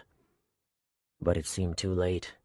The monarch's round face already was contorted from rage. "You stubborn bastard," he practically spat. "I know it's difficult to move past this, but the lack of effort you've displayed is unspeakably insulting. Guards!" 4 ran in, drawing their swords. They positioned themselves around Cleve. "Your weapons and horse are mine now, Cleve. I'll use them to win this war while you fester beneath the castle for the rest of your life." "Charges, my king?" one guard asked. "Blasphemy and violating the Academy contract by disobeying orders." "I've told no lies and disobeyed no orders." Cleve lost his breath when one guard surprised him with a punch to his stomach. "The king has spoken." Chapter 15. Zoke. They'd been walking for only 7 days, and were to reach Tenred by the next. It was hard to fathom how 2 enemies could live so close together without already having destroyed each other. It served to remind Zoke that this war between Cairo and Tenred had started only recently. He heard someone say this would be the largest battle between humans that Ovira had ever seen. Others mentioned that Tenred had never lost, no matter how badly the army was outnumbered, and that was even before they'd built their wall. But none of this scared Zoke until he heard that scouts had observed 1,000 Kreps entering the Tenred territory to join the battle. It wasn't the number of them that frightened him, for 1,000 was pitifully small. It was the chance that Zeddy was one of them. Sawdar and Brady were there somewhere. Zoke couldn't wait to find them on the battlefield and deliver Vantikar. He still could picture Marie Firemore being stabbed. The image fueled his rage. But Zoke had no idea what would happen if he saw Zeddy. "If only I knew whether she was there. Then I wouldn't have to check every Krep's face before I kill them, as I do now." It put him at risk, but it was unavoidable, for he would never allow himself to kill his own sister. But would she kill me? His loudest inner voice told him she never would hurt him, just as he never would hurt her. But there was a softer voice that gave him enough doubt to shatter all confidence. Eventually, the Cairo army trudged up a hill. Between the trees, Zoke could see the wall surrounding Tenred stretching into the sky. Although it was thick with stone, there were cracks and even chunks missing. One place was more vulnerable than the rest. A whole piece of the wall was gone, but it was no wider than 5 humans standing shoulder to shoulder. Then, when he looked closer, Zoke noticed more gaps at the base of the wall. There were 10, maybe 15 that he could fit through easily. Though none were as wide as the first, he would have to crouch, sometimes crawl, to get through them, for the wall was still intact above them. There were far more pieces missing from the top of the wall than the bottom, making the whole thing look unstable. But it was so wide, wrapping around to create half a square. Zoke didn't see how they could ever knock it over, yet that was their commander's goal. He'd explained that they would rush into Tenred and fight anyone who opposed them. After their attackers retreated up the slope toward the castle, they would break down the wall. Zoke didn't quite understand the strategy. He figured Alex would, with the commander being his brother. "Why don't we just kill all who fight against us?" Zoke asked. They were still under cover of Corin Forest. Night was approaching, and they would sleep and attack in the morning. Zoke guessed Himbaum would speak to them once again before they marched into Tenred, but he wanted to know now. "We would all be killed, most likely," Alex said, sitting down next to Vithos and Rila. "Don't we outnumber them?" Zoke asked. Yes, but they have the terrain to their advantage. It's said that 10 men were able to hold off 100 when they fled to what is now Tenred territory. They didn't even have their wall built, or a castle at the time. Now they have both, plus plenty of houses that would be in our way if we chased them up to the castle, where we would ultimately lose. If they have such an advantage in the castle, why don't they just stay there when we enter Tenred? Alex snickered. They can't let us inside their territory. We would destroy anything and everything within our reach, including knocking down their wall. But they don't even need their wall. You just said, not for this battle. They could defeat us without it if we tried to overrun their castle. But they know we would never try that. It would be suicidal. Instead, we must do as much damage as we can while we're here to weaken them, so that one day we'll have enough advantage to take their castle. Victory here would mean we killed many of their men and destroyed their wall. After enough victories over time, we'll make them give in and agree to peace." Rila had stopped what she was saying to Vithos to listen. She had her hand over her mouth as she did. Zoke couldn't help but feel remorseful when he looked at her and saw the bruises on her neck where he'd grabbed her. Even worse, it reminded him of his anger toward Zeddy. "I had no idea we were that far from victory," she said. "How are we supposed to win against Tenred and the Kreps when it will take so many battles just to beat Tenred? The Kreps outnumber both of us, and they're so vicious. They'll never stop fighting until they or we are dead." Her eyes shifted to Zoke for a blink. Alex closed his eyes and let out his breath. "If we can win each battle, then we can slowly take the advantage. Their numbers will shrink. Their confidence will dwindle." "But what if they all attack at once?" Rila asked. "Tenred and the Kreps, if they all stormed Cairo at the same time?" "That's what we're trying to prevent," Alex said.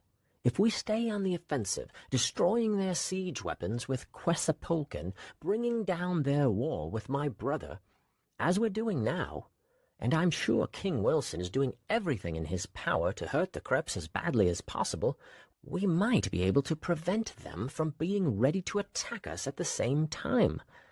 Let's hope Cleve and Rek were successful in taking out their leaders."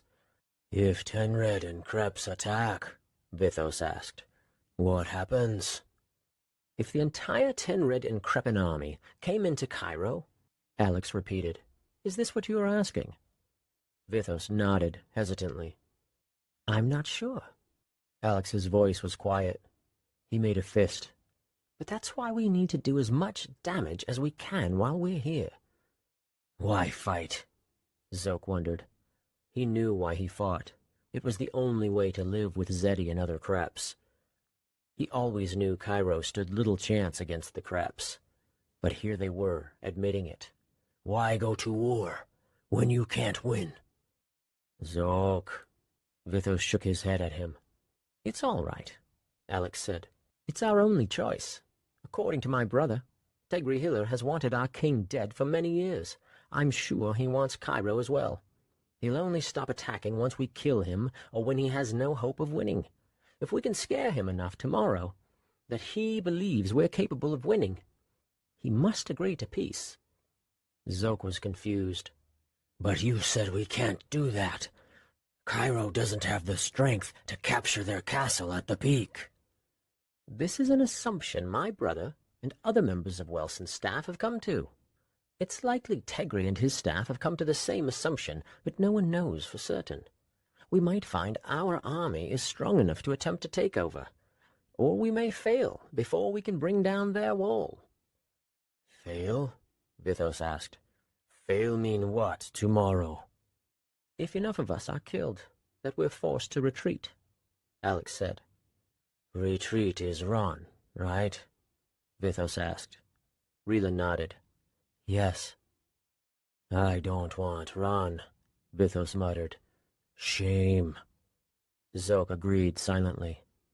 I'm sure my brother feels the same way, Alex said. Zoke was awakened by the rough scrape of someone sharpening a sword. Sitting up, he was surprised to find most of the humans were up before him. Even Rila, who always slept as late as possible, was training with Alex. But as Zoke watched, her extended arms sank back to her side. I'm tired. Please, we don't have much time before we reach Tenred, Alex urged. You're going to be fine, a yawn interrupted Rila. You've improved a lot.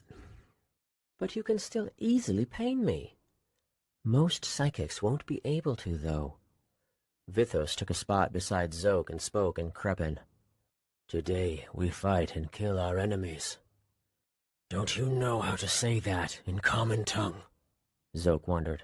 It was strange to hear the elf speak Crepin, for he'd used nothing but the language of the humans recently. I do, Vithos continued, but some phrases sound better in Crepin. Vithos rubbed his chin as he examined Zoke. You're confused. I thought you wanted to forget, Crepin. It's the language of your enemies now. Not all my enemies. Vithos had a stupid grin. There's one Crep who'll always be my ally. Disgusted, Zoke couldn't help but spit. You like to make me feel uncomfortable with your fawning. Vithos' lips twisted upward even farther. Let's have a hug. Come on. He engulfed Zoke with his little elven arms. Don't resist. You know you like it secretly. Vithos had come from the side and couldn't get his arms around Zoke's shoulders. But that didn't stop him from trying, squeezing awkwardly with his forearm digging into Zoke's chest. When Rila and Alex noticed and started laughing, Zoke couldn't stand it any longer and pushed his way out. He heard a blast from a horn, just one screech of the instrument. It was to let them know they were moving.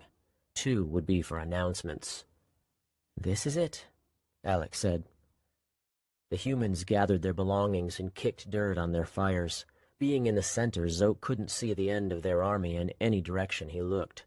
The growth of the forest reached into the edges of his vision, tree limbs shaking from wind as people passed under them. Like Kreps, the sword was the easiest weapon to find on the men's belts or in their hands. But unlike Kreps, none of the women used a sword or even a bow, like his sister did. The worst way to die would be if Zeddy killed him, especially if it was with an arrow, before he even had a chance to speak and ask her why. Zoke didn't know what he would do if he saw her. If he protected her from an attacker, he would be a traitor to Cairo. Even if he did nothing to stop her from killing someone, and one of the humans noticed, they would never understand it was because Zeddy was his sister. They wouldn't be able to trust me to fight with them any longer, he realized. They would either kill me or outcast me, like what almost happened when I hurt Rila. The humans were far more protective of each other than Kreps were. As a Krep, Zoke had learned to protect himself before anyone else. But these men and women often held each other's safety to be just as important as their own. 2 men who didn't even know Rila were willing to fight Zoke to the death on her behalf. No Krep would ever do that for another, unless it was a family member or a close friend. It's like they all share the connection that Zeddy and I do. Or maybe it's even stronger at this point. Zoke hadn't spoken with Zeddy for months. Her thoughts about him could have changed, especially with Doe twisting her beliefs. He was scared, and the realization made it far worse. He clenched his fists and closed his eyes, hoping with all his strength that Zeddy wasn't in Tinred. They didn't walk long before something started happening toward the front. Zoke heard screams of pain, of death it seemed. It was battle, but they were still among the trees. Perhaps the wall was just up ahead. No, that wasn't it. Zoke remembered seeing open land between the forest and the wall. Alex was the first to start running. Zoke, Rila, and Vithos followed. "What is it?" Zoke asked, wondering if the human knew something he didn't. "Must be our enemies. Perhaps a trap." Alex unsheathed his sword as he sprinted. Zoke did the same. Then Rila and Vithos grabbed their daggers. More screams pierced Zoke's ears. Some humans were shouting, but they were too far away to hear. Not that he even knew whether it was allies or enemies. Zoke tried dodging the claws of the forest, low tree branches, prickly bushes, jagged rocks. But with the ground crowded by large men, he found himself colliding into the vicious thickets and nearly tripping on the uneven ground. Rila fell twice, Vithos once, but soon both of them seemed to spot something ahead. Pointing, Vithos shouted, "There!" "It's him, Baum," Rila said. Zoke could see the shine of his golden breastplate. He was turning toward them, stopping his own men from passing. Zoke could hear his shouts now. "Don't go any further," their commander yelled with his arms out. There were others higher ranking than Zoke farther down the forest, parallel to him.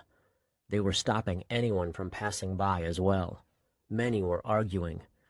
Zoke recognized one as the half-bearded man with a mallet who'd attacked him on Rila's behalf. "My nephew is up there. What's happening?" He held his weapon firmly with one hand, using the other to point over Hem's shoulder. "He's dead," Hem said plainly, his deep voice carrying far enough for Zoke to hear as well. "And so is everyone else with him." Zoke peered into the forbidden area that Hem guarded. In the distance, Zoke saw a body dressed with the blue garb of Cairo pierced by 2 arrows. Then he noticed another. Then another. "If men of Tinred are up there, then let's rush them," the half-bearded man yelled. "They'll all die." Others shouted in agreement. "That's what they want. The area is covered with traps, bear snares, false ground, taut string, and hundreds of archers. They must have known we were coming." "We can kill them all easily. We are thousands." "We will," Hem said. "Keep your voice down. We'll first see if it's possible to go around and encircle them."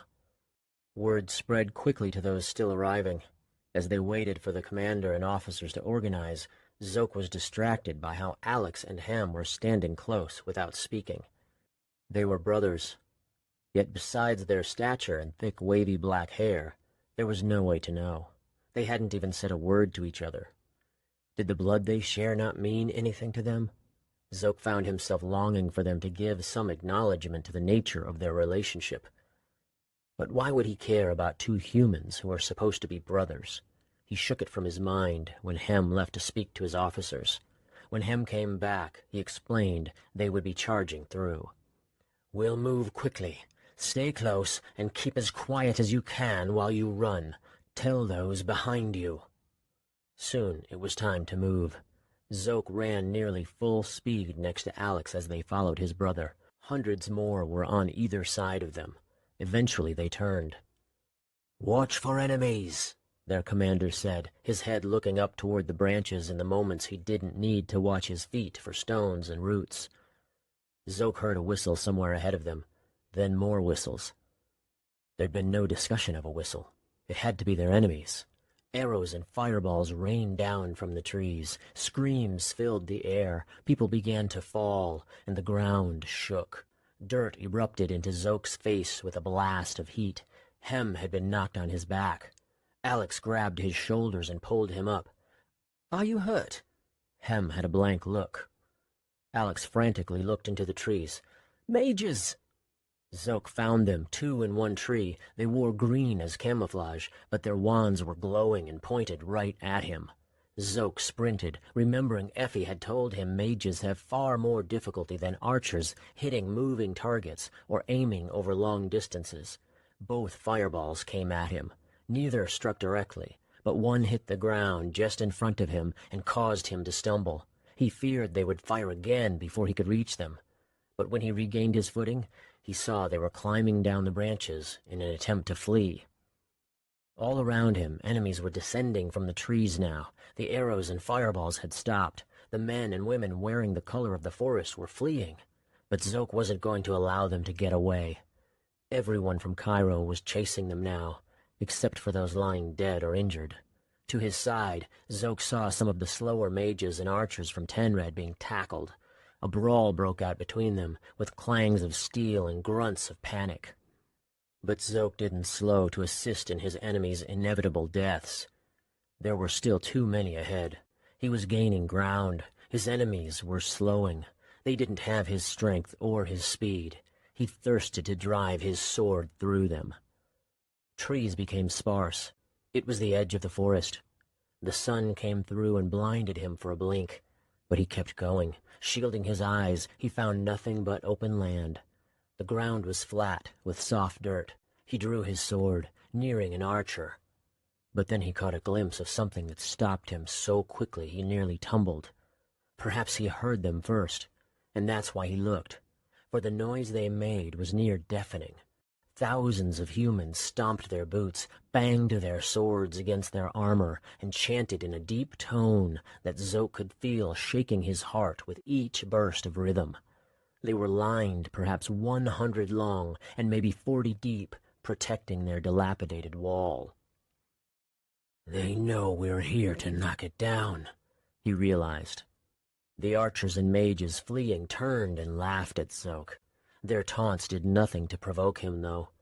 He backed away, knowing there was nothing he could do until the rest of his army joined him.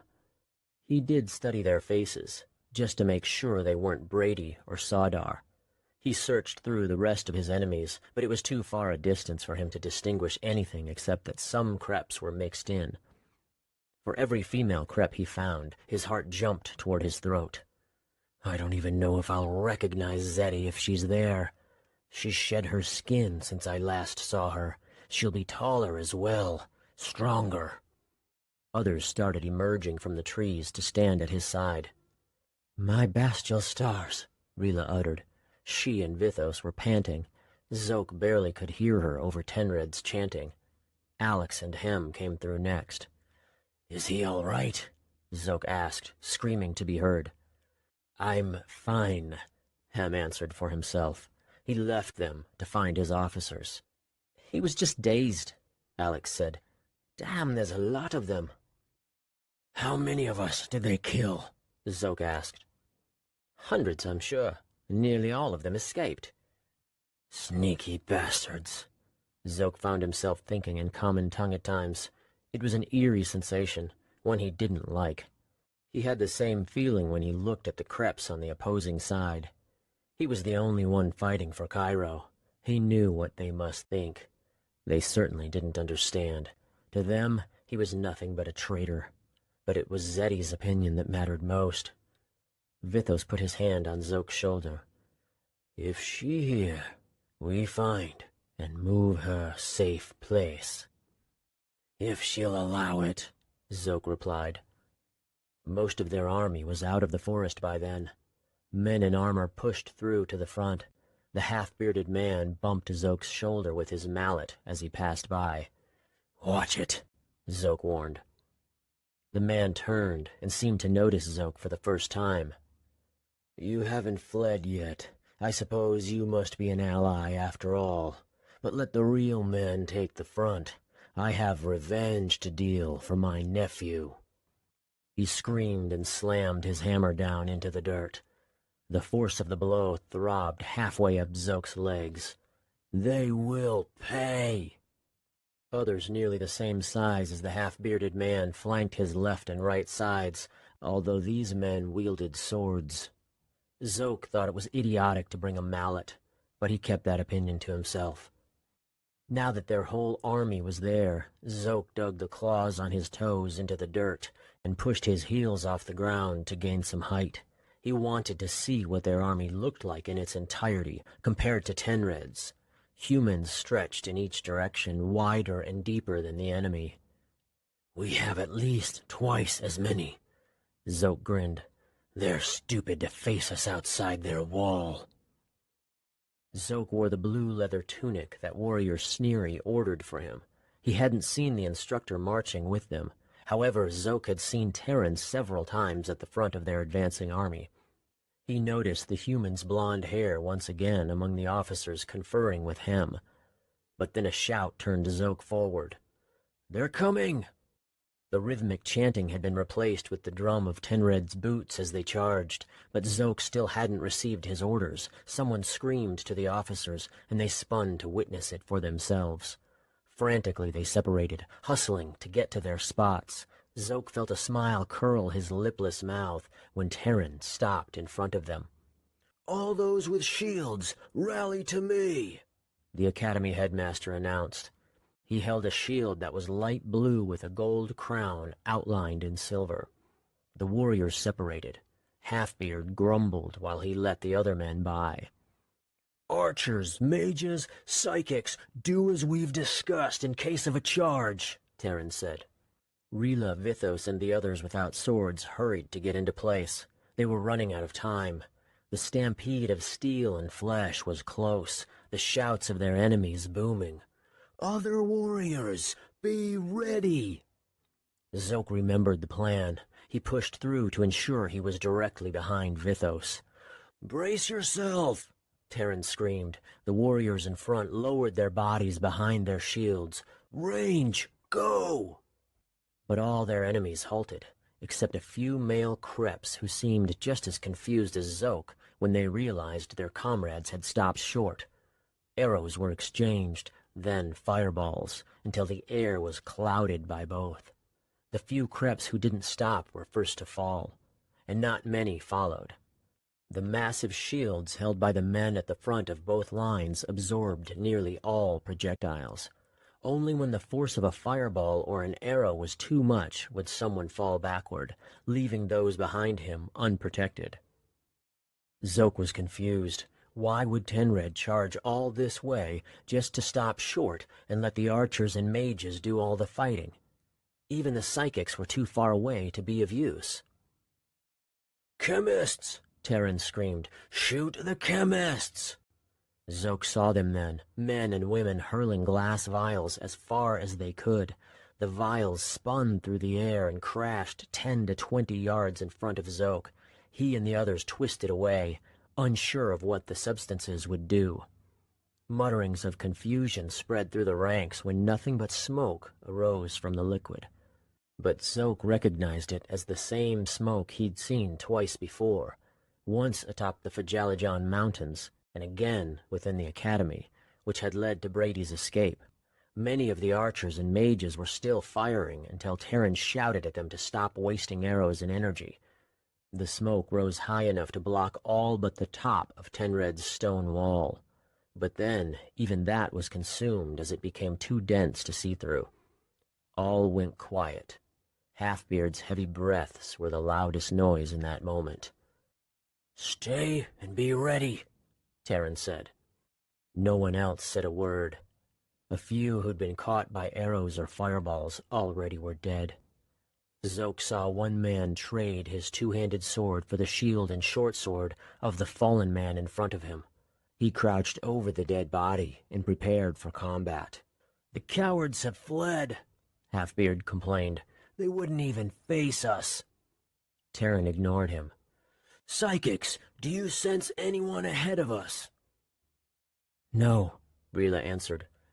"No people," Vithos added.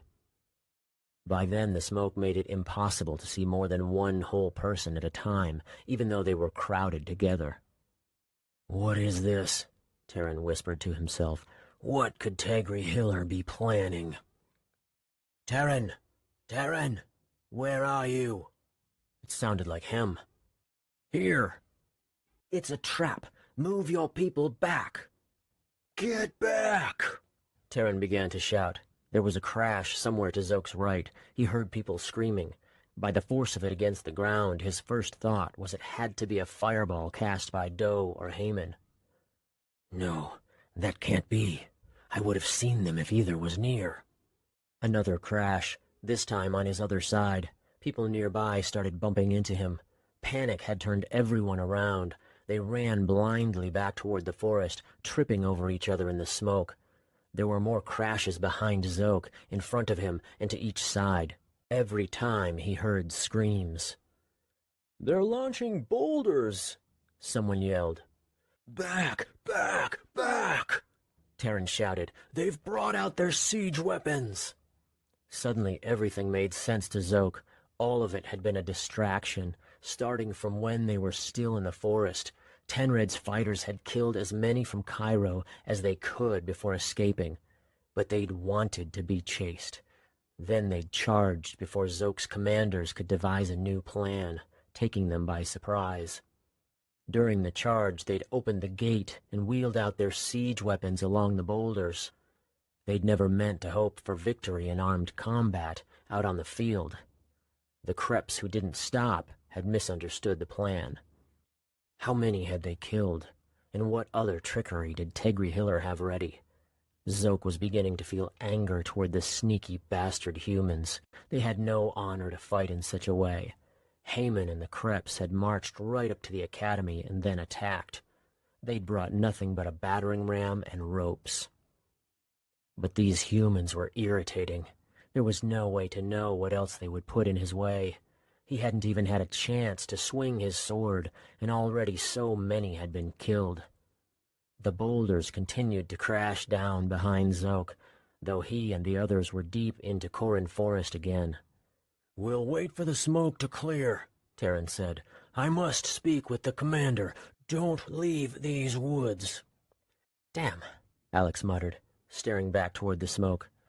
He was completely still as boulders made the ground rumble. Damn them. Chapter 16. Zoke. When the smoke dissipated, Zoke followed Terran toward the edge of the forest for a glimpse. Rila, Alex, and Vithos went the other way, going with him to search the rest of the forest around them for traps and enemies. "I'd expect Hiller to have moved his men back behind the wall," Terran said. "What kind of weapon do they have that can throw boulders so far?"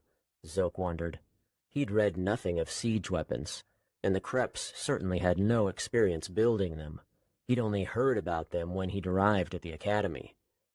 "A catapult. Do you know this word?" "I don't." "I would explain, but I'm sure you'll see them in the near future." "Aren't catapults what Effie destroyed when she set fire to the fort that Tenred built in these woods?" Terran carefully continued forward without pause, looking to his sides as he spoke. "Quessa reported that none of you had time to see the siege weapons being destroyed by the fire. Isn't this accurate?" "Yes, but I can't imagine how they would have gotten them out of there." "Perhaps they rebuilt them, or were able to repair them." Another question came to Zoke, this one discouraging. "Why don't we have catapults?" "We do, and we're building more. They're in Cairo City." "Then why not bring them with us?" "We can't push them through the Fajalajan pathway. It's too narrow in some places and the ground is uneven. We didn't have enough time to go around the mountains. Our only opportunity to engage Tenred is while the Kreps are retreating. Soon they'll be ready to attack again. We don't need catapults to win this battle. We have the numbers, as well as the ability to destroy their wall through corrosive potions and battering rams." "Do we still have the numbers?" Zoke decided not to ask, for he knew Terran wouldn't have the answer. Their dead hadn't been counted yet. Many of the bodies would be crushed and hard to distinguish. They reached the end of the forest. Zoke had pictured the boulders incorrectly. Some were round, as he'd imagined, but most were jagged pieces of rock that looked to have been ripped straight from a mountain. Many were clearly fragmented chunks of Tenred's wall. Behind each chunk of stone was a trail of bodies soaking in pools of red and brown. Ahead was an open field. Not one human or Krep could be seen, at least not alive. The whole Ten-Red army had hidden behind that wall. Terran sighed and turned to start back into the forest. "The King of Ten-Red is a vicious man," he said. "I heard a few things about him from him that couldn't be revealed while we were at peace. I'm sure it's nothing compared to Doe. He has the temper of a child, sometimes injuring his warriors during his fits. He's lied to his own people to persuade them to share his opinions, such as the need to conquer Cairo. His rivalry with Welson Kimard is the most frightening thing. He's sworn on many occasions that he won't stop until Welson is dead, convincing those under him that our king is evil. I can't fathom how he even came to that belief himself. How would Hem know all this? Many of our spies have overheard what goes on in Tenred's castle, just as I'm sure many of their spies have been within ours. It's unavoidable, given our history, but only recently have our psychics become strong enough to sense loyalty. I wish I knew why Hiller feels such malice toward our king." Zoke didn't find himself wondering. "Why are you curious about this? If he won't stop, then he must die." Terran shook his head. "Curiosity is in our nature. Curiosity will bring you nothing but torment and injury. This is taught to Kraps when we're young. That's a crime against imagination and creativity. No wonder you Kreps are so serious and dull." Zoke nearly spat on Terran's boots. "We have jokes, better ones than you humans." "I was teasing you, but now I want to hear." He paused. "Go ahead, give me your best joke, Krep." "Now?" "It'll be hours before we're ready to fight again. I have time for one joke before I set my mind on battle strategy." Zoke was in no mood for jokes. "You humans are strange." "I'm not ready to laugh with death fresh on my mind, but I'm curious as to what kind of jokes you Kreps think are funny." "Your curiosity is annoying. In the wrong setting, a joke is just a riddle with an idiotic answer. I'll tell you one after we win." Terran nodded. After a brief silence, he asked, "Have you spoken with my nephew, Cleve Polkin?" "Yes, but only briefly." "You reminded me of him just now, though I can't say exactly why. It's something about the way you speak. Not the sound of your voice. Yours is unlike any man's. But the tone, the certainty in your words." "You're not the first to say that." "And you're both stubborn in your virtue, like you can't be bothered by the mundane." "Most Kreps are like this. Perhaps your nephew isn't like me, but he resembles Kreps in general." "He certainly wouldn't want to hear that," Terran smiled. Zoke hadn't heard Terran talk like this before, and it made him uncomfortable. Terran was the headmaster of the academy, an officer in this army. It was so different from how he'd spoken when they'd climbed through the secret passage to the top of the Fajalajan Mountains, when they'd prepared for an unexpected battle. It was as though Zoke were back in the tribe, performing his duty of gathering Kreps for punishment, and then Doe had asked how his day was going. Then he remembered he'd had the same feeling with Vithos. He'd never really known the elf before they were both outcast, and Vithos had started telling jokes. Was Terran more like Vithos than Zoke realized? Terran's hard tone returned when he spoke next. "It'll take some time to strategize with him, but we must determine what else Hiller could have planned before we storm their wall. I hate to admit it, but we weren't prepared to be blindsided while still in Corin Forest. It disrupted everything, and we've lost many because of it." "Is there a chance she'll retreat?" Zoke kept his tone indifferent to hide his opinion, that the humans wouldn't be able to bring down Tenred's massive stone wall. "That's not an option. We must scare Hiller into peace. If we leave Tenred undamaged, they'll be ready to attack us shortly. If they march with the Kreps, then hope is lost. We need to prevent this at all costs. But I don't believe this battle is in your favor any longer. You don't know what's waiting behind their wall. That same reason is why the Kreps lost. They underestimated you humans. Whether or not this battle is in our favor makes no difference. We have to fight, and we have to win. Otherwise, this war will soon be over. I understand. Zoke didn't wish to retreat. He only felt it was important to learn the humans' thoughts on this battle.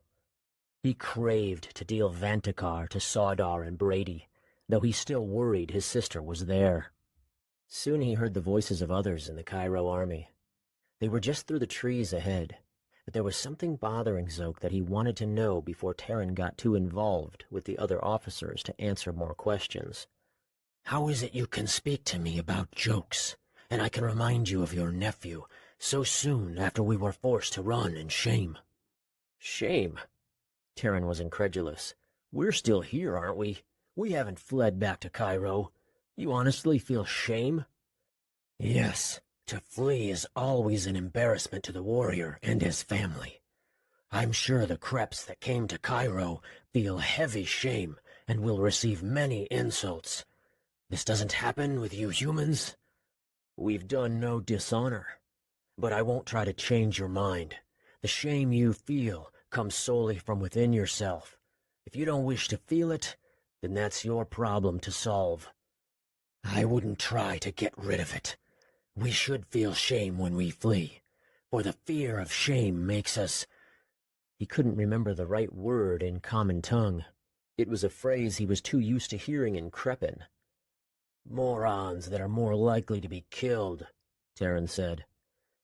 Not courage, Zoke said, ignoring Terran. But close to that. What's the word? Courageous. But I like what I said better.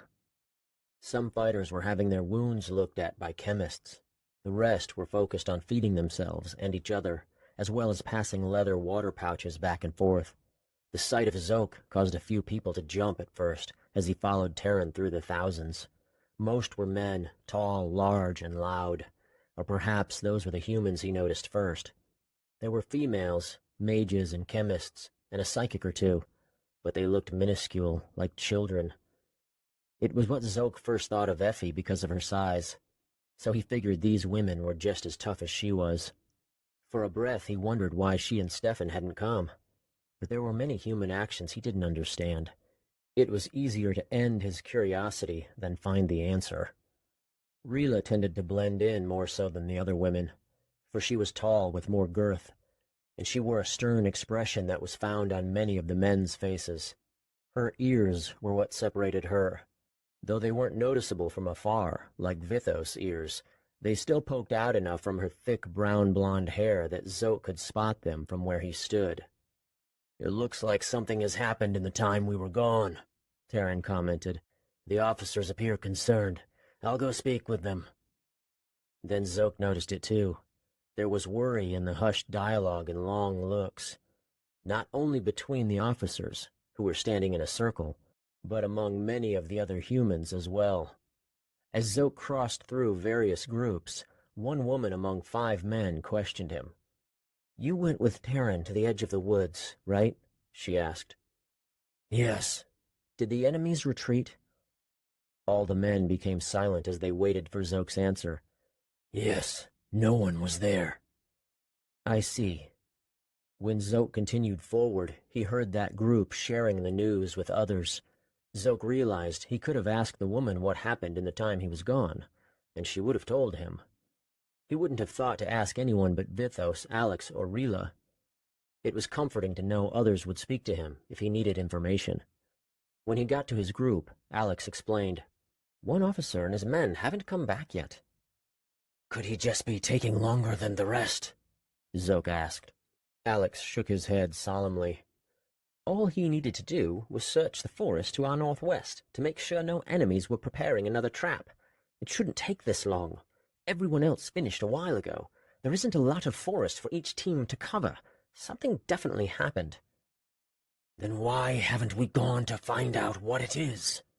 Again, Zoke found himself confused by the humans' behavior.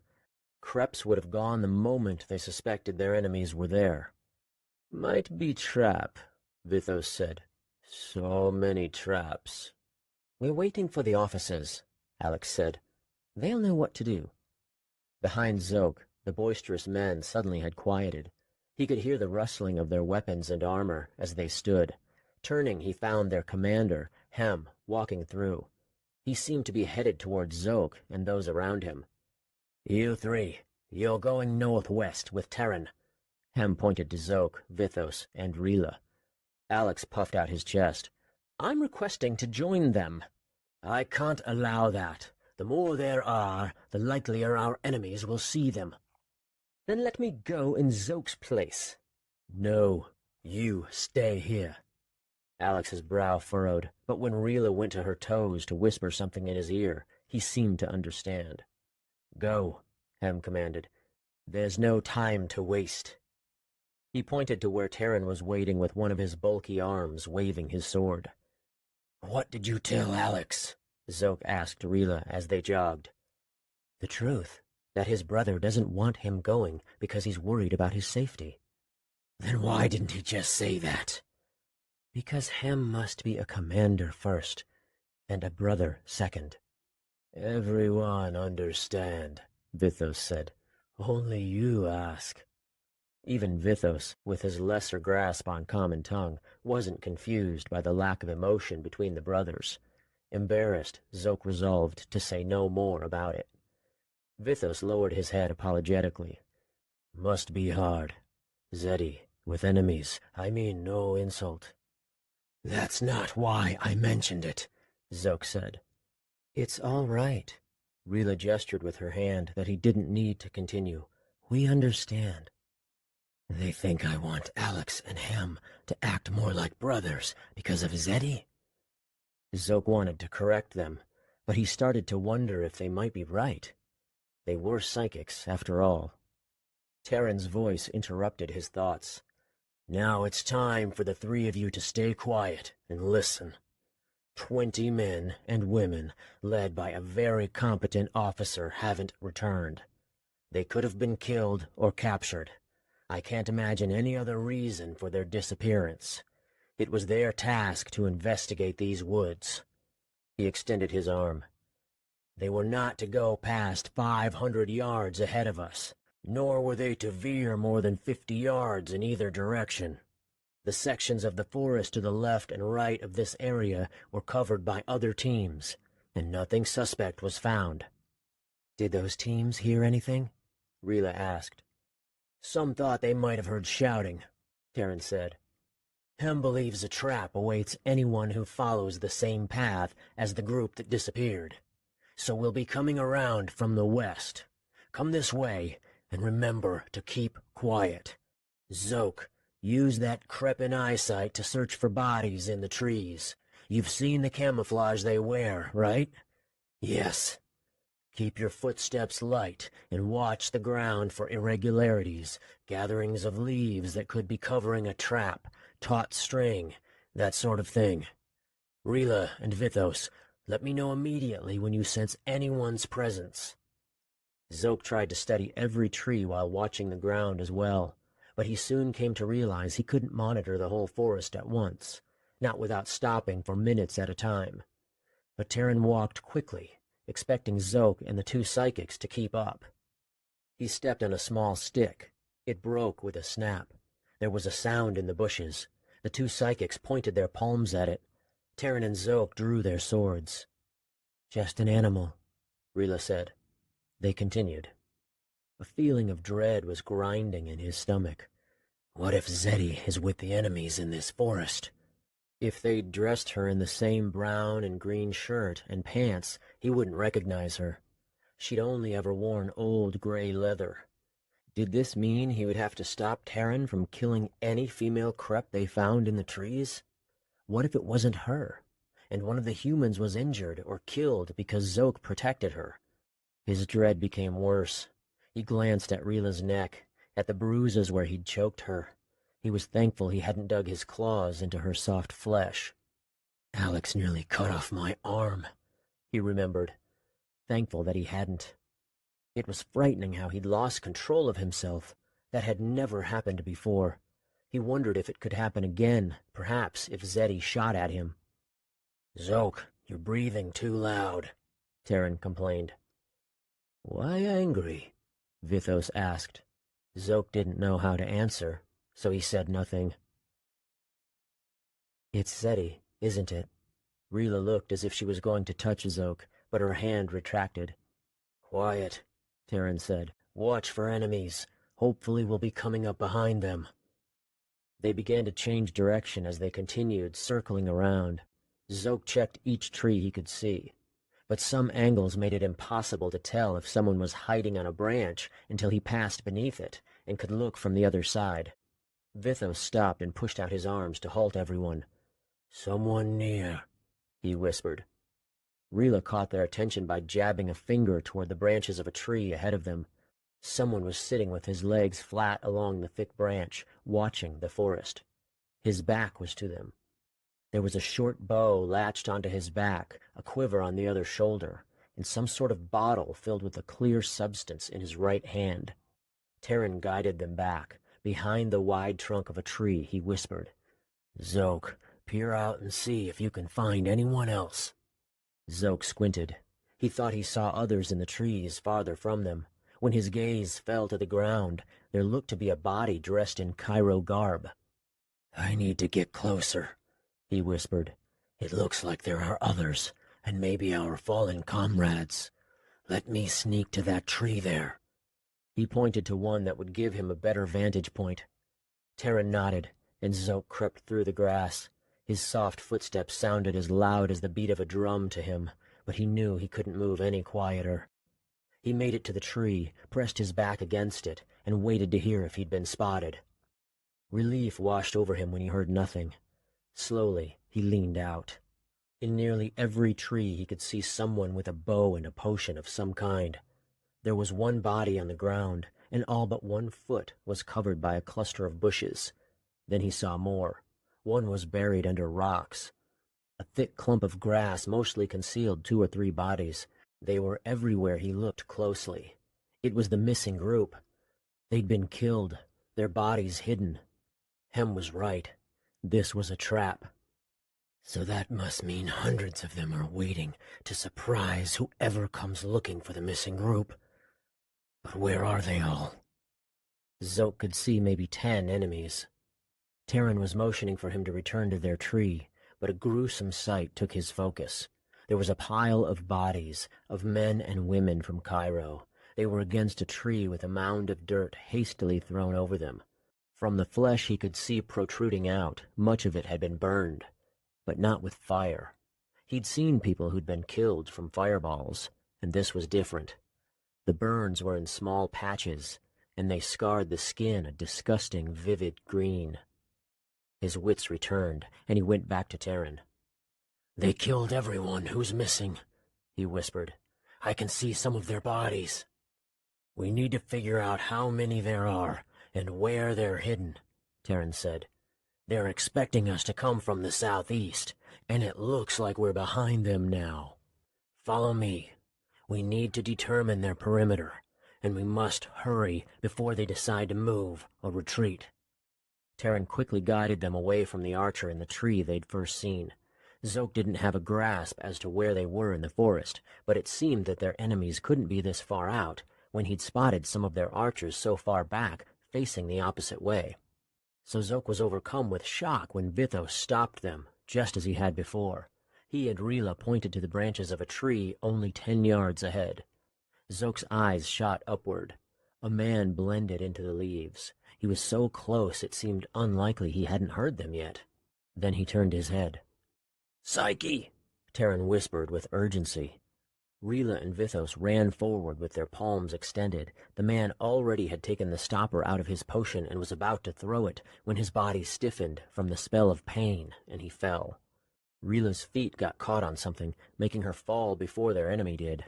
The potion crashed between them and broke, the clear liquid spewing forward and catching Rila in the face. She screamed in agony. Terran ran past her and drove his blade through the enemy's chest before he could stand. Finding no other enemies in sight, Zoke hurried toward Rila to see if he could help. Vithos was already there. Rila had jumped up and brushed at her face and neck, panicked. Her screaming worsened. She tried to flick the substance off her fingers. Then she was caught between making another attempt to brush the burning liquid from her skin and her instinct not to touch it again. Terran produced a piece of fabric. "This is clean." He dabbed her cheek and neck, but then his hand drew back and he cursed. He wiped his finger on his pants, then dabbed her wound some more. Rila's screaming had quieted to moans. She'd gone pale and looked to be having trouble standing. "It's still burning," she whispered furiously and began to shake, clearly thinking the substance was still on her. "I got it all off," Terran said. But she still shook and looked to be in terrible pain. The skin from the center of her cheek down the side of her neck had been seared and turned bright green. It was difficult to look at. Zoke noticed movement. Someone ducked behind a tree trunk when he turned. Someone else was jumping behind the next tree down. "This way!" Terran commanded. Someone screamed, "Don't let them escape!" Suddenly there were more attackers than Zoke had time to count. It became clear they'd been trying to surround them before being noticed, and to Zoke's dismay, they'd nearly formed a full circle around his group. Arrows hissed by. A woman yelled. She'd been shot by mistake, and collapsed before she could hurl the glass bottle of clear liquid in her hand. "Stop shooting!" another voice called out. Rila couldn't keep up. She was stumbling too much. "Come on, Rila!" Terran yelled. She grunted, yet her pace didn't change. Zoke could hear enemies closing in behind them. "We must fight," Zoke said. "No," Vithos blurted. "Too many." But there was one man closer than the rest who needed to be stopped before he reached Rila. Zoke was about to slow and draw his weapon when she turned and pained the man. He tripped and began to roll, screaming. Then Zoke saw the man's own sword protruding from his stomach. There were 10 more behind him, and countless archers to their sides. "I can shoot them," one archer yelled to Zoke's left. The man already had his string pulled back. "Do not," their commander said from somewhere behind Zoke, but the archer let the arrow loose anyway. Zoke felt the touch of it on top of his right shoulder. His tunic was ripped, but he knew the arrow hadn't pierced his skin deeply. A man to his right took the arrow in his chest and said a curse word Zoke didn't recognize as he fell. "No more arrows," their commander screamed. Terran was leading them the only way they could go without running straight into their enemies, but it occurred to Zoke that they weren't going the opposite way they needed to. Their army was farther and farther behind them. Rila huffed loudly. She couldn't keep running, and even if she could, what then? Could they really hope to outrun everyone chasing them? As well as Terran knew this forest, Zoke was certain their enemies knew it better. Immense pain made Zoke fall. The moment he hit the ground, he realized it was a psychic.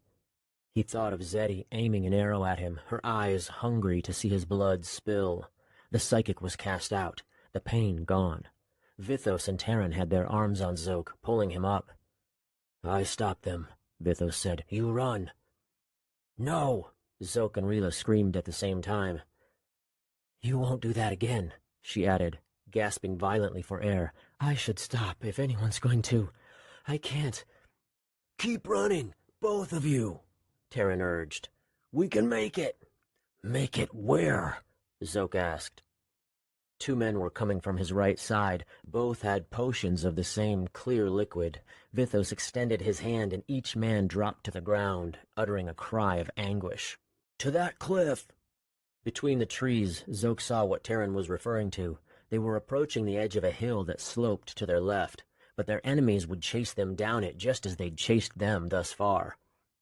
"We're going to jump off the edge," Terran said. "They'll take to the hill." Zoke felt his eyes widening. Of course their enemies would take to the hill. They weren't idiots. Rila was puttering forward even slower than before. "We'll break our legs." "Better than dying." Terran shot a glance over his shoulder. "Last push, Rila. Hurry." The poor young woman was in miserable pain. Zoke could hear it from her labored breaths. They passed by the last trees leading up to the hill that descended to their left, but as much as he wanted to, Zoke knew they wouldn't be taking the hill. He could see the tops of trees over the ledge. Their apexes reached a few yards higher than his head. Based on the height of the other trees in the forest, they were going to break more than their legs. "Now fire!" the enemy commander shouted, but the archers must have been too far behind, as all the arrows were intercepted by trees. Could we turn and fight? Zoke wondered. He still had little idea how many there were. No, if Terran chose to flee, it must be the right decision. It was too late anyway. Their leader was about to jump. "Aim for the tree branches to break your fall," Terran said.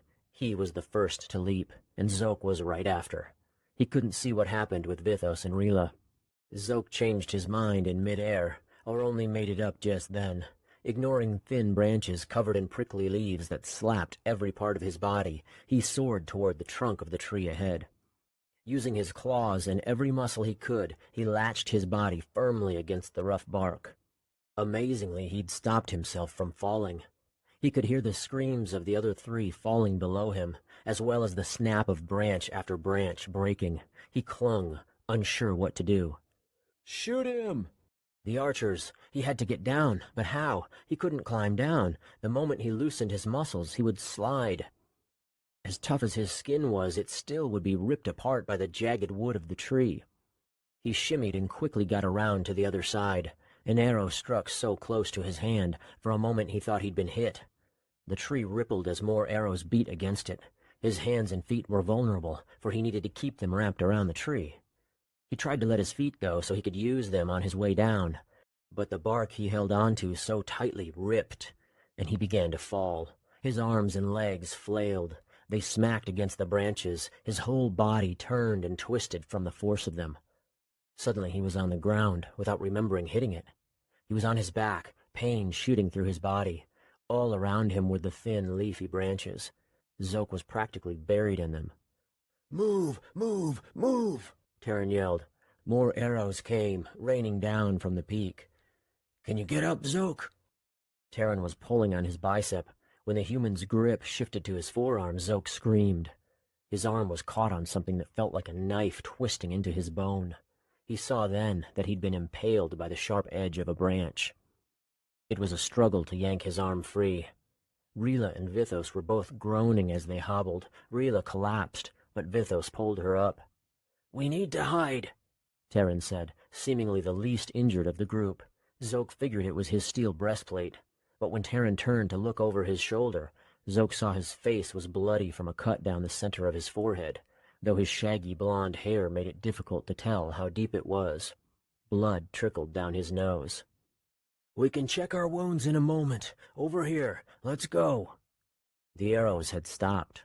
They each limped and said nothing.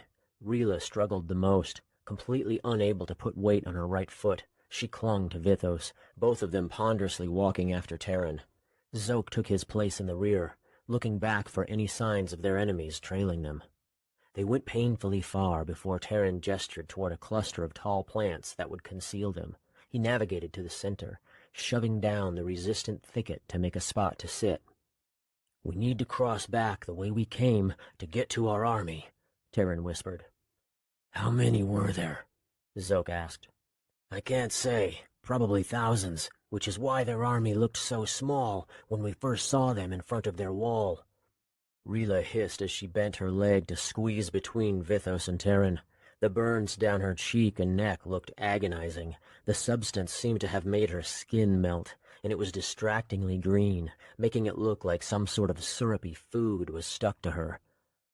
"I don't know how much farther I can walk," Rila whispered. "I didn't hit the ground right. Something's wrong with my knee." "Rila, your face." Terran looked at her in horror. Her hand reached to touch her cheek, but she stopped herself. "The pain is immense. It left a mark, didn't it?" Terran nodded. "Whatever you're imagining it looks like right now, it's 10 times worse than that." She gritted her teeth. "What vile substance is it?" "Nothing I've seen before," he said. "Shouldn't we be quiet?" Zoke whispered. "They won't waste their time searching for 4 of us," Terran said. "We just have to make sure they don't see us on their way back to Tenred. As long as we stay here for a bit, we'll be fine." "How can you know this?" Zoke wondered, still concerned he'd be found and they'd burn his skin as they'd done to Rila. The whole point behind all these traps and surprises is to kill as many of us as they can before we reach their wall. That small army was designed to ambush our men and women and then flee to safety. When the search team came into their trap, I'm sure it was a slaughter. Hiller's men must have expected him to send many more. Now that we've discovered their plan, they won't stay there, nor will they waste time searching for 4 of us. They're either on their way back to Ten Red right now or setting up another trap in the woods, somewhere our army will have to pass through. We just need to wait for them to move before we go back, so we don't cross paths. Terrence shifted to a squat and peered over the bushes. Vithos was unusually silent, staring down at his lap. Zoke touched his shoulder. "Are you hurt?" "Where are we?" Vithos asked in Crepin. Rila gently put her hand on his forehead. "I saw him hit his head hard." Terran peered into Vithos' eyes. "He might have a concussion." Vithos asked Zoke and Crepin, "What are they saying?" "I don't know. They used a word I haven't heard before." Zoke's own head was throbbing, but his neck was far worse, causing him agony each time he turned. His left arm burn was just as bad, stinging like a crep had his teeth buried in his flesh. Zoke checked where he'd been impaled. There was a hole, but luckily it was small. It didn't look nearly as bad as it felt. The tree branch was quite thin where it had gone in, at least, and his right arm, his dominant arm, could still swing a sword. "What about you, Terran?" Rila asked. "I see there's a gash along your forehead, but are you hurt otherwise?" "I'm fine." He peered over the tops of the surrounding bushes. "Don't get up, but I see them. They're going west, back to defend their wall." "I don't understand," Rila said. "Why would they chase us if they weren't going to look for us after we escaped?" "If they'd caught us quickly, they could have reassembled whatever ambush they'd planned. But now that we've gotten away, we'll inform him about the trap, ruining its effectiveness. I thought they might risk setting up somewhere else, but it appears they've chosen to rejoin their army." He looked at Rila's leg. "Will you be able to walk?" "I'll try." "Then let's go." He started to crawl through the bushes. "Stay low for now." Rila started to follow, but she stopped and hissed. "My knee. I can't put weight on it." Terran stopped. "Then we'll wait and carry you out of here." They waited patiently. Terran peered out every so often. "There was definitely over 1,000, he said. Zoke was curious to look for himself, but the aches of his body made each movement difficult. He kept his neck stiff. Only when he managed to keep his head still could he endure the pain. "They're gone." Terran stood and offered a hand to anyone who would take it. "Are we leaving?" Vithos asked, still speaking in Crepin. "Yes," Zoke answered. The elf took Terran's hand. Rila was next, gingerly straightening her leg until she cringed. Zoke stood on his own, realizing then that his back was just as tender as his neck. He grunted in agony. When he moved his hands to his lower back, pain shot up his left arm. Rila fell the moment she took a step. "Bastial hell!" "Zoke, can you help me carry her?" Terran asked. Just the thought of lifting her sent a wave of pain up his spine all the way to his neck. "I can't." "You're hurt too?" Zoke didn't want to admit it, but it was a simple question with only 2 possible answers. "Yes." He wanted to kill them, the cruel and sneaky humans. He would find them behind their wall and punish them for the misery they were putting him through, if only he wasn't in such agonizing pain. His teeth were clenched in frustration. "I think I can carry you, Rila." Terran began to remove his steel breastplate. He handed it to Vithos. "Can you hold this?" "Why?" Vithos asked. "So I can carry Rila. It won't work with that around me." "Why carry Rila?" Vithos wondered, taking the breastplate. "Because she can't walk." "Why she can't walk?" Terran sighed. "Just hold the breastplate." He knelt down. Rila clasped his shoulder as she limped to position herself behind him. "I'm sorry about this." "Nothing to be sorry about," Terran said. It took nearly an hour for them to make it back. Not one word was said. except when Terran announced he needed a break and set Rila down. When they rejoined everyone else, the rest of their army had donned armor and looked ready to march. "They were going to leave without us?" Rila asked. "I'm surprised they even waited this long." Terran set her down. Immediately, she took Vithos' shoulder for balance. Terran whistled. Thousands of men and women turned toward them. Then there was a burst of murmurs. "Him!" Terran screamed. "Where are you?" "Here." The commander came through the crowd. "We thought you were dead. What happened?" "These three need to see chemists. None of them can fight." "I'm going to fight," Zook said, but his comments seemed to be ignored. Hem threw his head back when he saw Rila's face. "Bastial hell! They've burned you." She nodded. "A clear liquid. Watch out for it." "I know, fight?" Vithos asked. "What happened to my strongest psychic?" Hem asked. "A bad concussion," Terran said. "He likely would only get in the way because he can't remember what happened less than a minute ago." "Damn," Hem uttered. "These psychics are worth 500 men, if not more." Alex ran over. "I'm so glad you're all—" The sight of Rila interrupted him. "My Bastial stars! What happened?" "Back with your group," Hem commanded. Alex swallowed whatever he was about to say and obeyed. "The sun is setting," Hem said. "We must be leaving soon." He made a sign with his fingers as he waved. Two large men jogged to him. "Take these three to the chemists tending to the injured." "Yes, Commander." "I wish to fight," Zook said. "Sister to me might be there. I can't let her die." "Let me see you swing your sword," Terran said. Zook knew it was a test. He prepared for pain and drew his weapon. Stepping into a clearing, he took in a breath and gave it one hard slash. His body betrayed him. The pain through his neck and back was like a psychic spell, making him throw his weapon. He screamed and cursed in Crepan. "Lot of good you'll be," the commander said. "Bring them to the chemists." One of the men scooped up Rila. The other offered his arm to Zook, but he refused it. "I can walk." Zook barely kept up with the man carrying Rila, but finally they made it. "More that can't fight?" A short chemist greeted them. "Yes." The man gently set Rila down. "So I finally get to meet the Crep," the chemist said. "Can you cure my pain?" Zook asked. If he could move without the agony, then he still could fight. "Let us examine you three first." She snapped her fingers and called two other chemists by name. Then she turned back as both inspected Rila's face and started asking her questions. "They say your name is Zook," the stumpy woman asked. "Is this correct?" "Yes." "I'm Pilpa. Were you the ones who went with Terran?" "Yes." "What happened? And where are you hurt?" "We had to jump off a cliff to escape enemies pursuing us. We hit many branches on the way down. One went into my arm, here." He showed her his wound. "But my neck and back are giving me worse pain. I don't need my left arm. If you can take away the other pain, I can fight. I need to go with them." "Let me do a few tests." She reached up and took hold of his head. "Your skin," she exclaimed. "It's so rough."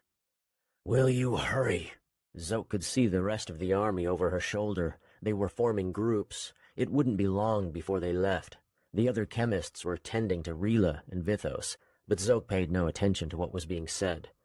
When Pilpa twisted his head slightly, his teeth came together, and he grunted from the pain. She went behind him. "Tell me when it hurts." Then she started pressing on his neck. "Hurts," he said louder than he meant to. She started shifting her fingers around the side of his neck, and he yelled out again. Then she moved down his back. "I assume you landed on your back when you jumped off this peak?" "Yes." "Nothing's broken, but you might have torn something in your neck. Your spine has been damaged as well. I don't think it's permanent, since you're still able to walk, but I don't know Krebs enough to tell." "Is there a potion that'll take away the pain, so I can fight?" "Yes, but I can't recommend it." Zook watched, horrified, as the army of Cairo began to move. They followed him west.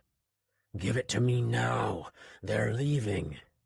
"The side effects would make you a lousy warrior, and you'll make your injuries even worse. You won't even be able to swing a sword halfway through the battle. You'll just be a corpse, ready for the making." Getting halfway through was better than Zoke could have hoped for. "That's fine. Give it to me now." She looked at him incredulously. "Please," Zoke yelled. Then he spat, disgusted he had to resort to begging. The motion of turning his head away from Pilpa sent a rush of pain through his neck. She grumbled and took a potion off her belt. "I wouldn't give more than a sip of this to anyone. It's far too strong. But you look like you weigh more than any human, so you can have a little more than a sip, but it'll probably do more harm than good." Zoke took a gulp. "That's too much," Pilpa shouted, grabbing it. "How long does it take to work?" "By the time you reach the wall, you'll feel a fourth of its strength." "Thank you," Zoke said. He started to leave. "Zoke, where are you going?" Vithos called after him in Crepin. "To fight." Vithos started to walk toward him, but the chemists nearby grabbed his arm. "You just told me you thought we were fighting the Kreps," one said. "You're staying here before you get confused and end up killing one of our own." "Zoke," Rila yelled, "keep Alex safe for Effie." "I will." It was a struggle to catch up, but he managed to reach the tail end of the army by the time he came through the last trees of Corin Forest. Chapter 17. Zoke. "Alex!" Zoke navigated through bodies in search of the tall human with black hair. Each time he bumped into someone, his neck reminded him he shouldn't be fighting. He passed through several groups, listening to the officer in charge delivering a speech. The Cairo army was lined up once again, facing Tenred's wall. "Alex Baum!" Zoke tried again. "Quiet, Crep," a man said. "We're trying to listen," said another. Then Zoke saw a hand shoot up from between the humans in the next group down. He found Alex's face and squeezed his way through. "You can fight?" Alex whispered. "Not yet, but I'll be able to soon. They've given me a strong potion for pain." Their officer's speech concluded. The humans began to chant. Alex screamed to be heard. "You're going to fall asleep during the fight." "No. Why would I sleep?" "You don't understand." Alex continued to yell, but Zoke couldn't hear the words. The chanting had become too loud. "Tear down their wall! Tear down their wall! Tear down their wall!" Zoke lifted his heels for a glimpse over the men in front of him. He knew stretching his body that way should have sent blinding pain down his back, but he barely felt the ache. The potion was working already. However, he couldn't see over the cluster of heads in front of him. He would have to wait to find out whether Tenred would face them outside the wall or within. "For Cairo!" the warriors began to shout. "For Zeddy," Zoke thought. They charged, their boots beating against the ground. Zoke stayed behind Alex, thankful he could run without blinding pain. He still made an effort to keep his back and neck straight, knowing they were damaged. But at least he could swing a sword. If Zeddy was there, he was going to find her. The farther they ran, the wider the gaps became between each person. Zoke managed to find a clear view ahead for a blink here and there. It was enough to tell that there were men and women waiting in front of Tenred's wall.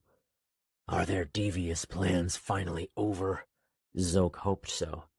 He cringed at the thought of the clear liquid burning its way into the open wound on his left arm. "Shields ready!" yelled the officer who led Zoke's group. The front men lifted their shields. A barrage of arrows struck. Some men fell, but there were others behind them to take their place. More arrows, more blocks from shields, more men falling. Zoke and Alex veered to the side to avoid someone who'd been shot in the leg and was stumbling. Zoke bumped into a rotund beast of a man carrying a mallet. It was Halfbeard. "Don't get in my way, Crep." Halfbeard screamed and picked up speed, squeezing through to the front, although he had no shield. "Swords ready!" the officer commanded. Zoke drew his sword. He could see the black and red shields of his enemies through the gaps, but then his focus was drawn to Halfbeard, who had pushed past their officer and was now the first man to engage. Halfbeard screamed and spun, swinging his mallet indiscriminately among the enemies. The first of countless and continuous cries erupted. 3 enemies were flung from the force of Halfbeard's mallet, toppling into others nearby. The wave of unsteadiness continued through, causing the men of Tenred in front of Zoke to lose their balance. Zoke's officer, along with those on either side, slammed their shields against their enemies. The sound was like metal exploding. The officer and his men's momentum easily overpowered the unbalanced defenders.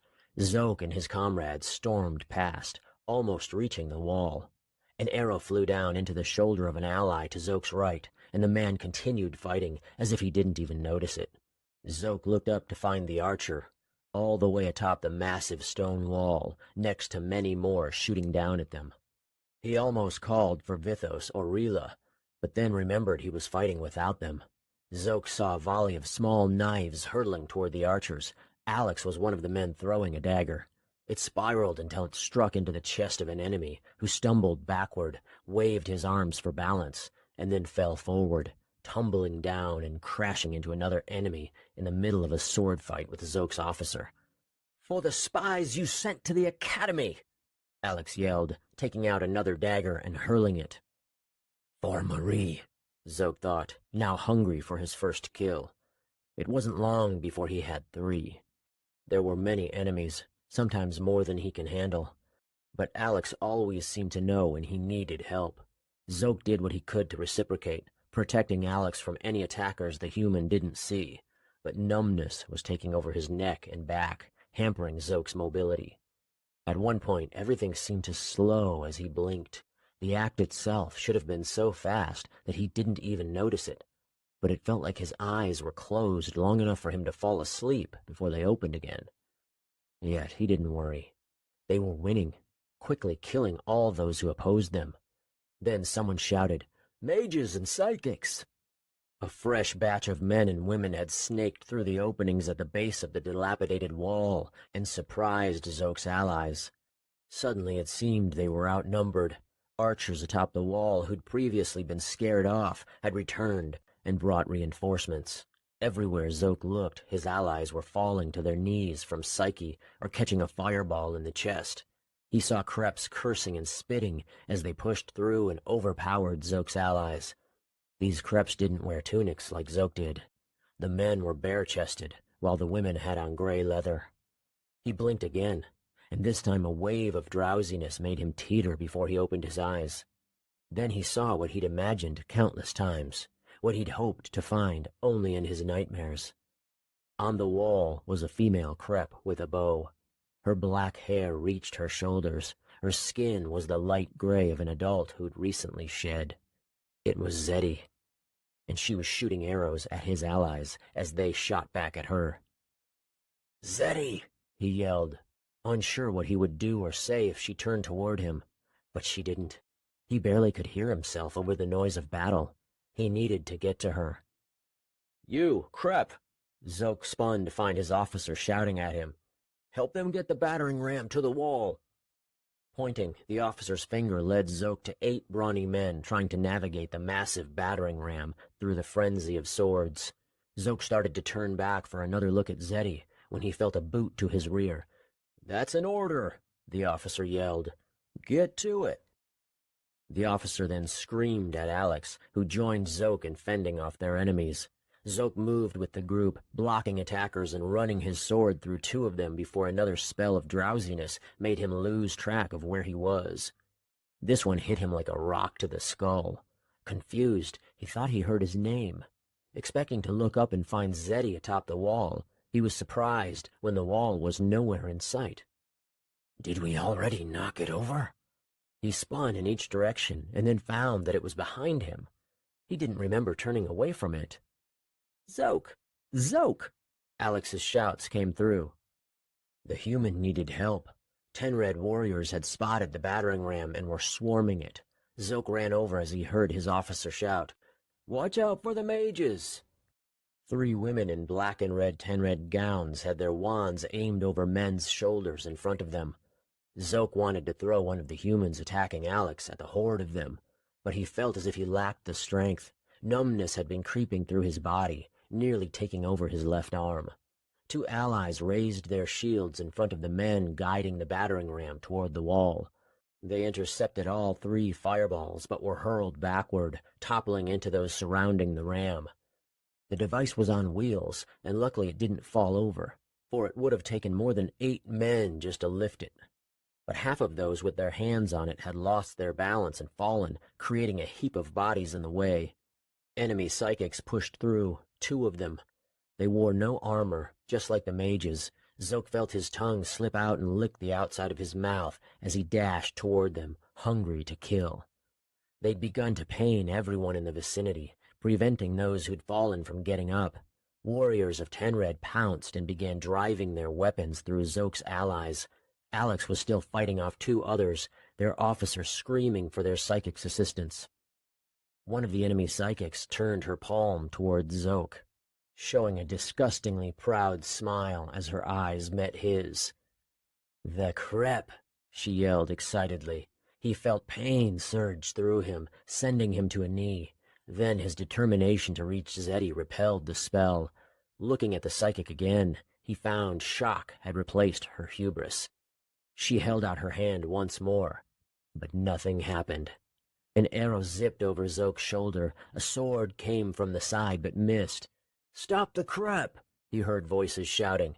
But he'd already made it to his target, driving his weapon through the woman's soft flesh, and then turning to take the head off the other psychic nearby. When he turned to rejoin his army, a wall of enemies blocked his path. They came at him quickly, but each died before he had a chance to strike. As their bodies fell, Zoke found his allies behind them. "Damn psychics," one said. Another opened his mouth to say something, but Zoke already was rushing toward Alex to help him finish off the men he was engaged with. "Get that battering ram to the wall," their officer yelled. "Psychics, protect them." "I'm just one psychic," a woman said, taking a spot next to the warriors around the battering ram. "Where's the other psychic in our group?" the officer asked. "Dead." Zoke took the moment of reprieve to look for Zeddy again. There was no one left atop the 10 red wall. The feeling of a knife twisting in his neck nearly made him drop his weapon. The psychic must have been strong, for every enemy trying to stop the Cairo assault quickly succumbed to pain. They reached the wall, where a section had been cleared by warriors who'd advanced previously. Immediately, Alex and many of the others began to cough and hold their noses. Zoke felt the sting in his throat. "Our chemists poured acid on the wall to weaken it," the officer said. "Get in position." Zoke heard the deep thud of other battering rams slamming into stone on either side of him. It wouldn't be long before it would crumble. But then what? Zeddy was on the other side. She was brave, too brave. She would never flee. Zoke had to find her before she was killed. Not that he knew what would happen then. The wall didn't hold out for long. "Move back!" his allies were shouting. Zoke ran. He found everyone else doing the same. The stone creaked and began to tumble in chunks. The ground shook. Dust clouded the air. Then sleep tried to pull Zoke under again. He still heard the thuds and felt the frantic rushing of everyone around him, but he couldn't move or open his eyes. His head fell to his chest. By the time it made it there, he was back, completely himself once more, except for the numbness. Alex was tugging on Zoke's wrist. "The wall's down. Let's go." "I saw Sister to me earlier. She's there somewhere." They climbed over chunks of stone, wading through the dust. "Then we'll find her. But first, I'm going to find Brady and Sawdar and kill them." Zoke would have spat if he had the time. Yes, Brady and Sawdar needed to die. But after he found Zeddy. "You look for them," Zoke told Alex, "and I'll find Zeddy." Screams ahead halted them. These were unlike the previous shouts of battle. These were tormented. Something was causing excruciating pain to their allies. Zoke listened closer and heard the sound of glass breaking. The dust began to clear. Tenred's chemists were hurling potions of the same clear liquid that had burned Rila's face. "Hurry," Alex said, regaining his speed. But then he stopped when a bottle slammed into his shoulder. He gasped. Looking down, he found it hadn't broken. Zoke knelt to reach for it, but pain knifing through his back and neck stopped him halfway. He let out a screech. Alex grabbed the potion and threw it back at the enemy. It was almost lost in a round of arrows and fireballs, but Zoke managed to follow the potion with his eyes until it struck a male crep, exploding against his chest. His skin started to melt, and his shouts joined the terrible chorus of screams. That seemed to be the last of the potions. Cairo's warriors swarmed, dashing between chunks of stone that did well to protect them from being hit with arrows or fireballs. Zoke joined them, he and Alex picking up speed. As a rotund human charged beside Zoke and screamed, he recognized the man as Halfbeard. Blood, dust, and dirt were stuck to the shock of hair coming from his chin. The end of his mallet was chipped, but Halfbeard didn't seem to mind or even notice. "For my nephew!" Rather than wait for the allies ahead of him to engage the enemies first, Halfbeard shoved his own men and women out of the way with ferocious determination. An archer saw him coming and shot. The arrow struck Halfbeard in the shoulder, but did nothing to slow his momentum. Another arrow found Halfbeard's thigh. It didn't even slow him down. "Die!" he yelled. 10 red warriors previously engaged with others turned to intercept him, holding their shields and swords steady. Halfbeard slowed at the last moment, turning his knees and doing a full spin with his massive mallet extended. It was impossible for Zoke to decipher what happened next. There was a medley of steel singing, men screaming, and then bodies flying. Immediately after, 10 more from Cairo reached the dent in Tenred's line, where Halfbeard had been just a moment ago, but was no longer.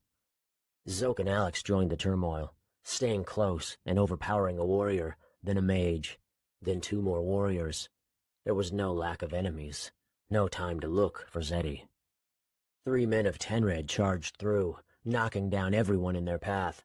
As they came close, Alex and Zoke tried to engage them, but these men were using the slope to their advantage, and they wore steel from helmet to boots. Only too late did Zoke realize they couldn't be stopped. He moved, yet took a slash across his leg. He fell, as had Alex.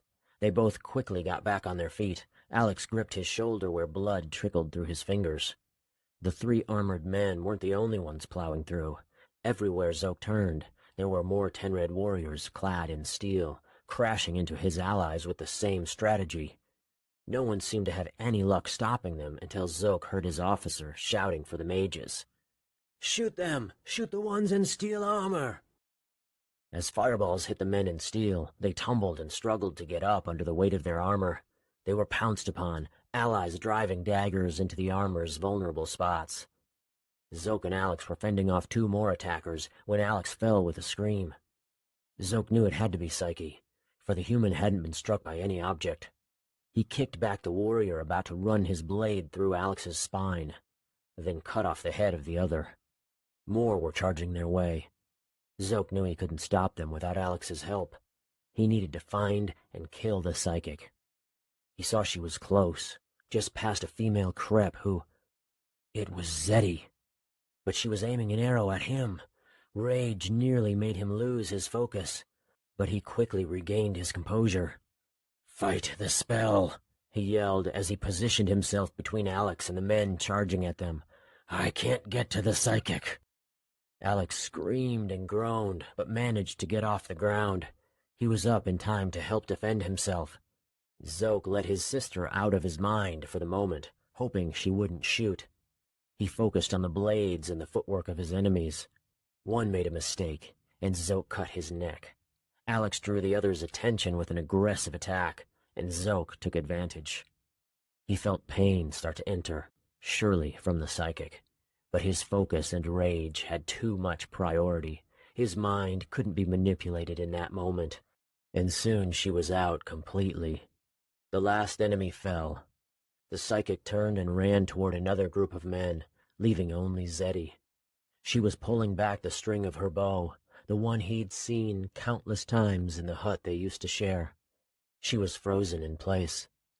Alex began to charge. Zeddy turned her aim toward him. "Stop!" Zoke yelled. "That's sister to me!" Alex stopped and positioned his sword across his chest as his only defense as he backed away. Zeddy's arms began to shake. Her yellow eyes squinted. "Zeddy, don't shoot," Zoke said in Crepin. "He's a friend." Another warrior of Cairo charged at Zeddy, but she turned and fired her arrow. It must have struck the man in the heart, for he died instantly. "Go to her," Alex said. "I'll be fine. Don't worry." He ran to engage more enemies. Zoke didn't know why he couldn't move. It wasn't until she spoke that he had control over his body once more. "Zoke."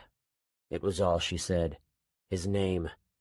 But it was all she needed to say. He could hear it in her tone. She wouldn't kill him.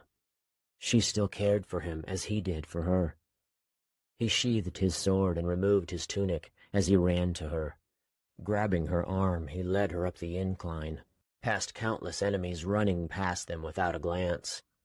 He hid his tunic on the other side of his body as best he could. He saw houses, homes to the citizens of Tenred, and ran toward the closest one. They passed more enemies, some slowing for a confused glance, but most too focused to notice. "What are we doing?" Zeddy asked. Zoke didn't know how to answer. She kept pace with him as they reached the house. The door was locked. "What's happening?" she insisted. "We need to talk away from the battle." He tried a few more doors nearby, but they were locked too. Finally, he got fed up and kicked the next locked door with his heel until it burst open. A frightened woman cowered in the corner at the sight of Zoke and Zeddy. "You won't be hurt," he told her in common tongue. "I just need to use your house for a moment." "You..." Her eyes found the blue tunic in his hand. "You're with Cairo." "Don't scream, and you won't be hurt," he said. "Just let us talk." Zeddy turned him toward her. "What are you saying?" she asked. The twist of his body caused pain to shoot up his spine, and he winced. "You're hurt," Zeddy said. "It's fine." They stared silently. The woman started to sneak out of the room. Zoke pointed at her and shouted, "Stay here where I can see you. I don't want you alerting anyone from Tenred that I'm here." She stopped and huddled back into the corner. "You've changed," Zeddy said. Her tone hurt him deeply. "I haven't. But I see that you have, physically. Your Pra-Durin turned out nicely. Your skin is a pleasant shade, and you're taller and stronger." She smiled. It made him feel like his heart had been cracked since he'd left, and it had just now been mended. "Life has been difficult to endure without you," Zeddy said. "So many have died. Greyall, your humans killed him." Her eyes squinted as she held back tears. "I don't understand how you can fight with them." She sounded furious. "Have you been living with them as well? Are you friends with the weak humans?" He didn't want to answer her questions. "How did Greyall die?" "There was an explosion here, not long ago. He and I were atop the Tenred castle. He fell." "That pains me to hear." Zoke allowed a moment of silence before he spoke his next thought. "Neither of us belongs in this war." "I disagree. Your humans are stopping us from getting to the Slagari. They are the ones interfering." "Your humans lied about Cairo, even knowing of the Slagari," Zoke retorted. "They just wanted the Kreps to join their army, and it worked." "Are you saying your humans don't care about the Slagari? If so, they should make it clear, and all of this can end." Then you and I can share a hut again." She seemed so hopeful. It hurt him to reveal the truth. "Now Cairo does protect the Slagari. They've made an alliance.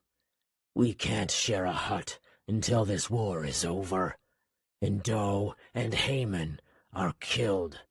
I'll never be welcomed back into their army." A thought struck him. "But you can join me." "I won't live with humans." "Then let's just leave." She already was shaking her head before he could say more. "You should go.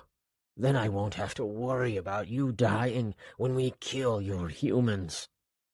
His knees buckled, her words nearly crippling him. "I don't wish to leave Vithos, and these humans are stronger than they seem. I care for them, but I care for you most. If the only way for you to be safe is for us to leave and go somewhere else, then that's what we should do. I don't want you fighting in this battle, or any battle after." "No, I won't flee. Your humans must pay for what they did to Greyol, and I need Slagari meat. I know you can't understand, because you're unable to smell." He was thankful at least that she didn't call him a Guradu. "But it's a craving my body longs for, as badly as air and water. Doe is the strongest creature I know. He's a great leader, and will bring the Kreps much happiness. I wouldn't abandon—" "How can you say this?" Zoke interrupted, thinking of Terran and Marie, the human leaders he'd encountered. They were infinitely better than Doe. "Doe and Haman don't care about you or the Kreps." "Brother, listen." She stepped toward him. She was far closer to Zoke's height than he was used to. "You've always protected me, and I know you must still feel it's your responsibility to keep me safe. But I'm an adult now. Don't coddle me." "Keeping you from being killed is far from coddling." Zoke swallowed the urge to spit. She shook her head with a sad smile, showing her sharp teeth. "My life isn't yours to keep safe, and there are others that I won't abandon." "Father?" Zoke asked incredulously. "Of course not," Zeddy spat. The woman watching from the corner grumbled. "I told him never to speak to me again," Zeddy continued. "Are you speaking about a Seshar, then?" "I haven't chosen one yet, but I've been considering Kinu. He's the one I can't abandon. We've been spending much time together since Doe has given me more responsibilities." As Zoke remembered Kinu, it brought him back to the tribe. He visited Kinu each week to receive a report on which Kreppen scouts to collect for punishment. He could see himself with the tribe, wearing his official cloak that brought on stares of malice. It felt as if his body was sinking into the memory, his head as heavy as stone, his eyes shutting. "Zoke," Zeddy called. "What's wrong?" "Some potion for the pain." He felt as if he could sleep standing up. "I don't know what to do now," she nearly whispered. "Come with me. Fight with me." Zoke reached out his hand. "I already told you I can't do that. I'm staying with Doe and the Kreps." "But you should leave." Her eyes went wide. "You should join Suba and the other Kreps who abandoned the army. They went north to Marajek. Join them, and when all of your humans have been killed and the Slagari have been captured, I'll visit you." She was excited by the idea. "I can't leave Vithos or the others to fight on their own." Not unless it's the only way to ensure your safety.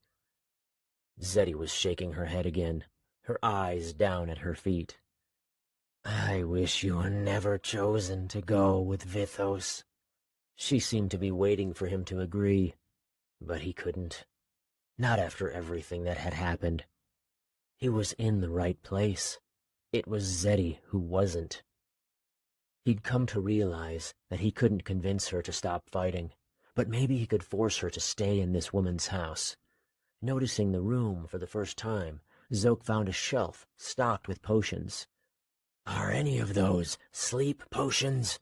He asked her in common tongue. Why? The woman asked. What's happening? Zeddy asked, suspiciously. Just answer me, Zoke told the woman. Yes, she retrieved one for him. He took a small sip to make sure it was nothing toxic. It tasted safe enough, like sweet and salty water. Holding it to Zeddy, he said, Drink this.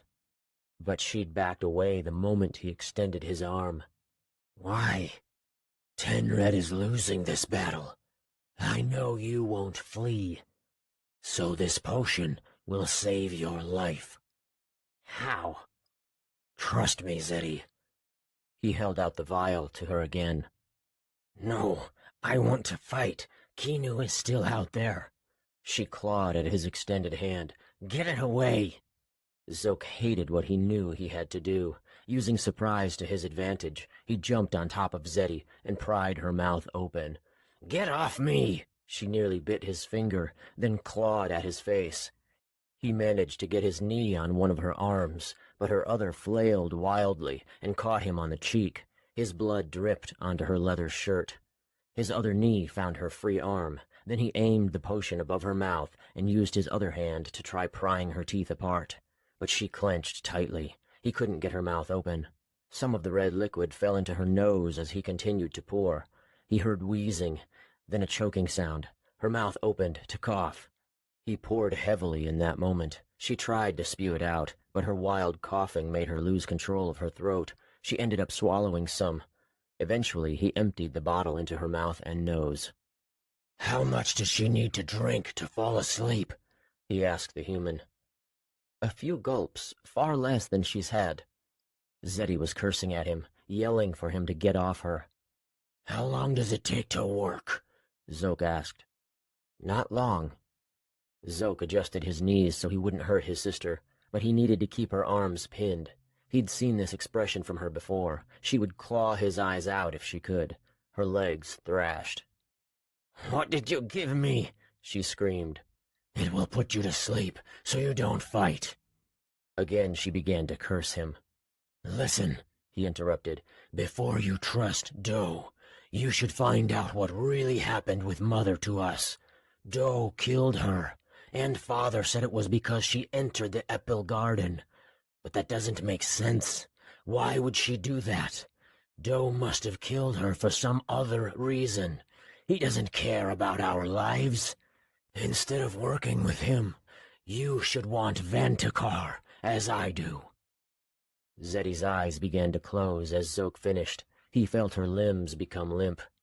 He got up and pointed his sword at the woman. She jumped back with a yelp.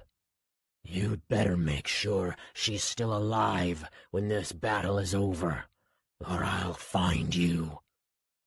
Just like I'm going to find Sawdar and Brady. A spell of drowsiness hit him as he opened the door. He felt himself falling. Gripping the handle of the door as hard as he could wasn't enough. He was blanketed in comfort as he succumbed. Then he hit the dirt. His back and neck ached. Groaning, he pushed himself up to find a sword lifting his chin. What did you do with Zeddy? The voice sounded familiar, but Zoe couldn't lift his eyes past the crep's knees to see who it was. She's in the house, behind me. Zoke heard the crep run by him. Zeddy, what did you do to her? He found some strength to stand and turned around. Kinu was kneeling over his sister, listening for her breath. The frightened human had clenched her hands and crossed them over her chest. When Kinu drew his sword and started towards Zoke, she screamed and ran into the other room. Zeddy's fine, Zoke answered. Though he drew his own weapon. I gave her a sleeping potion. You mean you forced it down her throat? I can see she didn't want you near her, traitor. Kinu pointed his sword at the wound on Zoke's cheek. I don't wish to hurt you, Kinu. Zeddy told me she cares for you. She might ask you to be her Seshar. Kinu's hard expression didn't change. It would be an honor if she did. Almost as much of an honor to be the crep that finally killed the traitor Guradu. Zoke knew he was outmatched, especially with fatigue making his body feel heavy. But even if he was in his best condition, he would avoid this fight. Lowering his weapon, he said, Kill me, if you must, but I won't fight back. Why'd you do this to Zeddy? What was said between you two? Kinu kept his weapon ready.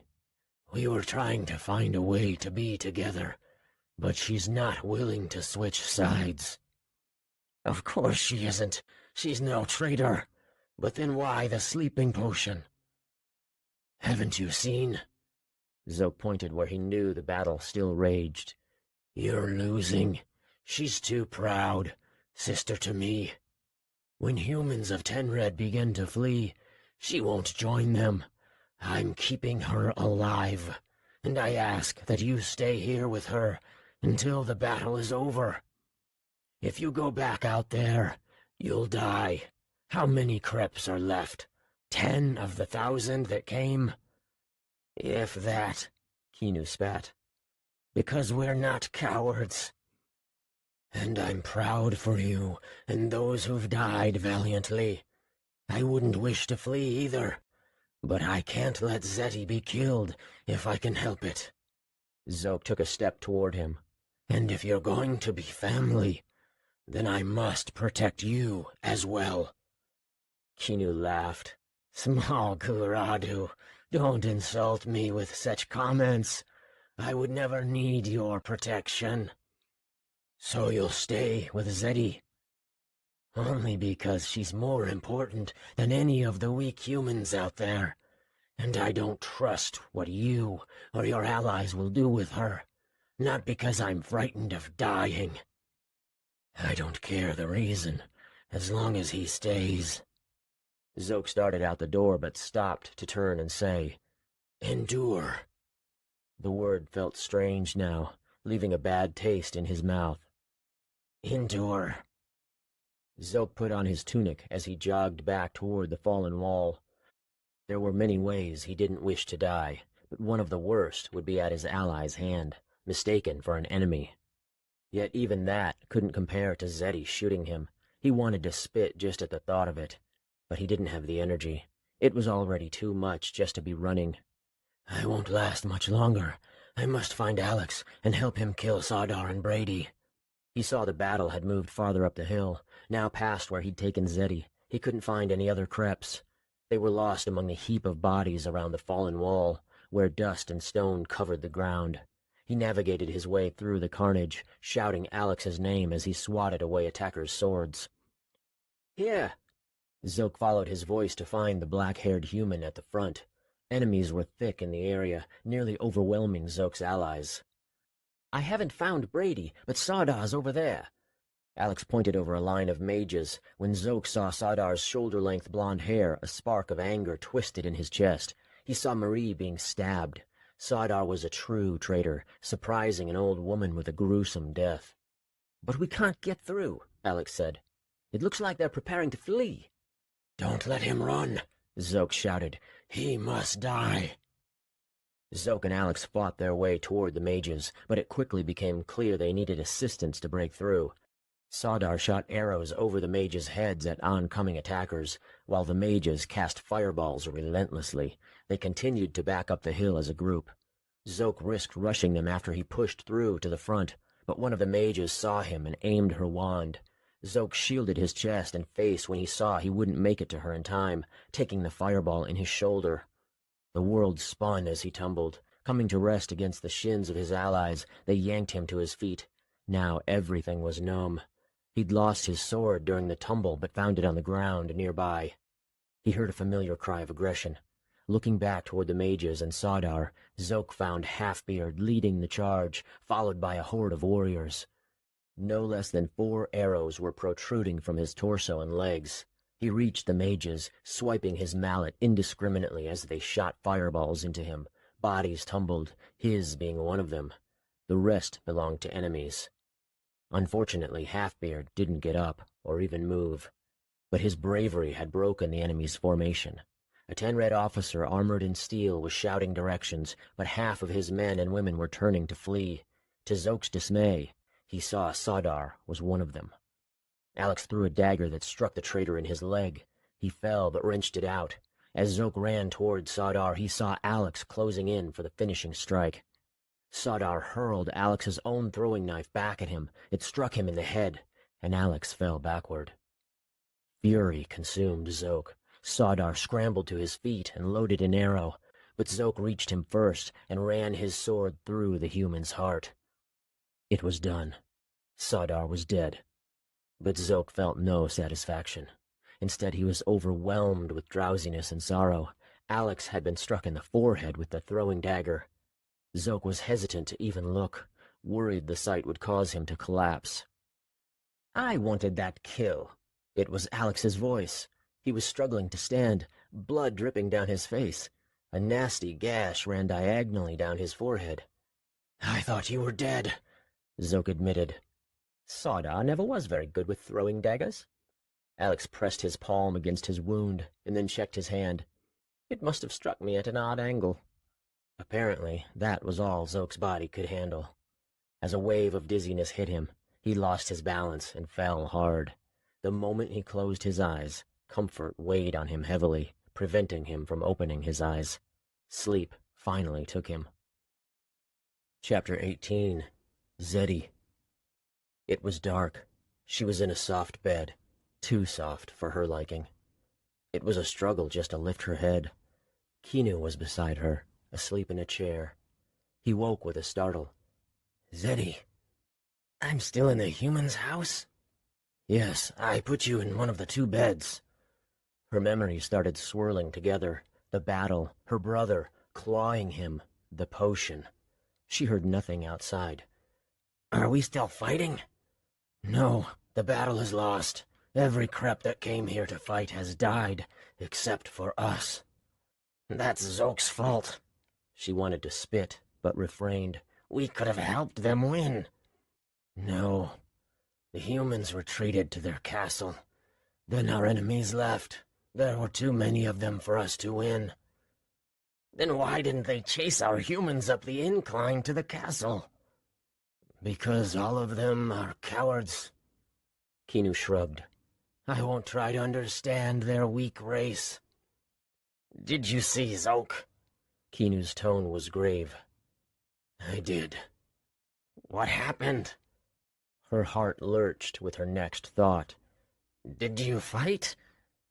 "No, he wouldn't fight me. He told me." Kinu's mouth twisted. "He said that you—" "He told Kinu I was thinking about asking him to be my Seshar." She cursed her brother silently. Zoke would never harm family, even future family. "Never mind," Kinu said. "How are you feeling?" "Exhausted, though I don't know why." "It's been night for a few hours. They're cleaning up the bodies out there.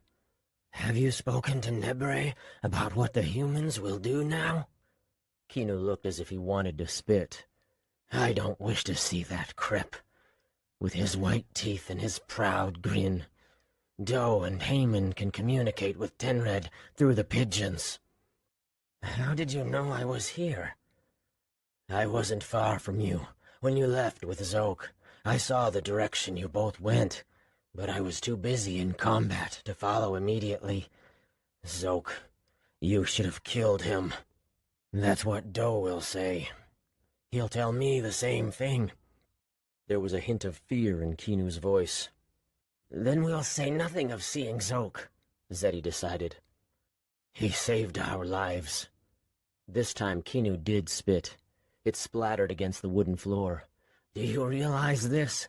The traitor saved our lives." I don't like it when you call him that, Zeddy finally admitted. She'd always been worried Kinu would tell Doe how she felt, but now they shared a secret. He's brother to me, no matter what he's done. I know what kind of crep he really is. I understand. Father to me, though. I would never defend any insult directed toward him. It triggered a memory of Zoke warning her about her mother. She would need to find out what happened before she completely trusted Doe. Her brother was right. What now? Zeddy asked. We sleep, eat, then walk back. Doe will know what to do next. He always does. I bet the weapons for the Dodrix will be ready by the time we get back. Kinu grinned. His eyes shifted to the floor. Yes, this battle may be lost, but it's only a matter of time before our army is ready to strike, and the war is won. Zoke must leave Cairo before we get there. It's the only way for him to live. But she already knew he wouldn't. Chapter 19. Zoke. Zoke woke to excruciating pain. His left arm was bandaged where the branch had impaled him, but the ache couldn't be compared to what he felt in his back and neck. He was being wheeled back to Cairo on a mobile medical bed. He couldn't help but groan, the pain unbearable. "Pilpa, the crep is awake," a woman said. The plump woman came to Zoke's side. She pulled open his left eye and leaned in close for a look, then his right. "What are you doing?" he asked. "Follow my finger." She moved it back and forth in front of him. "Good. Now, can you move your arms?" He could, though the pain down his spine made him stop after just a twitch. "What about your legs?" Pilpa asked. "The pain is too much for stupid exercises." "These aren't exercises. I'm trying to determine if you're paralyzed. Now wiggle your toes, claws, whatever you call them." Zoke did, clenching his teeth through the pain. "Give me another potion." "You're already on a low dosage of pain reducer, but I'll give you more. Here." She brought a clear vial to his mouth. "Only take a gulp." Wanting more than she offered, he put up with the pain to grab it from her hand and slurped down 4 gulps before handing it back. She grunted with disapproval. "It tastes like water," he commented. It was the first potion he'd drunk that didn't have any flavor. "That's because it is. I had a feeling you wouldn't listen to my instructions. Now you don't get any of the real thing." "Give it to me." He tried to sit up, only to go stiff when a sharp pain made him gasp. "Selfish crap. We have many injured. Our potions need to last. You'll get more when I can trust you." He cursed at her and crept in. "Something tells me those aren't compliments you're spewing out." Pilpa turned and left.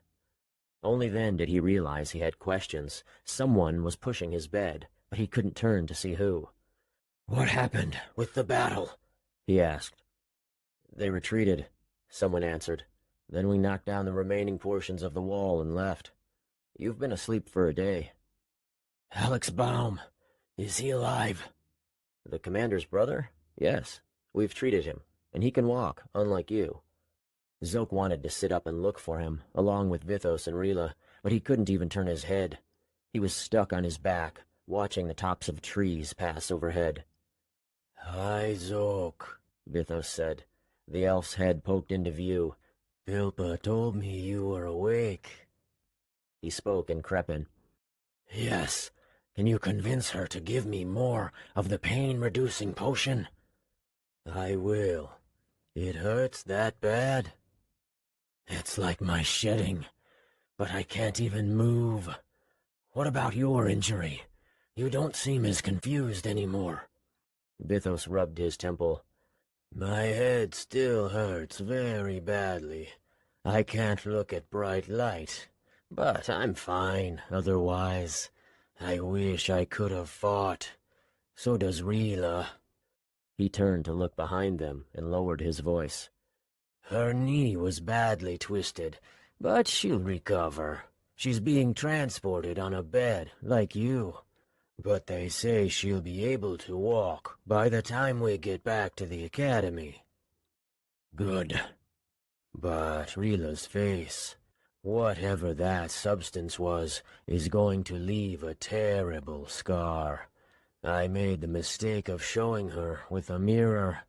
She wouldn't admit it, but I can tell she's depressed. To have such a hideous mark down her face and neck, Zoke felt pity for the young woman. "Tell her that I'm sorry," Zoke said. "That would be the last thing she'd want to hear. Then she'll know we talked about her scar. It's better if we try to ignore it. At least she's alive. What about Terran?" "He and Ham are still alive as well, neither injured too badly. Terran's worst gash is on his forehead. It came from the fall before battle. But Alex was cut up during the fight. His shoulder, face, arms.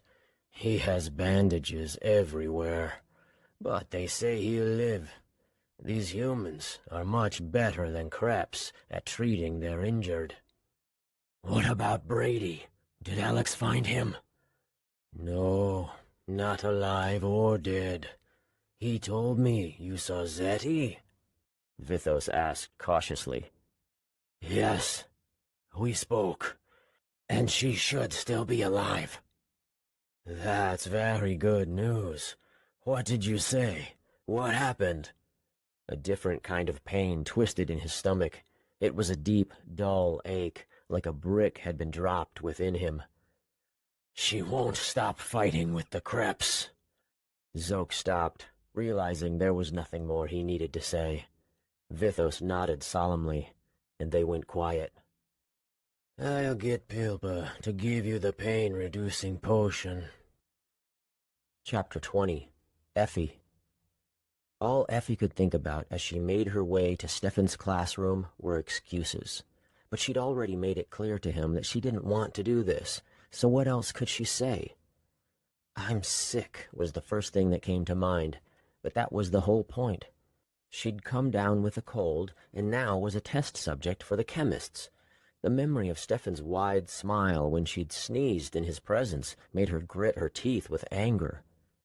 "Are you feeling sick?" he'd asked in a hopeful tone.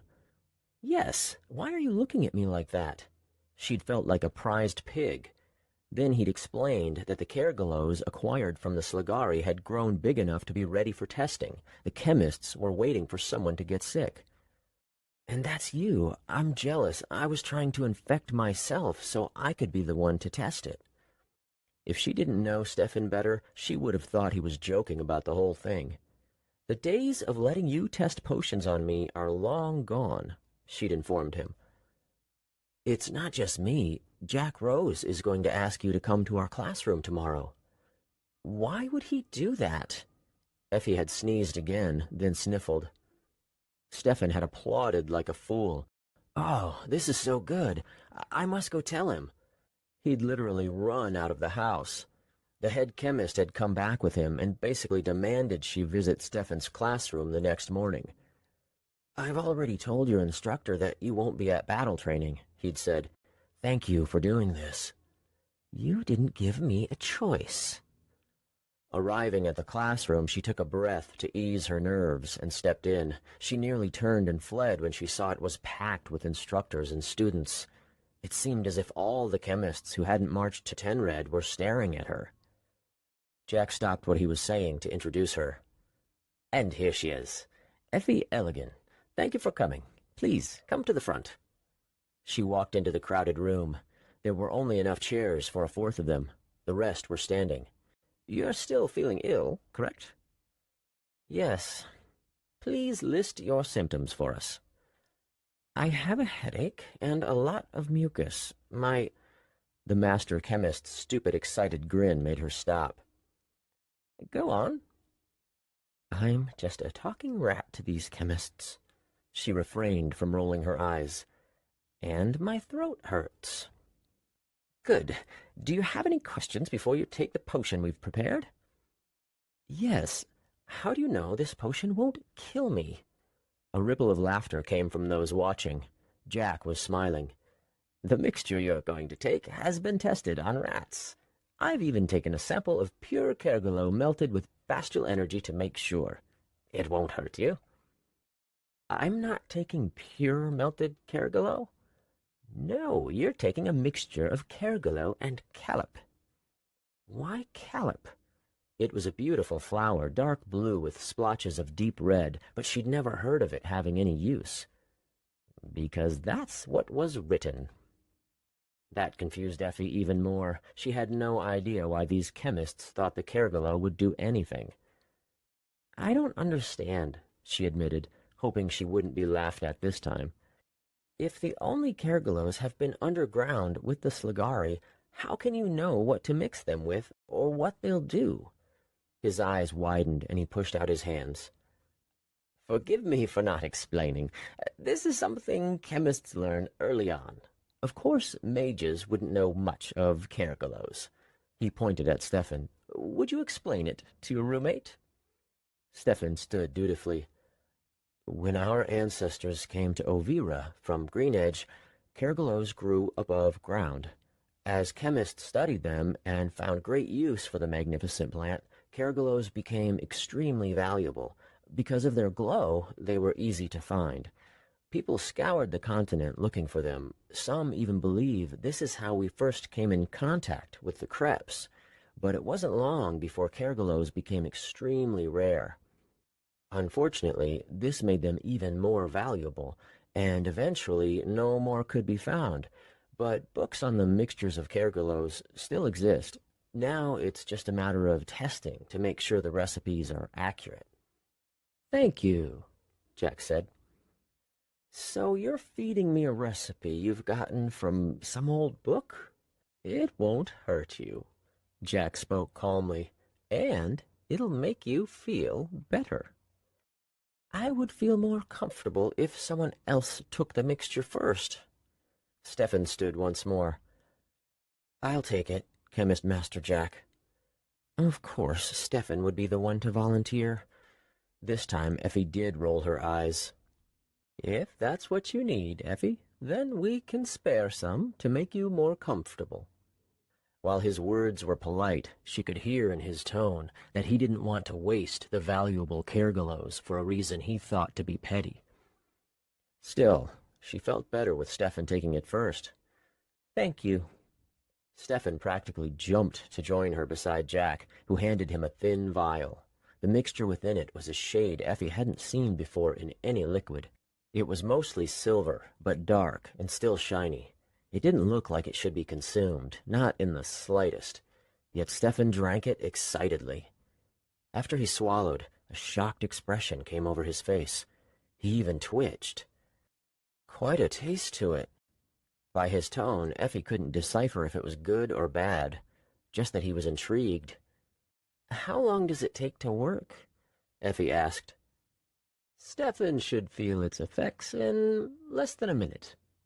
Effie watched his face closely, looking for any signs as to what he was feeling. He seemed to be licking his teeth as he moved his jaw. "Very strange taste," he commented. "Would you like some water?" Jack offered. "Thank you, but no, I don't wish to dilute the potion at all if I can help it." Effie asked, "Do you feel anything?" "Not yet. Just take it, Eff. You'll be fine." Jack handed her a vial and said, "If it was poisonous, Stefan would have felt something already." Effie wondered how true that really was. Nonetheless, she couldn't stand the pressure of everyone waiting for her to do what she knew she would end up doing anyway. "Make sure not to spit it out," Jack said as she took the potion from him. "We don't have many Kergolos yet." "Why would I spit it out?" But when the substance reached her tongue, the reflex to spew came over her. She would have succumbed if not for his warning. Instead, she stopped, apparently made a face that brought on laughter, and forced a swallow. "Drink it all, Effie," Jack said. With great disappointment, she found more than a gulp left. "What does it taste like?" a student asked. She looked to Stefan, wondering if he'd hid how disgusting it was on purpose. It's pretty bad, Stefan said. Salty and thick, but with something else. Some other taste. Overripe mango, Effie said. Her mouth was stinging.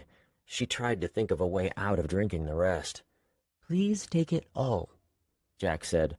Letting out a curse in her mind, she took a breath and then gulped the rest. She couldn't help but groan and make a disgusted face. There was more laughter as Jack offered her water that she gladly took. Instructors and students began to murmur to each other. Effie took the opportunity to ask Jack, "What now?"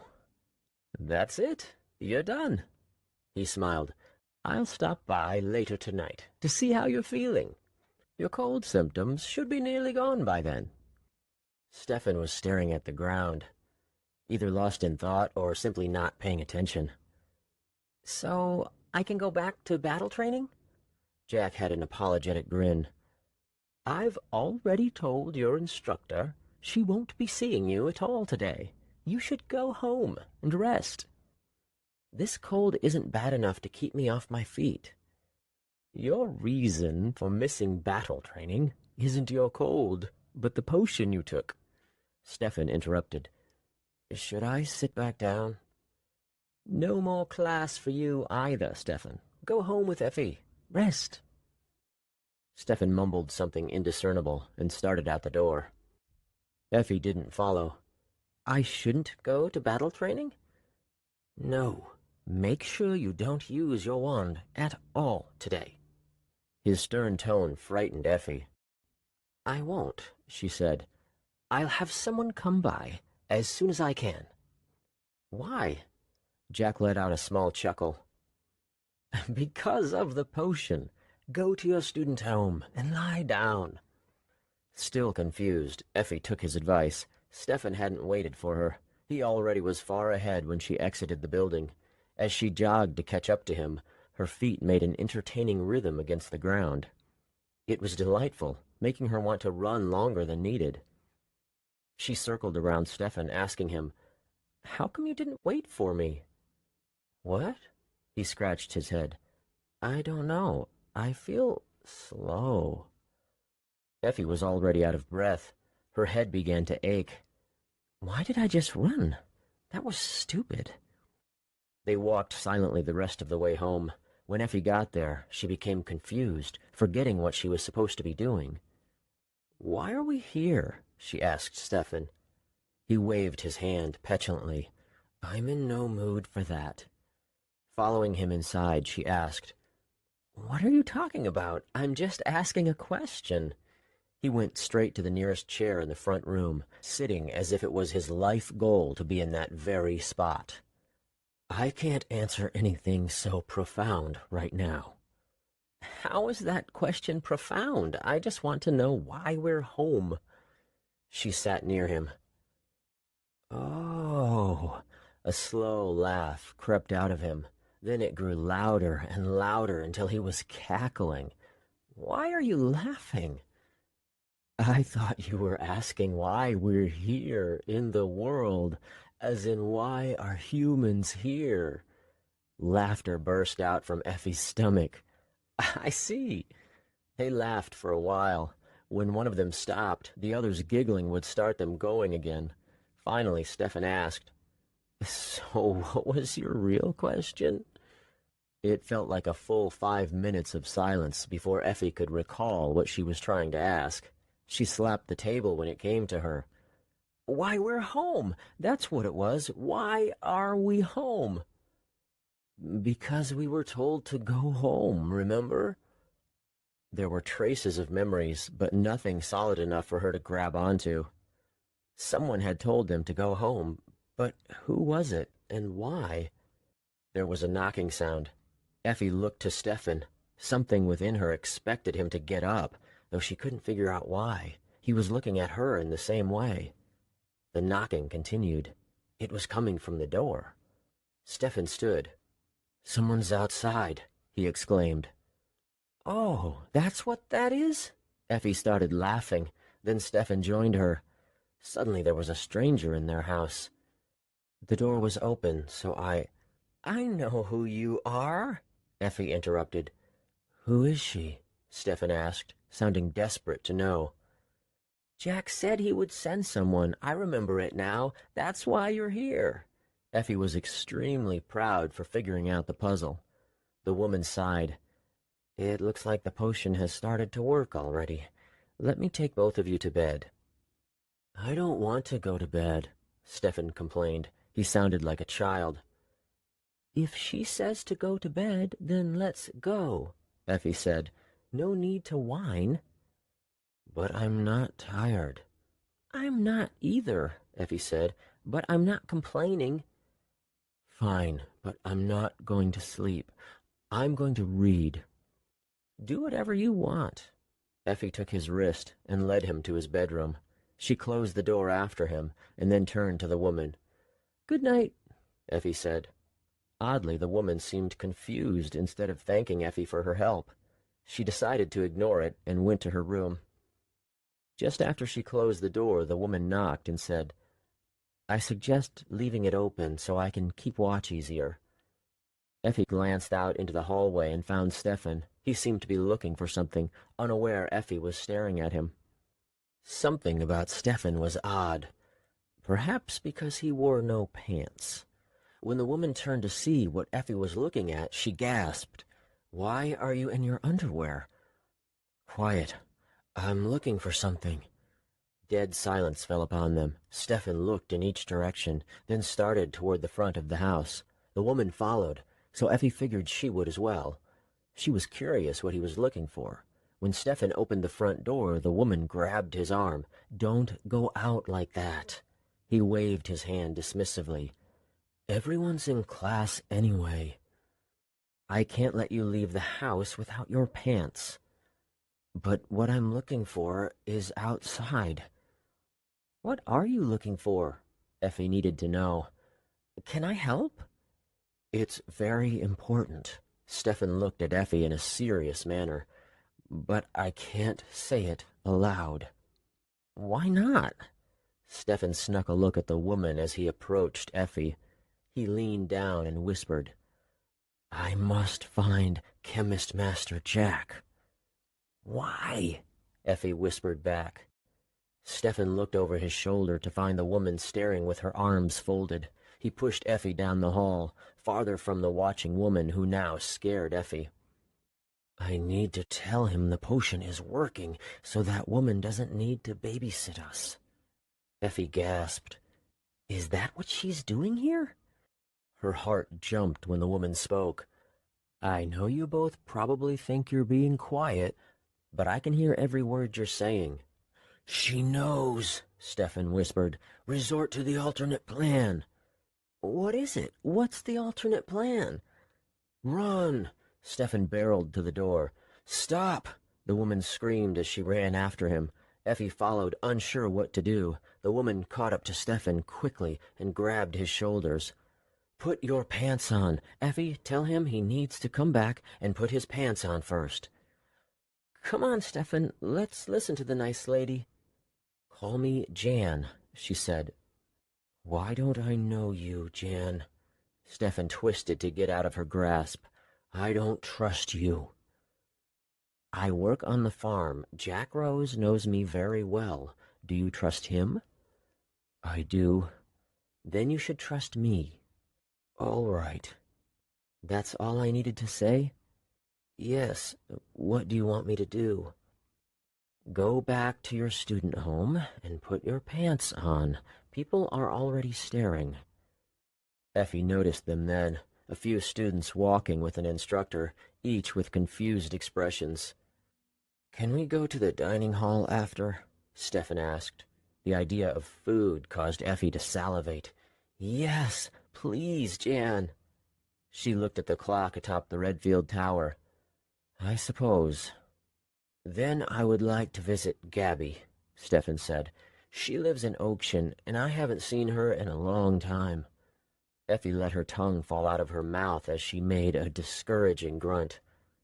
"I don't want to see my sister right now. I wish Rila and Alex were here, though. Can we go meet them? They went to Tenred, but they're expected to be back by tomorrow. They should be in the Fajalajan pathway by now. If they're still alive, Stefan said. I hope they are. Me too. Effie knew she should be worried about them, but she was bored with worrying. Students aren't allowed to leave the academy, Jan said. Stefan, you really need to come with me and put on your pants. Oh, I forgot about that. Effie had as well, but it looked like Jan didn't need her help, for Stefan finally started back toward the house. After an adventurous day with Stefan and Jan, Effie was exhausted. It was already dark when she came out of the dining hall. Her legs felt stiff. How long were we in there? She asked Jan. A long time, maybe 2 hours. Are either of you feeling more like yourselves yet? I'm so tired. I can't tell, Effie said. Stefan was nearly asleep on his feet. I think you've both had too much to eat as well, Jan said. Here you are, Jack surprised them. Thank you very much for your help, Jan. I'll come by tomorrow with some seeds. Please, that's not necessary. I'm glad to help. They needed it. Her last words were hardly an exaggeration. Effie couldn't imagine what she and Stefan would have done without supervision. I'll take them from here. Jack and Jan shook hands, and she left. I'm sure you both are ready for sleep. I certainly was after the Kergalo wore off.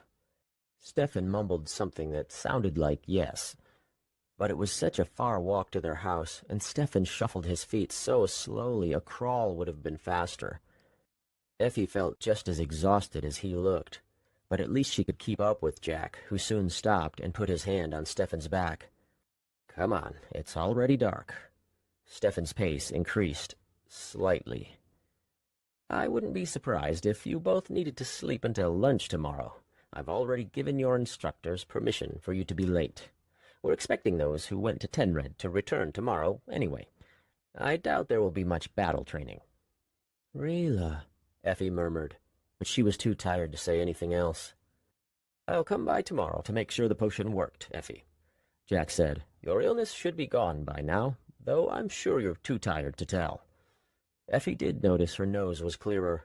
She had a headache, though it could have been from the potion. Chapter 21. Effie. Shortly after waking the next morning, Effie peered out her window at the Redfield clock. It was already noon. Her head still ached, and her stomach did as well. She was shocked when she put her hand on it, for it bulged out as if she were pregnant. Bastial hell, how much did I eat? She still felt full. She stumbled out of her room to check on Stefan. His door was open, but he was asleep. He had a sheet sort of wrapped around him, with his head half on a pillow. It looked like he'd attempted to take off his shirt and pants, but failed with both. One arm was out of its sleeve, and his pants were stuck around his knees. He was mostly on his stomach. It didn't look comfortable. Effie rubbed her face and fluffed her hair, still groggy herself. Stefan? He snorted. Stefan! His rhythmic breathing halted with a grunt. He slowly pushed himself up. With one eye squinted and the other closed, he asked what time it was. It's noon. I just got up. I'm never taking anything like that again, he grumbled. Do you have a headache, too? Yes, and a stomachache.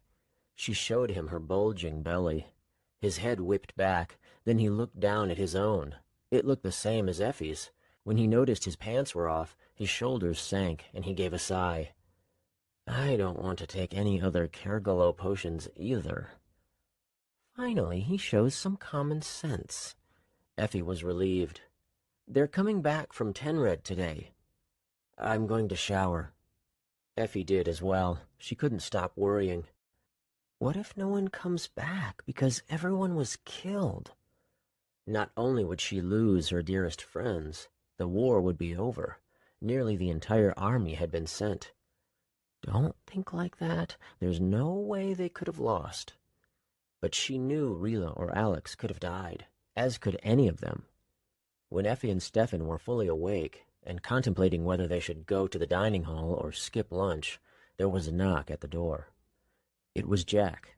After Stefan waved him in, he examined Stefan's eyes, and then Effie's.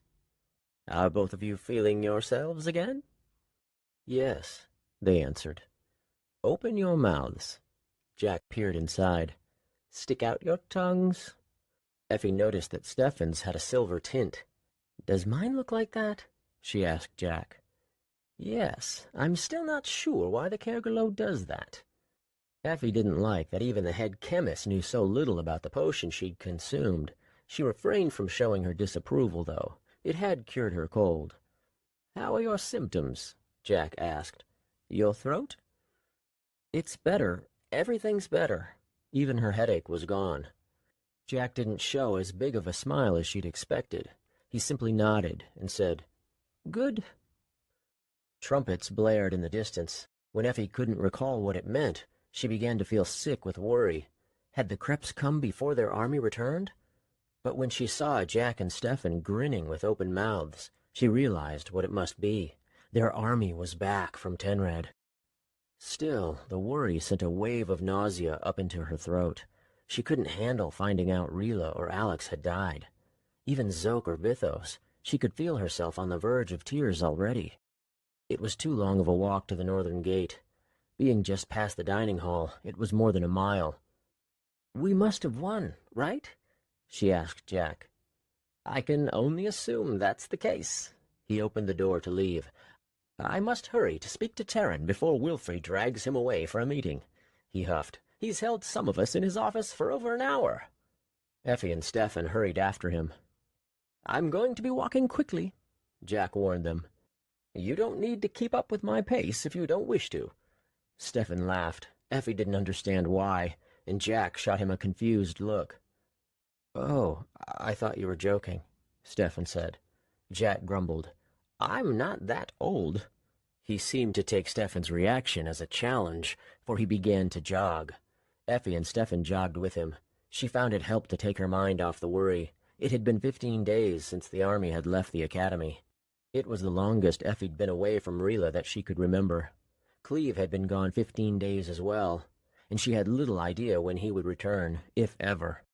It seemed ridiculous that the king expected only him and one psychic to kill a Slagari guarded by thousands of Kreps. She could feel herself becoming upset, her strength diminishing. Damn this war. She felt ready to collapse, to be devastated by terrible news. Terran was one of the first through the gate. Applause broke out. Whistles came next. Cheering was close behind. Effie couldn't join them yet. She wanted to ask Terran about Rila and the others, but he was surrounded by students and instructors, all with questions or news of their own. Most of those coming in through the north gate were of the King's Guard. Effie could tell by their age. They seemed more weathered than the students of the academy as well. Then Effie saw Alex come through, beside a man in a recently polished steel breastplate. Alex had a shallow gash from the middle of his forehead to the crest of his right eyebrow. Besides that, his face was different in general. His features were harder, his cheeks and chin more pronounced than she remembered, his beard shaggy. Then he turned and met her eyes, and all that disappeared with his smile. She hugged him tightly, stopping only to kiss his lips. "This is Effie," the man in shiny steel inquired. "Yes, Effie. Meet my brother, Hem." "It's nice to meet you," he said, shaking her hand. "But I must be leaving. We have to get back to the castle." Hem struck Alex in the shoulder with his palm. "Good fighting." Alex groaned and grabbed his shoulder. "Thanks," he said sarcastically.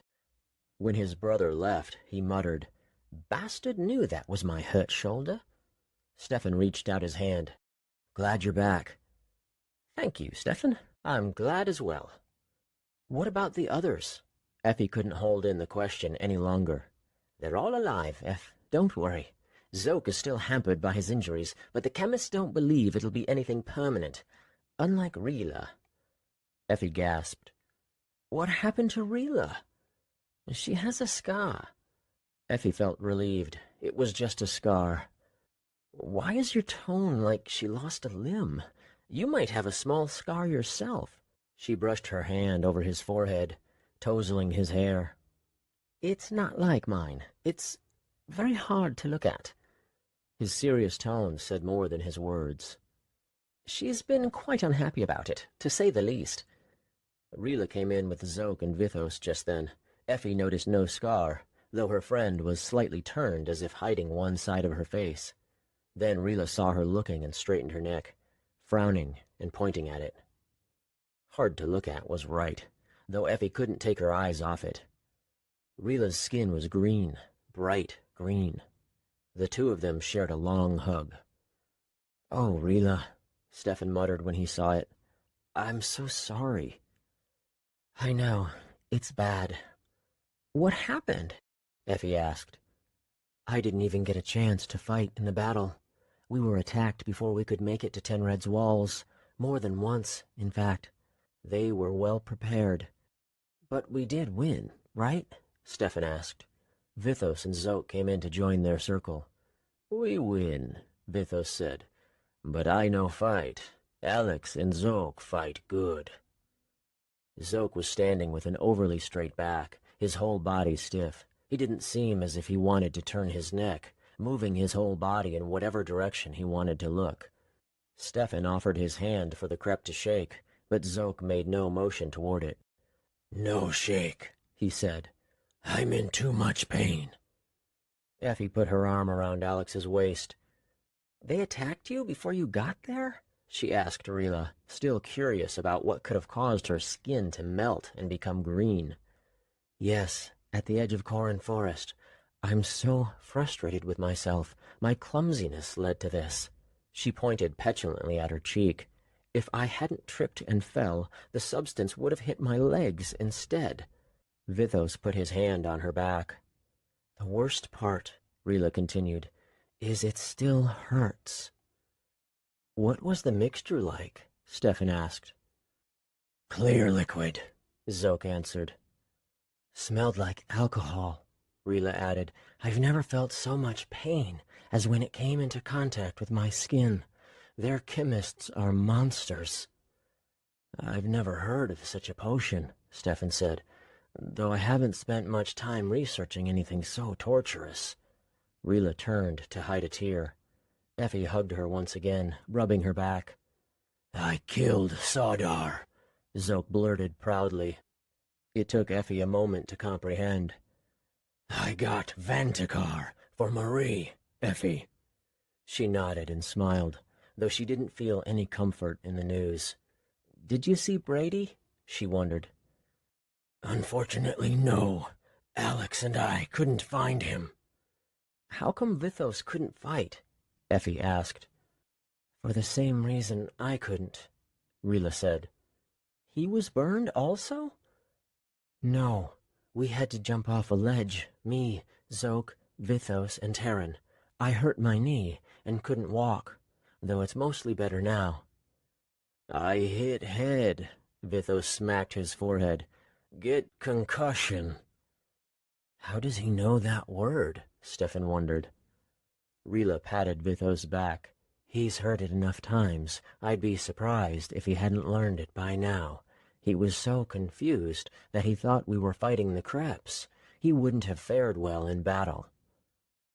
"Zoke hurt," Vithos pointed at the stiff Krep, "but he fight. He take pain potion, fall asleep during battle." Vithos laughed. Zoke rigidly turned away from everyone's eyes. "I couldn't help it." "No be embarrassed," Vithos said. "Tell about Zeti." Effie didn't recognize the name at first, but then it came to her that it must be Zoke's sister. She'd heard his tale. She knew how badly he wanted to be reunited with her. Excitement made her words burst out louder than she meant. "She was there? What happened?" "Before we get into anything else," Rila interrupted, "I need to know." Her voice became dire. "Did Cleve and Rek return?"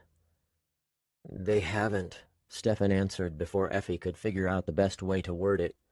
Rila sighed. "I'm quite worried for them." Terran, with a trail of impatient instructors, including Wilfrey, joined their cluster. He spoke with haste. "A messenger just informed me that Cleve and Rek came back to Cairo City a few days ago." Effie would have been excited if it weren't for Terran's tone.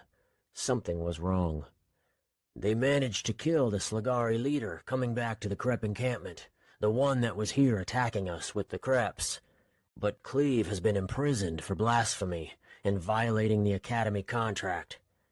Can two of you visit him to find out more? I don't have time today. I've already sent a messenger to the South Guards to let them know that 2 students will be leaving for Cairo City. They'll let you through the gate. Terran already was looking at Rila, assuming she would volunteer. She did. Effie wanted to see Cleve and spend more time with Rila. "I'll go too," she said.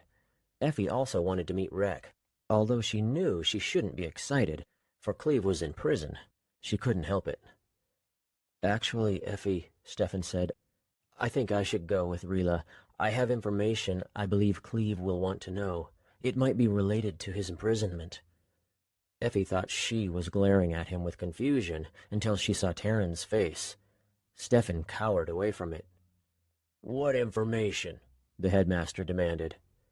"Terran," Wilfrey called, "please, we must meet so I can get back to the king."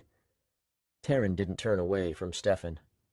I don't believe Cleve would want me to say it," Stefan said meekly. "Terran," others called.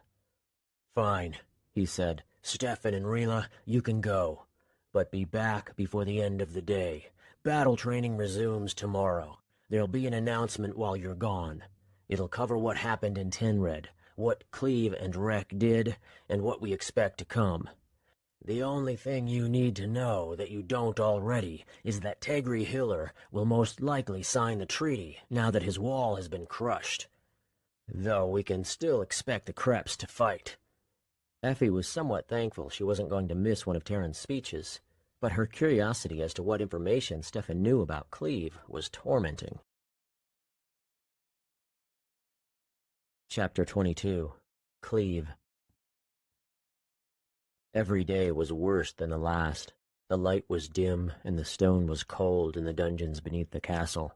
His feet hung over the edge of his bed when he tried to sleep. He'd been there before, but at least Rek was with him then. The king had put him in an empty hall this time. At first, this felt like a blessing, as he wouldn't have to listen to anyone like Captain Mzaza in the cell next to him. But as the hours were lost in the darkness, loneliness and regret became his companions, and they didn't keep him in good spirits. A rat wandered into his cell at some point. It immediately reminded him of Stefan. Cleve wanted to befriend it. The meals were meager, but rats didn't need much food. Maybe he could even teach it tricks. He'd heard of crazier things happening. Then he thought of all the rats he and Rek had brought into this very castle. He wondered if this one was left over from that event. The rodent fled the moment Cleve took a step toward it, never to return. He sank back into despair. Solitude had always been a good friend of his, but he'd met Rila since then, and Rek, and Effie, and Alex, and Stefan, and they were fighting without him. He thought of Jack Traden and Green Edge. He thought of Jessend. There were so many places he should be instead of in a small cell. Cleve's bow and Bastial steel sword. What was Welson doing with them? Then there was Nolya. Losing everything made him feel as if he was suffering through the news of his parents all over again. He should have hidden his feelings better. He knew Welson was worried the truth would come out if Cleve didn't control himself. He just needed to give the king the impression that he could. It didn't matter whether he would seek revenge later. He should have made it seem like he'd accepted what happened. But the thought made him grind his teeth. How could he ever accept the lie that his father murdered the late king? Nothing had made him more furious, the anger returning every time he thought of it. He heard footsteps echoing. The jailer, he thought at first. But I just ate less than an hour ago. Squeezing his head through the bars, he saw the silhouettes of more than one person. "You have visitors, Cleve." "Thank the Bastial stars. Please let it be Rila, and not Terran." He didn't wish to see his uncle's remorseful expression. "Rila will smile at me. She always does." It was Rila, her and Stefan. Though only Stefan was smiling, Rila had half her face hidden, barely looking at him. "I'll leave you 3 alone," the jailer said. Cleve realized what her expression must mean. "I see you're still angry with me," he said. "I'm sorry." She shook her head. "I was furious, more than I'd ever been. I didn't understand how you both could leave without even saying anything." She spoke as if she had more to say, but Cleve felt the need to interrupt. "Rhett convinced me you would demand to come with us." "I would have, and neither Rhett nor I would have had the heart to physically push you off our horses, which he said would be the only way to leave you behind." "This is true also," she said. "And the task the king gave us was practically suicide. We didn't want you in danger, so—" "Cleve, I understand. I'm trying to tell you I'm not angry anymore." Still, she looked sad. "I've been dreading this moment for a while," she said. "There's something you need to see." Rila came forward from the shadows, turning to face him directly. The light from the torches behind her showed a gruesome wound running from her cheek down her neck. "Luckily it's dark in here, so you can't see it as well. But trust me, it's absolutely hideous." Her voice became a murmur. "I understand if you don't want to be with me anymore." She turned her face again and stepped away from the bars, but he grabbed her hand before she could get too far. "How could you say something like that?" He'd always thought of Rila as both strong and wise. She didn't seem to want to come close, so Cleve tugged harder. He gently cupped the back of her head and directed her lips toward his. The familiar flutter of his heart sent a chill through his body when she kissed him back. He stopped, only to tell her what she deserved to know. "You still make me feel the same way." She finally had a smile, though it looked sad. She started to cry. "What's wrong?" "I don't know." She laughed as she held back a weep. "Nothing. I just can't believe it's true. But I know it is." They continued to kiss. Just when it was becoming more passionate, Stefan cleared his throat. "Are you guys going to be doing that for a long time?" "Sorry, Stefan," Rila said. "Cleve, Terran sent us." Her tone became serious.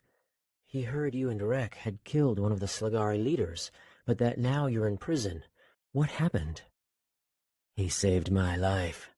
Rek's voice echoed down the hall. Cleve was so happy to see Rek, at first he didn't even hear the words the elf had said. Rila looked as if she was about to fling herself at him, but he held out his hand. "Wait, be very careful with my shoulder, and not too tightly." Rila embraced him. As gentle as it was, Rek still groaned. "This is the first time I've been out of bed in days." "I'm glad you're back on your feet," Rila said. "I don't believe you've ever met Stefan." "So this is the chemist you've spoken so much about." They shook hands. "I'm looking forward to meeting Effie as well." "And Vithos, right?" Rila inquired. "Extremely, though I'm somewhat nervous," Rek chuckled. "My own brother, and I don't know what I'm even going to say." "You look like him," Stefan said. "A lot like him." "Yes," Rila added. "They are twins, after all." Rek went to Cleve's bars to shake his hand. "Thank you," the elf said. "I remember most of it. I know I would have been dead without you." "Stop." Cleve felt himself blushing. "I know you noticed my face," Rila said, looking down. "You might as well ask." "What happened?" Rek went to touch it, but she turned away. "It's still extremely painful. The chemists believe the pain will stop eventually, yet all of them are certain the scar is permanent." She told Rek and Cleve what happened at Tenred. The biggest surprise to Cleve was hearing that Zoke's sister was there, and that he'd spoken with her, yet she remained on the enemy's side. He couldn't understand how this was possible. "I wasn't sure you would march with the others to Tenred," Rek admitted to Rila. "Though it's good you didn't come with us. Cleve and I are fortunate to still be alive. With 3, more than my horse would have been killed." Rek told Rila and Stefan some of what happened, choosing many details that Cleve would have left out if he was telling the story. "Cleve would lie beside me at night, with his arm draped over my side, keeping me warm. He even rode much of the way bare-chested, so I could use his shirt for warmth. I don't think I've ever been through an experience so humbling. I was too weak to get off the horse, so Cleve carried me." Cleve could feel Rila's eyes on him, but he didn't want to look. He kept his gaze at the ground instead. When Rek was done, Rila reached into Cleve's cell to touch his shoulder. "I don't know why you're so embarrassed." "It's his tone," Cleve said. "He makes it sound like I'm some hero, but I'm not. There were moments when I thought it was going to be over. He felt even worse admitting it out loud. Frightened, even hopeless at times. Carrying Rek in the pitch black, looking for dry ground to sleep on but finding none, the memory brought back the same feeling of despair. He could have cried in that moment had he been alone. I certainly wasn't clever. I just did whatever I could, and it wasn't that much." Rila looked to be in pain. She had a hand over her heart, her eyes pinched. "I can feel it, Cleve. Your memories are so strong." "I was saddened to hear you were back in prison," Rex said. "What happened?" "I can't be in the same room with him," Cleve said. "Every time I am, I become enraged with what he did. I can't help but speak about it. And then he lies." Cleve refrained from pounding the bars. "He claims over and over that my father killed his." The words left a foul taste in his mouth. "What?"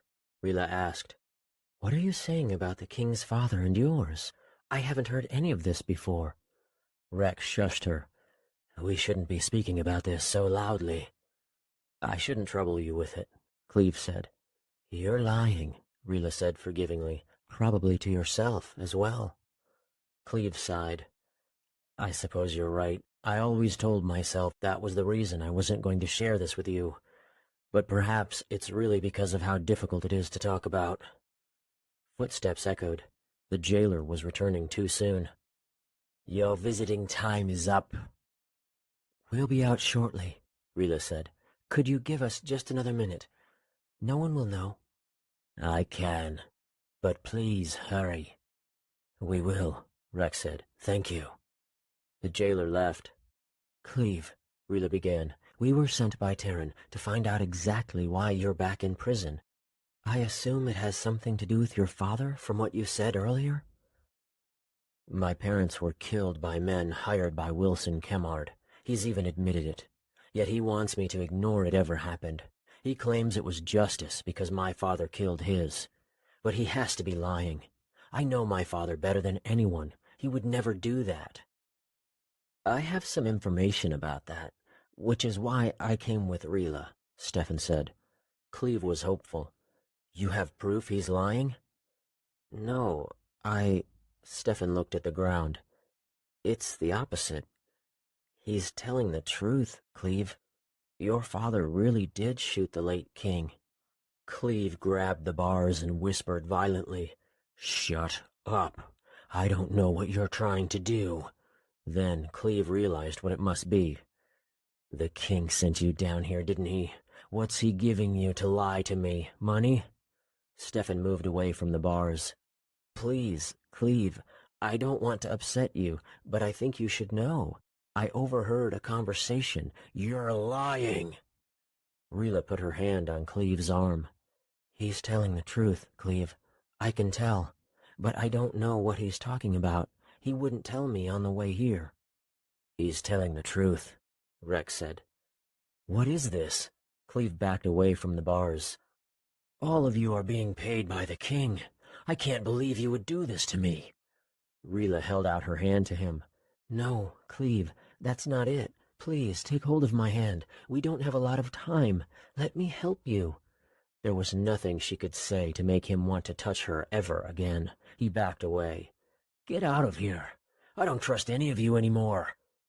Rila's green eyes showed deep pain. It did nothing but anger him more because he knew she had to be acting. How could they care so little about him to lie on the king's behalf? None of them moved. "Go," Cleve shouted. "Get out." Silently, the three of them shared glances and then slowly started down the hall. Rek looked over his shoulder. "You're making a mistake, Cleve. You should at least listen to what Stefan has to say. Rek's words sounded rehearsed. Cleve imagined them planning this whole thing. They might use Psyche next to truly convince him. He kicked the bar in front of him. Get out, and don't come back. I don't want to see any of you again. He made sure his last words were loud enough for even the jailer to hear. He stormed back and forth in his small cell, prepared to scream more if they tried coming back.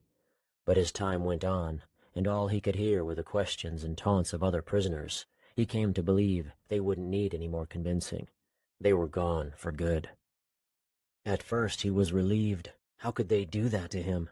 Was he really worth so little? He wondered how much the king had paid. But Rila had seemed so genuine, and Cleve and Rek had gone through so much together. Doubt started hammering away at his wall of anger. A meek voice spoke in his head. What if it's true? He sat on the bed with his head in his hands. He thought of his father, remembering the hundreds of hours they'd spent training in the woods. He wanted to go to Raywhite Forest and forget everything that had just happened. He wanted to walk among the trees and reminisce. His mother used to come out with them, repeating the same joke about how Cleve was going to get himself in trouble with the bow. That was long before it was outlawed. He should be learning magic instead. She would wave her wand in front of him enticingly. It's a lot of fun. You'd be really good at it. His father would scoff. Cleve doesn't want to waste a month just learning how to produce dim light, do you, Cleve? Cleve started to cry. They were gone, taken by Wilson. He tried to be angry, but he couldn't in that moment. He was too distracted. It was so strange for Stefan, Rila, and Rek to all be conspiring against him. Could it be true? Could my father have assassinated a king? He shouldn't have sent them away. His stomach twisted from the pain of what he'd said to them as he recalled their faces, the pain in Rila's eyes as he'd shouted at her with all of his rage. He wanted to be back at the academy with her. That's where he belonged. Tenred might sign the treaty, but the Kreps were a much worse enemy. He should be fighting beside his comrades, not yelling at them and telling them never to see him again. I'm going to die in this prison cell, alone. Chapter 23. Cleve. Cleve spent the rest of the day coming to believe he'd just made the biggest mistake of his life. He tried to think of some way to reach Rila and the others, some way of apologizing, but no one had been to his cell except for the jailer, and it didn't look like that would change. He knew eventually Taryn would come to see him, though how long would it take? His uncle must be busy at the academy. It could be a day, or 20. The Kreps even could attack before Taryn visited. Then, if the battle is lost, I won't see any of them again. His thoughts became more vivid as he tried to sleep. What would happen if the Kreps took over the castle? Would they go through the dungeon and shoot each prisoner through the bars? What if they didn't think to look in the dungeon until we'd all died from starvation? The thought sent his heart racing. Then I wouldn't even know what had happened. The jailer would stop bringing my food and water, and that would be it for me. Cleve would have to assume everyone he cared about had been killed if that were the case. Killed while I was stuck in this cell instead of fighting with them. Soon after Cleve had finished his lunch the next day, he heard multiple footsteps. He had a visitor. Stefan cautiously approached his bars, and Cleve could have wept with joy if he'd allowed himself to. Stefan paused. I'm so glad you're back, Cleve interrupted, trying to relieve the nervousness he saw on Stefan's face. I'm sorry for yelling. He looked down the hall. Did Rila come with you? Stefan shook his head. She said she couldn't go through with that again. She was really hurt, Cleve. It pained Cleve to hear it out loud, though he knew it was true. I was really worried about coming, Stefan continued, but I did it for your sake. I believe you want to hear what I know. I do. Cleve felt as if his heart was being torn apart at the thought of what he'd said to Stefan, Rek, and especially to Rila. You're very brave to come back here. Stefan grinned, taking a step closer to the bars. I'm glad now that I did. He leaned in close and lowered his voice. Don't tell anyone where you got this information. I know I shouldn't have overheard it. He waited for Cleve to nod. When I was in the Sligari colony with my friend who passed away, he took a moment for a breath. I overheard J.V. Ravender speaking with Jack Rose when they thought they were alone. They referred to a secret group of high-ranking officials.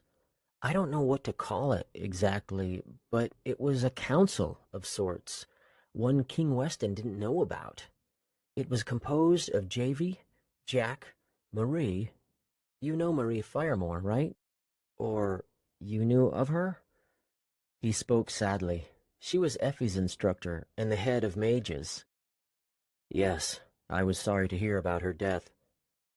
Well, she was part of this group. Even Councilman Kerr was with them. I don't know who else. That's fine, Stefan. Cleve said to get him back to the point. What did you hear, exactly?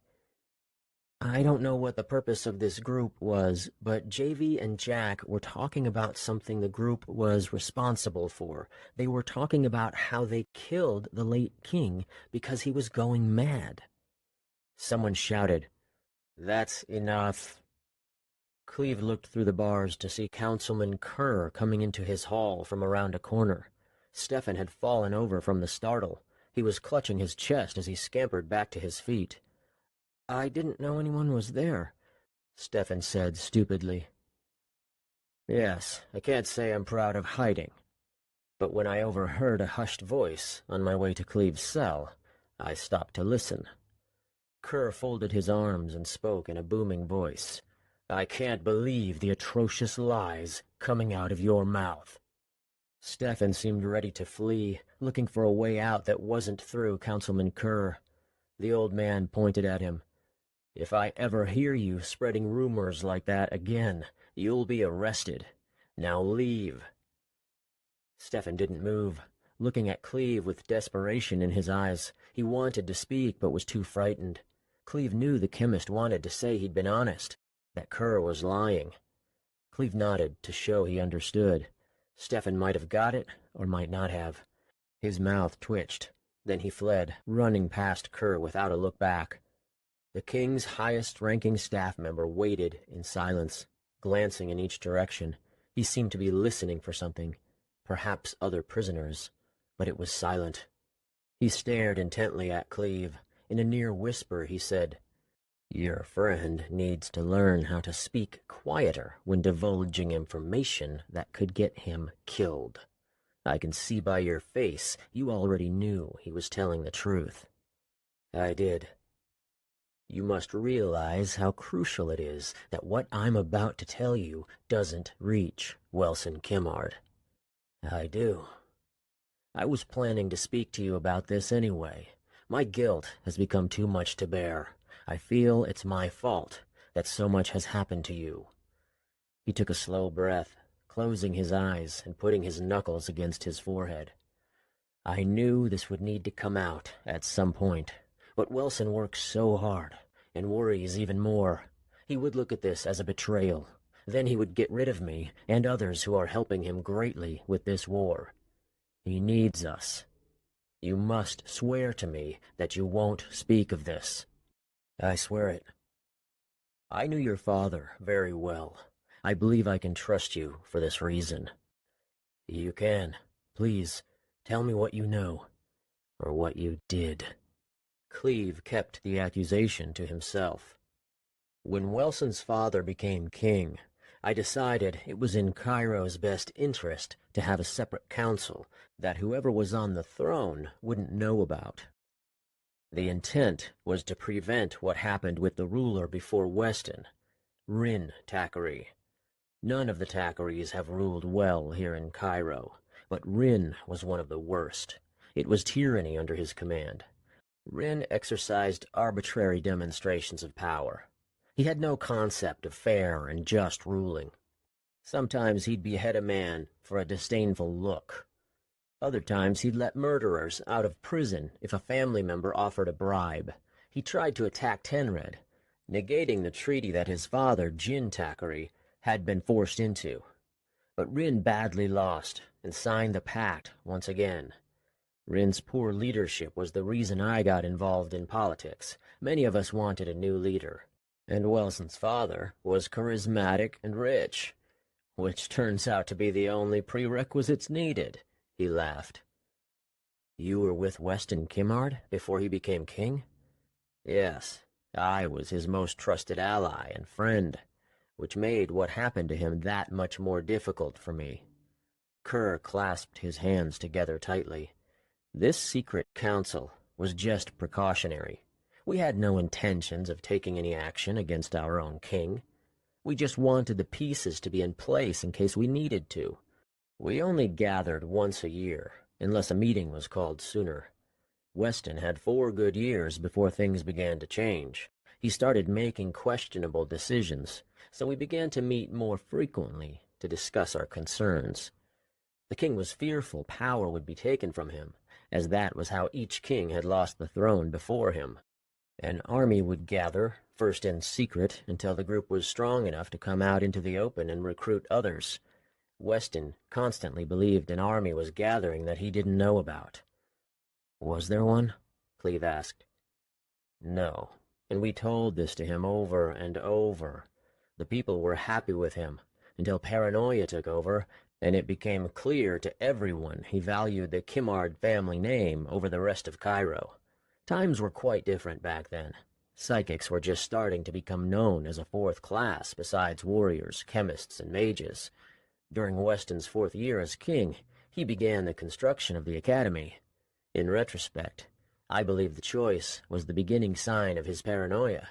He wanted his own elite army, but no one saw it as a selfish decision at the time, for he was providing a place for everyone to train who had some skill with Bastial energy. He even planned to offer many of these people jobs after their 3 years were up. It was quite ingenious. He was the king who kept Rek in the castle, wasn't he? Yes, Rek came into Cairo on a wolf's back during Weston's 3rd year ruling. His initial intentions with Rek were good. He was going to let his staff take care of the young elf, in hopes they could learn more about his kind. We knew they were on the northern end of the continent, but had no official contact with them. Travelers would tell stories, and there were a few books about them, but that was it. When Rek's father used psyche, that was incomparable to what our psychics could do. Weston figured Rek could be just as powerful.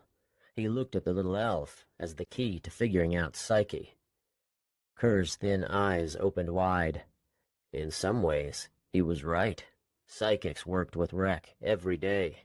By the time he was 14, he was already the strongest psychic known to us. Did Rek tell you this already? He shared some of his experiences within the castle, but we've always been too busy with other concerns to discuss it in detail. After what Weston did to Rek's father, having guards beat him and banish him from the city, concerns began to develop. But remember, that was only his 3rd year ruling. His paranoia started very slowly, only showing itself in moments of desperation at first. Weston ruled for 7 years in total. By the 6th year, we were in agreement that he wasn't fit to lead any longer. But what we couldn't agree upon was what to do about it. It was only when Weston's intentions with his son became clear that the discussion of assassination really began. Weston had started to teach Welson terrible ruling strategies: fear, violence, insatiable greed of power. Kerr's face twisted more with each word. We knew we had to stop him before it was too late. Was my father on this council? Cleve asked, not taking the time to figure out what he felt yet. He wasn't one of the founding members, but we did recruit him during Weston's last year. We wanted someone skilled with long-range shooting. Cleve suddenly felt nauseous. He held his hand up for Kerr to stop as he keeled over, worried he was going to retch. He felt Kerr's hand on his back As the councilman reached through the bars, Cleve fought back the bile, stood, and took a deep breath. When the council began, there were only 5 of us. Me, my wife, Marie Firemore, Jack Rose, and Nick Tarkos. Kerr continued. I didn't know you were married. Rieta and I wed the same year that Weston came to power, and the secret council was formed. But she died just 1 year later from illness. I'm sorry. He nodded, his eyes reflecting his grief. Rieta was my grandmother's name, Cleve said. She died before I was born. Kerr showed Cleve a reserved grin. That's the same woman I'm talking about. What? Cleve blurted. Does that mean we're... He pointed back and forth between himself and the councilman. Wait a moment. She was married to Clint Polkin. I don't think we're talking about the same woman. Kerr laughed. We are. She married me after Clint passed away. Do you know how your grandfather died? Cleve remembered then. He could feel everything coming together. In the battle that brought Weston to power. So you 3 knew each other? I got to know him and Rieta very well. I didn't care much for him, though. He was abusive to her physically. He kept his hands off your father, but not Rieta. She and I found comfort in each other's company. Bastial, hell, I knew none of this. So that's how you got to know my father? Yes, and in the same way Dex didn't talk about this, he never would have told you about the council or what he did. I'm sure he was just waiting for you to be older. You were so young when he died. 10, right? Yes. He joined the council a few years before you were born, if I remember right, Kerr said. We wanted to keep it small, but during our first year, J.V. Ravender somehow